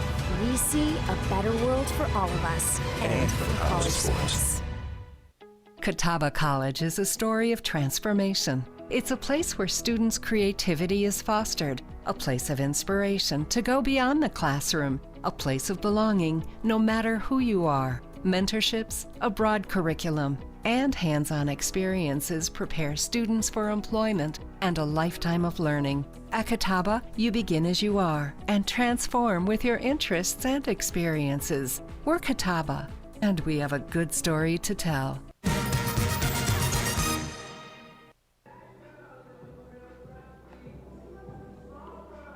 Tusculum hands the ball to Grant Crosby here in the top of the ninth. Crosby, just one inning of work on the season. Granted, it was a good inning. Struck out one and walked one.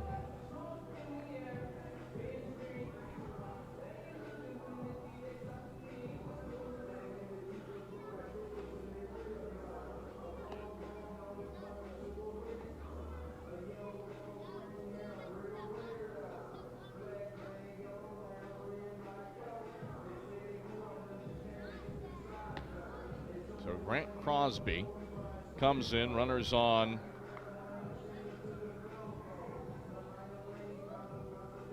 with runners on first and second, and Zane Terrence and Dalton Lansdowne.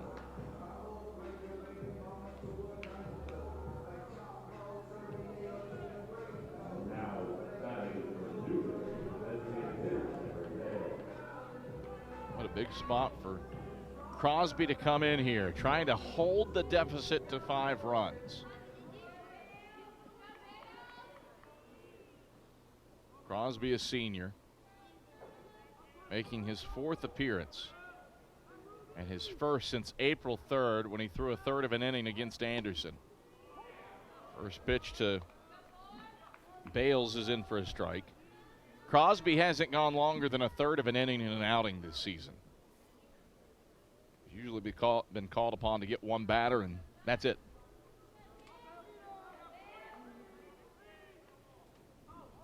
The 0-1 bunted. Back to the mound. Crosby fields, throws to first. That pulls the covering Martin off the bag, and Bales is safe. An E1 on the throwing error, and the bases stay loaded. E1 and a sac bunt.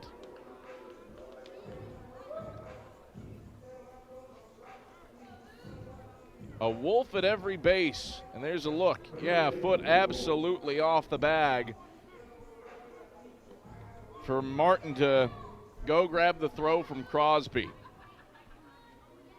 Wolves have juiced them with nobody out. Looking to add on 14-9 in the top of the 9th.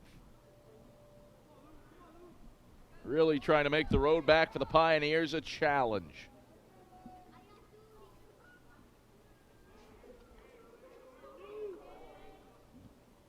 Crosby pitches, and it's in there for a strike on Luke Orr.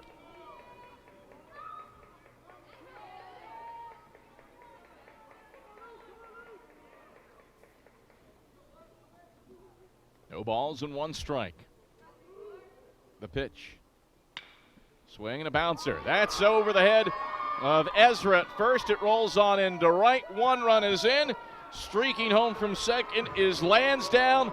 2-run score on another Luke Orr RBI knock.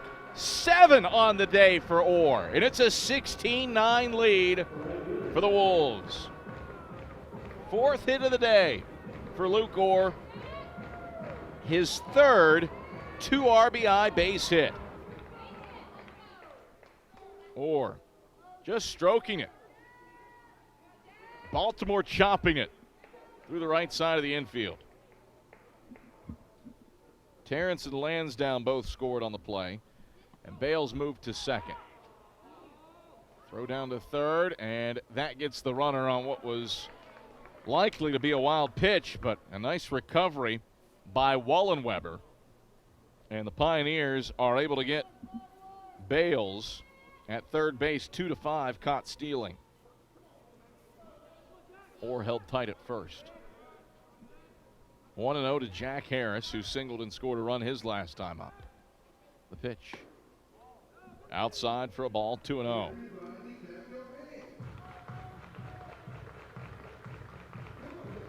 Two balls, no strikes, 1 out. The Wolves getting yet another timely hit, pardon me, not with 2 outs. The pitch. That is stroked. Deep to left center field. A no-doubter.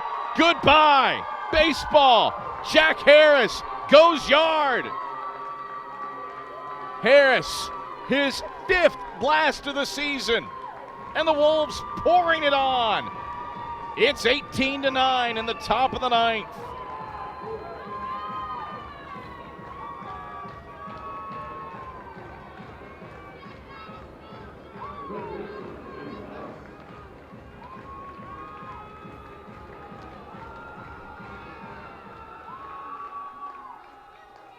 Just a smash for Jack Harris into the power alley and left. And into the 3rd row of that little terrace up there. 18-9 Wolves. The pitch. Low and into Bauer, 1-0. One out. Base is empty. The Wolves have struck 4 times off of 2 hits in the frame, taking advantage of a hit batter and a walk to lead off the inning. The 1-0. Crosby misses low and away for ball 2. 18 runs for Newberry here in this elimination game. The 2-0.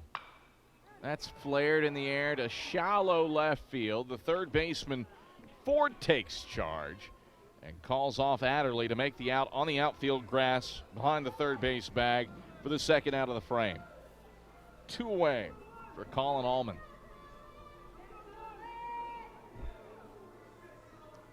This game 4 hours and 8 minutes old.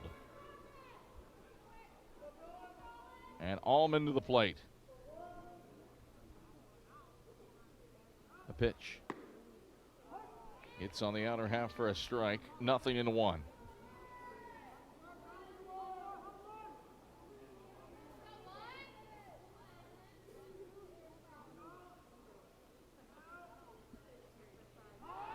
The pitch.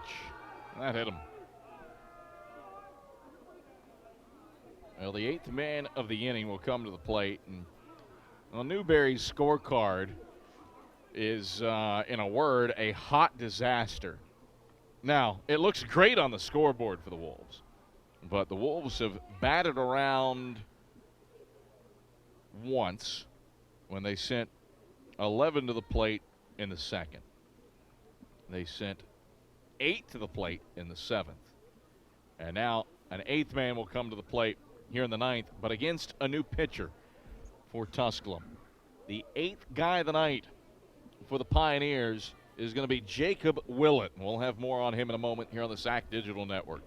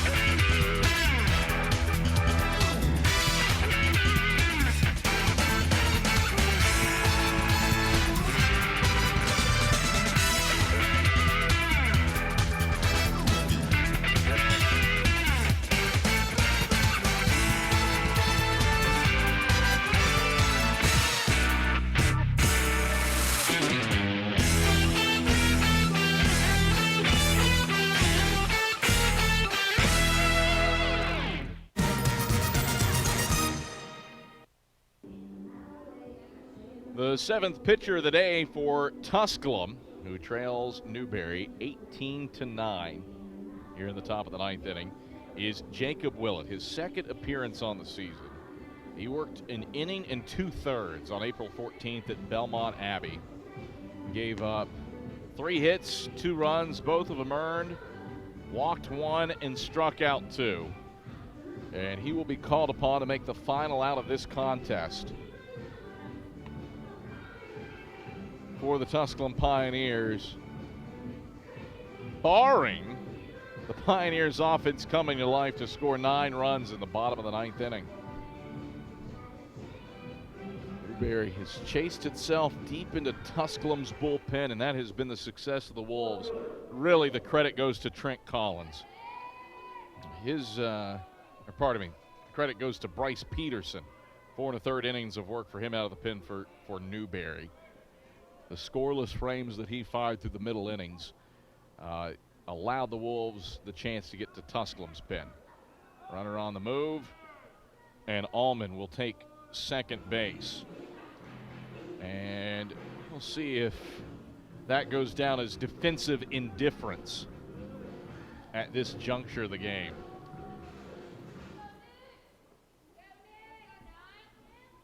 Oh, stolen base. So score it, the 13th stolen base of the year for Colin Allman. And it's 1-0 to Nick Butler. pitch. That's a strike, 1-1. Butler, single, double, 2 for 5 with a foul out and a couple of ground outs to either side of the infield. The star of the show has been Luke Orr, who's 4 for 6 with 7 batted in. The 1-1. That hits the outside edge for a strike, 1-2. Jacob Willett trying to get to the bottom of the ninth. Tusculum will have its work cut out for it. Trailing by 9 runs, 18-9, facing elimination. While Newberry will get Carson-Newman tomorrow. The 1-2. That's high and over the top of Wallenweber. The wild pitch will move Allman over to third base.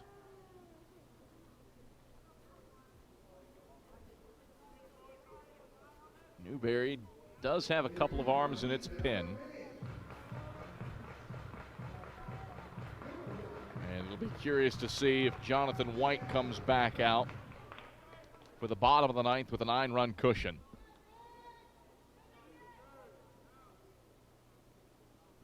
You're in 2 times Grand Slam territory before you have to get really worried. Here's a swing and a bouncer foul off of third. Count holds it a ball and 2 strikes on Butler. 18-9, Newberry taking charge in a game that is 4 hours and 13 minutes old.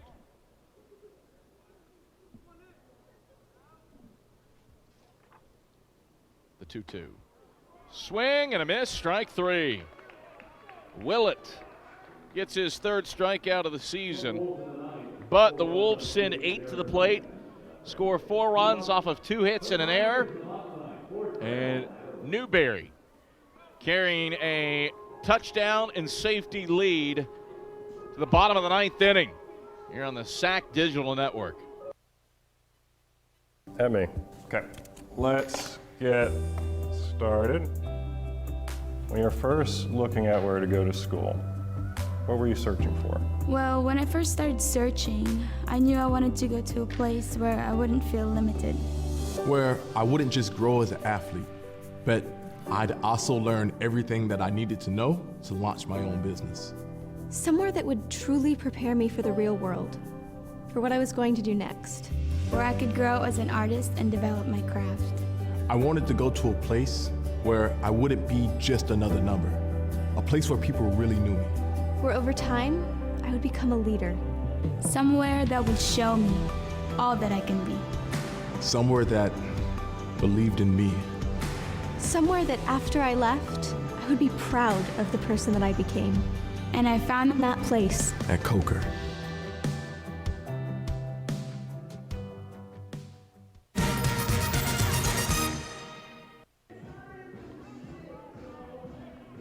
Sawyer White is back to the bump with an inning and a third of work under his belt tonight. And Newberry trying to save some arms for tomorrow. Wolves will play Carson-Newman tomorrow. The question is what's the significance of that game? Eagles will start the day tomorrow at 10 a.m. against Wingate as it's Bryson Ford to lead things off for the Pioneers here in the bottom of the ninth. Taking in tight for a ball, 1-0 to open up this at-bat. Tusculum has its work cut out for it. Down 9 runs in the bottom of the ninth inning. But this is the nation's second highest scoring offense, and stranger things have happened this weekend. White misses low and away for a ball, 2-0. At this juncture in the night, if you can just get a guy who can throw strikes, 9 runs would hopefully, if you're a Wolves fan, not be enough for the Pioneers to overcome. White finds the zone for a strike, and it's 2-1. And this is a Newberry team that's doing this after playing past the 1 a.m. hour last night in a walk-off win over Catawba. Off the plate and away, 3-1 to Bryson Ford. We will be back at it at 10 a.m. tomorrow with Carson-Newman and Wingate battling. The 3-1.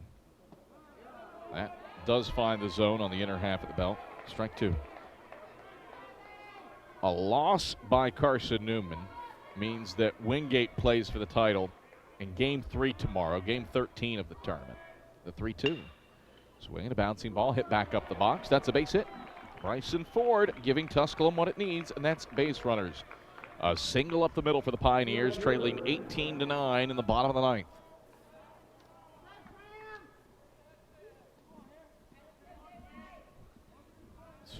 Jonathan White, pardon me, has looked much better this evening than he did in the opener against Wingate, and that is a good confidence boost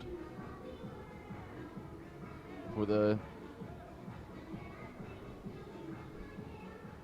freshman righty. And so he has to contend with Brandon Trammell. First pitch to Trammell misses for a ball, 1-0. Trammell got plunked with the bases loaded for his nation's leading 60th run batted in last time he was up. He has a multi-hit day with 2 singles in 3 official at-bats. Pitch, that's in there for a strike, 1-1. He's gotten a free pass twice, once on a walk, once on the aforementioned bases loaded hit batter. And he has grounded into a fielder's choice and scored a run. The 1-1 offering. Tails away for ball 2, 2-1. Jonathan White up to 36 pitches now in his inning and a third of work. The 2-1. Zips by on the outer half for strike 2. 2 balls, 2 strikes to Brandon Trammell, working with Bryson Ford on first.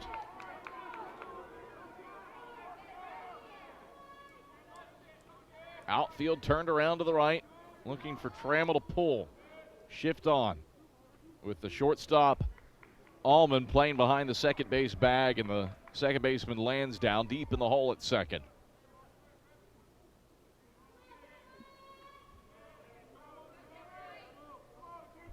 White sets and sidewinds the 2-2. Trammell takes low for ball 3 to load the count. And Tusculum's certainly not going to chance anything close. Who cares about an extra base when you need all 3 of your outs to make up this 9-run deficit here in the bottom of the ninth?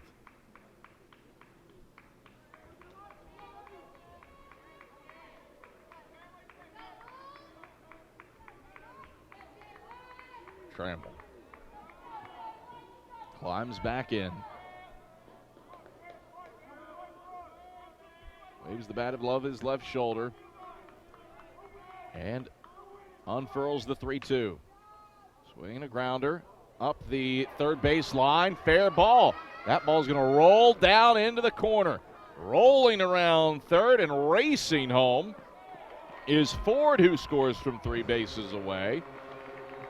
It's a nation's best 61st RBI of the year on Trammell's 9th double of the season. And that was the slowest rolling double I've ever seen. Just a baseline hugger from Brandon Trammell. That rattled into the corner, got past Bauer and Allman, and scores Ford from 3 bases away. 18-10, Pioneers within 8. And now Dalen Adderley to the plate. Take a second look. Just hug the chalk. Trammell opposite way with a shift on to the right. Couldn't have placed it any better. He's done a nice job going opposite way against the shift today. Single to the left in the 4th against opposite field against the shift. Did the same thing in the 6th. So Dalen Adderley climbs in as White rifles in the first pitch, and Adderley taps it foul down the third base line. 0-1.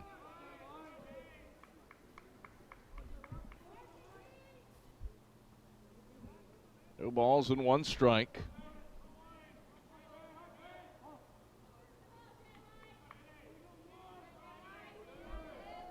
To Dalen Adderley.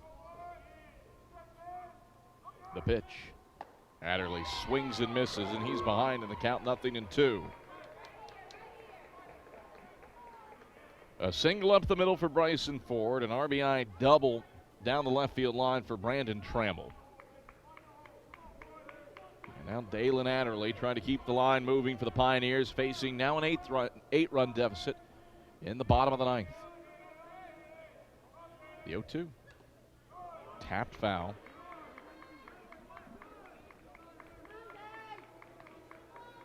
Count holds at no balls and 2 strikes.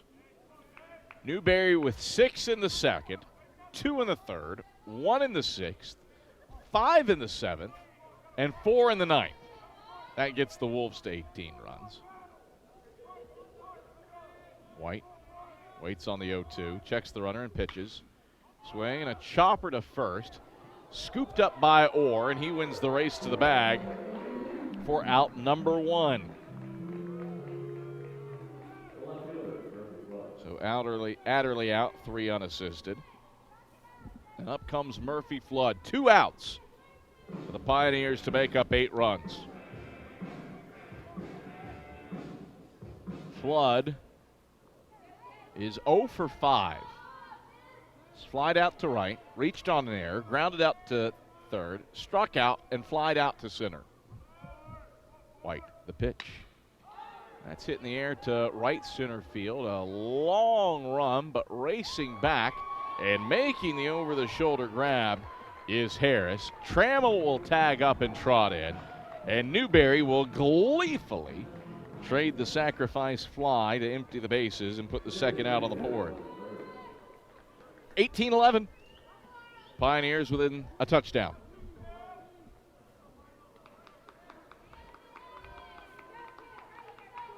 And it's going to take one titanic 2-out rally for Tusculum to come back now.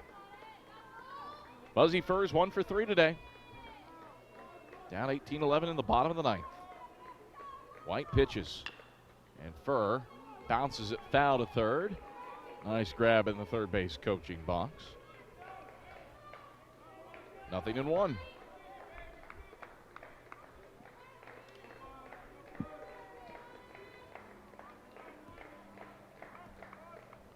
No balls, 1 strike, 2 outs.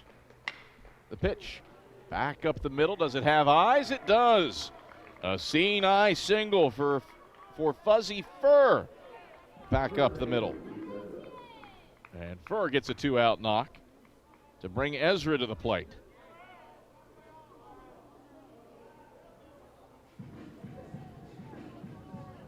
Four hours and 26 minutes. That's how old this game is. Officially the longest game of the tournament in terms of time played on the field with the rain delay. Catawba Newberry was longer last night. The 0-1. In tight for a strike to Ezra, 0-1. Presuming Newberry holds this 7-run lead with Tusculum down to its last out, the Wolves will play Carson-Newman tomorrow in Game 2. The 0-1. Stroke down the right field line, but twisting foul and out of play. That one was hit a ways. And there goes a young fan off to try to claim a souvenir, and well, that was very sad. So dejected when he saw that the ball rolled underneath the fence. That might be the saddest sight of the night. 0-2.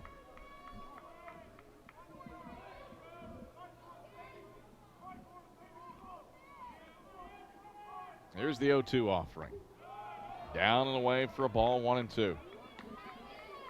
How about Russell Triplett stringing together 4 pitchers to get through this game after Rylan Brown made it an inning and McCoskey got chased after an inning in the third. Credit Bryce Peterson for his 4 1/3. Here's his swinger, swinging a bouncer back up the middle. Allman fields behind the second base bag, turns it over to first, and a 6-3 putout ends it. The final score, it is Newberry 18 and Tusculum 11. The Wolves are on to Championship Monday and will face Carson-Newman in Game 2 of the day, either for a chance at 2 shots at Carson-Newman for a title or a chance to play Wingate for the title in Game 3 of the day. Regardless, Wolves championship Monday bound, and winners 18-11 over the Tusculum Pioneers. We'll check in with Russell Triplett as well as Luke Orr when we return to Smokies Stadium here on the SAC Digital Network. Our decision as a conference last Thursday to cancel the spring season was not made lightly.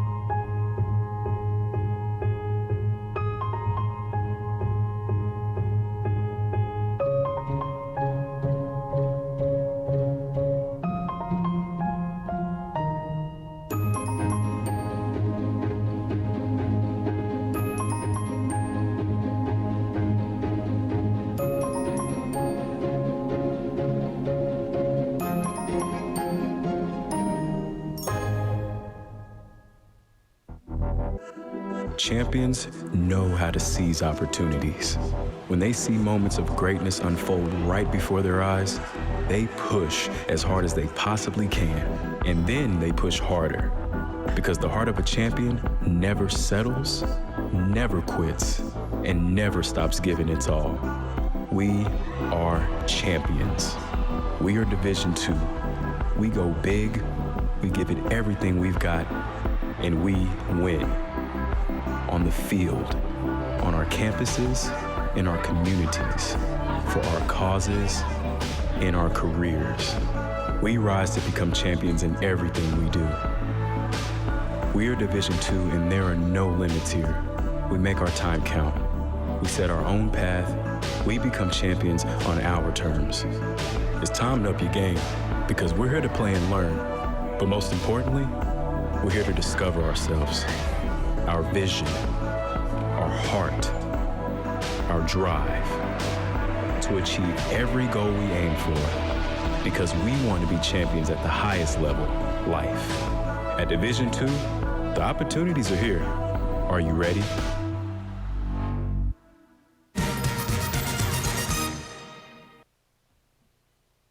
All right, we welcome you back to Smokies Stadium, where Newberry prevails 18-11 over the Tusculum Pioneers. We're joined by the winning coach, Russell Triplett. Russ, what an effort.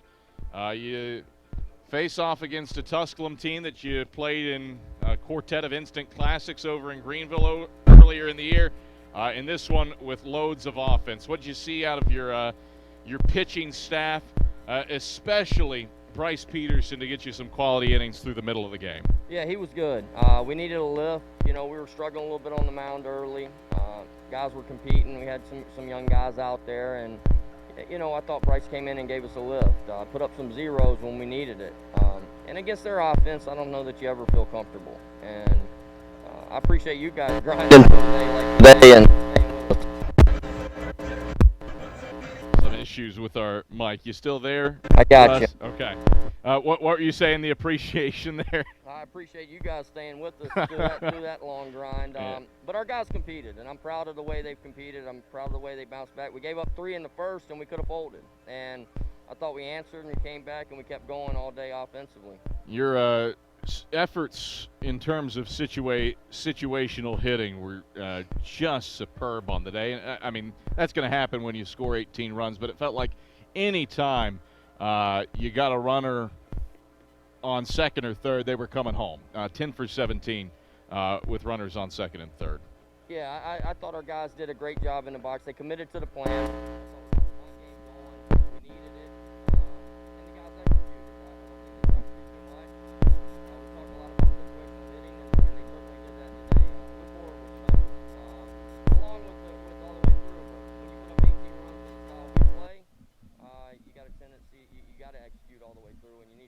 From everyone. You got a lot of production from Luke Orr.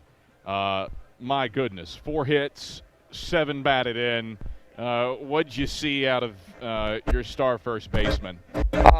He's committed to a plan the entire year, and he's gotten better and better and better during his time here. And you like to see guys like that work at it and show up every day, work to get better, and commit to the team game to do things like that. And, he deserved to be successful, and I was proud of him, and I know that he wanted to help the team, and at times the only time he fails is trying too hard for everyone else. But he was special tonight, and we needed him, and hopefully he continues to stay hot tomorrow. You get Carson-Newman tomorrow. What the situation is still to be determined. If the Eagles beat Wingate, you need to beat Carson-Newman twice for a SAC title. If the Eagles lose to Wingate, then you're playing for the right to play Wingate for a SAC title. What's your approach as you look toward Monday? Oh, man, it's been 2 long nights. I think we're going to enjoy this one, maybe try to get some rest, and then we'll get going and get planned for Carson-Newman. I mean, they're a good team. You guys do a great job there, and they play a similar style. They got a little more thump in the lineup than maybe we do at times, but they handle the ball, they situational hit, and they're going to be ready for the bunt game. We got to do the things we do and play our style, and hopefully it's good enough. All right, Russ, thanks for the time. Congrats on a win. Thank you. Appreciate what you guys do. That is Newberry head coach Russell Triplett as the Wolves prevail 18-11 over the Tusculum Pioneers. The win goes to the Wolves' Bryce Peterson, 5-0 on the year with 4 1/3 innings of work, gave up 5 hits and 3 runs, while the loss taken by the Pioneers' Tyler Harmon, who drops to 3-2 on the year.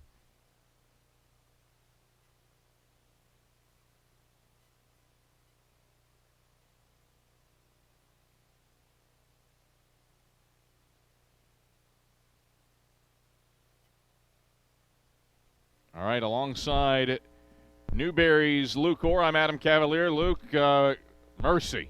What a day at the plate.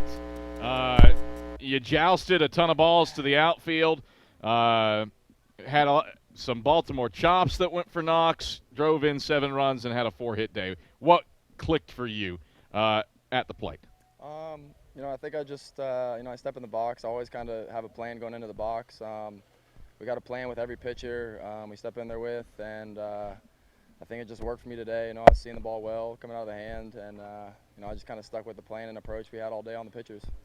Sluggish start offensively. Nothing in the first, but then as a team, you blow the barn doors off the thing in the second inning. How important was that response after Adderley's 3-run home run? It was definitely big for the team and for the morale. I think we started off early, big 3-run shot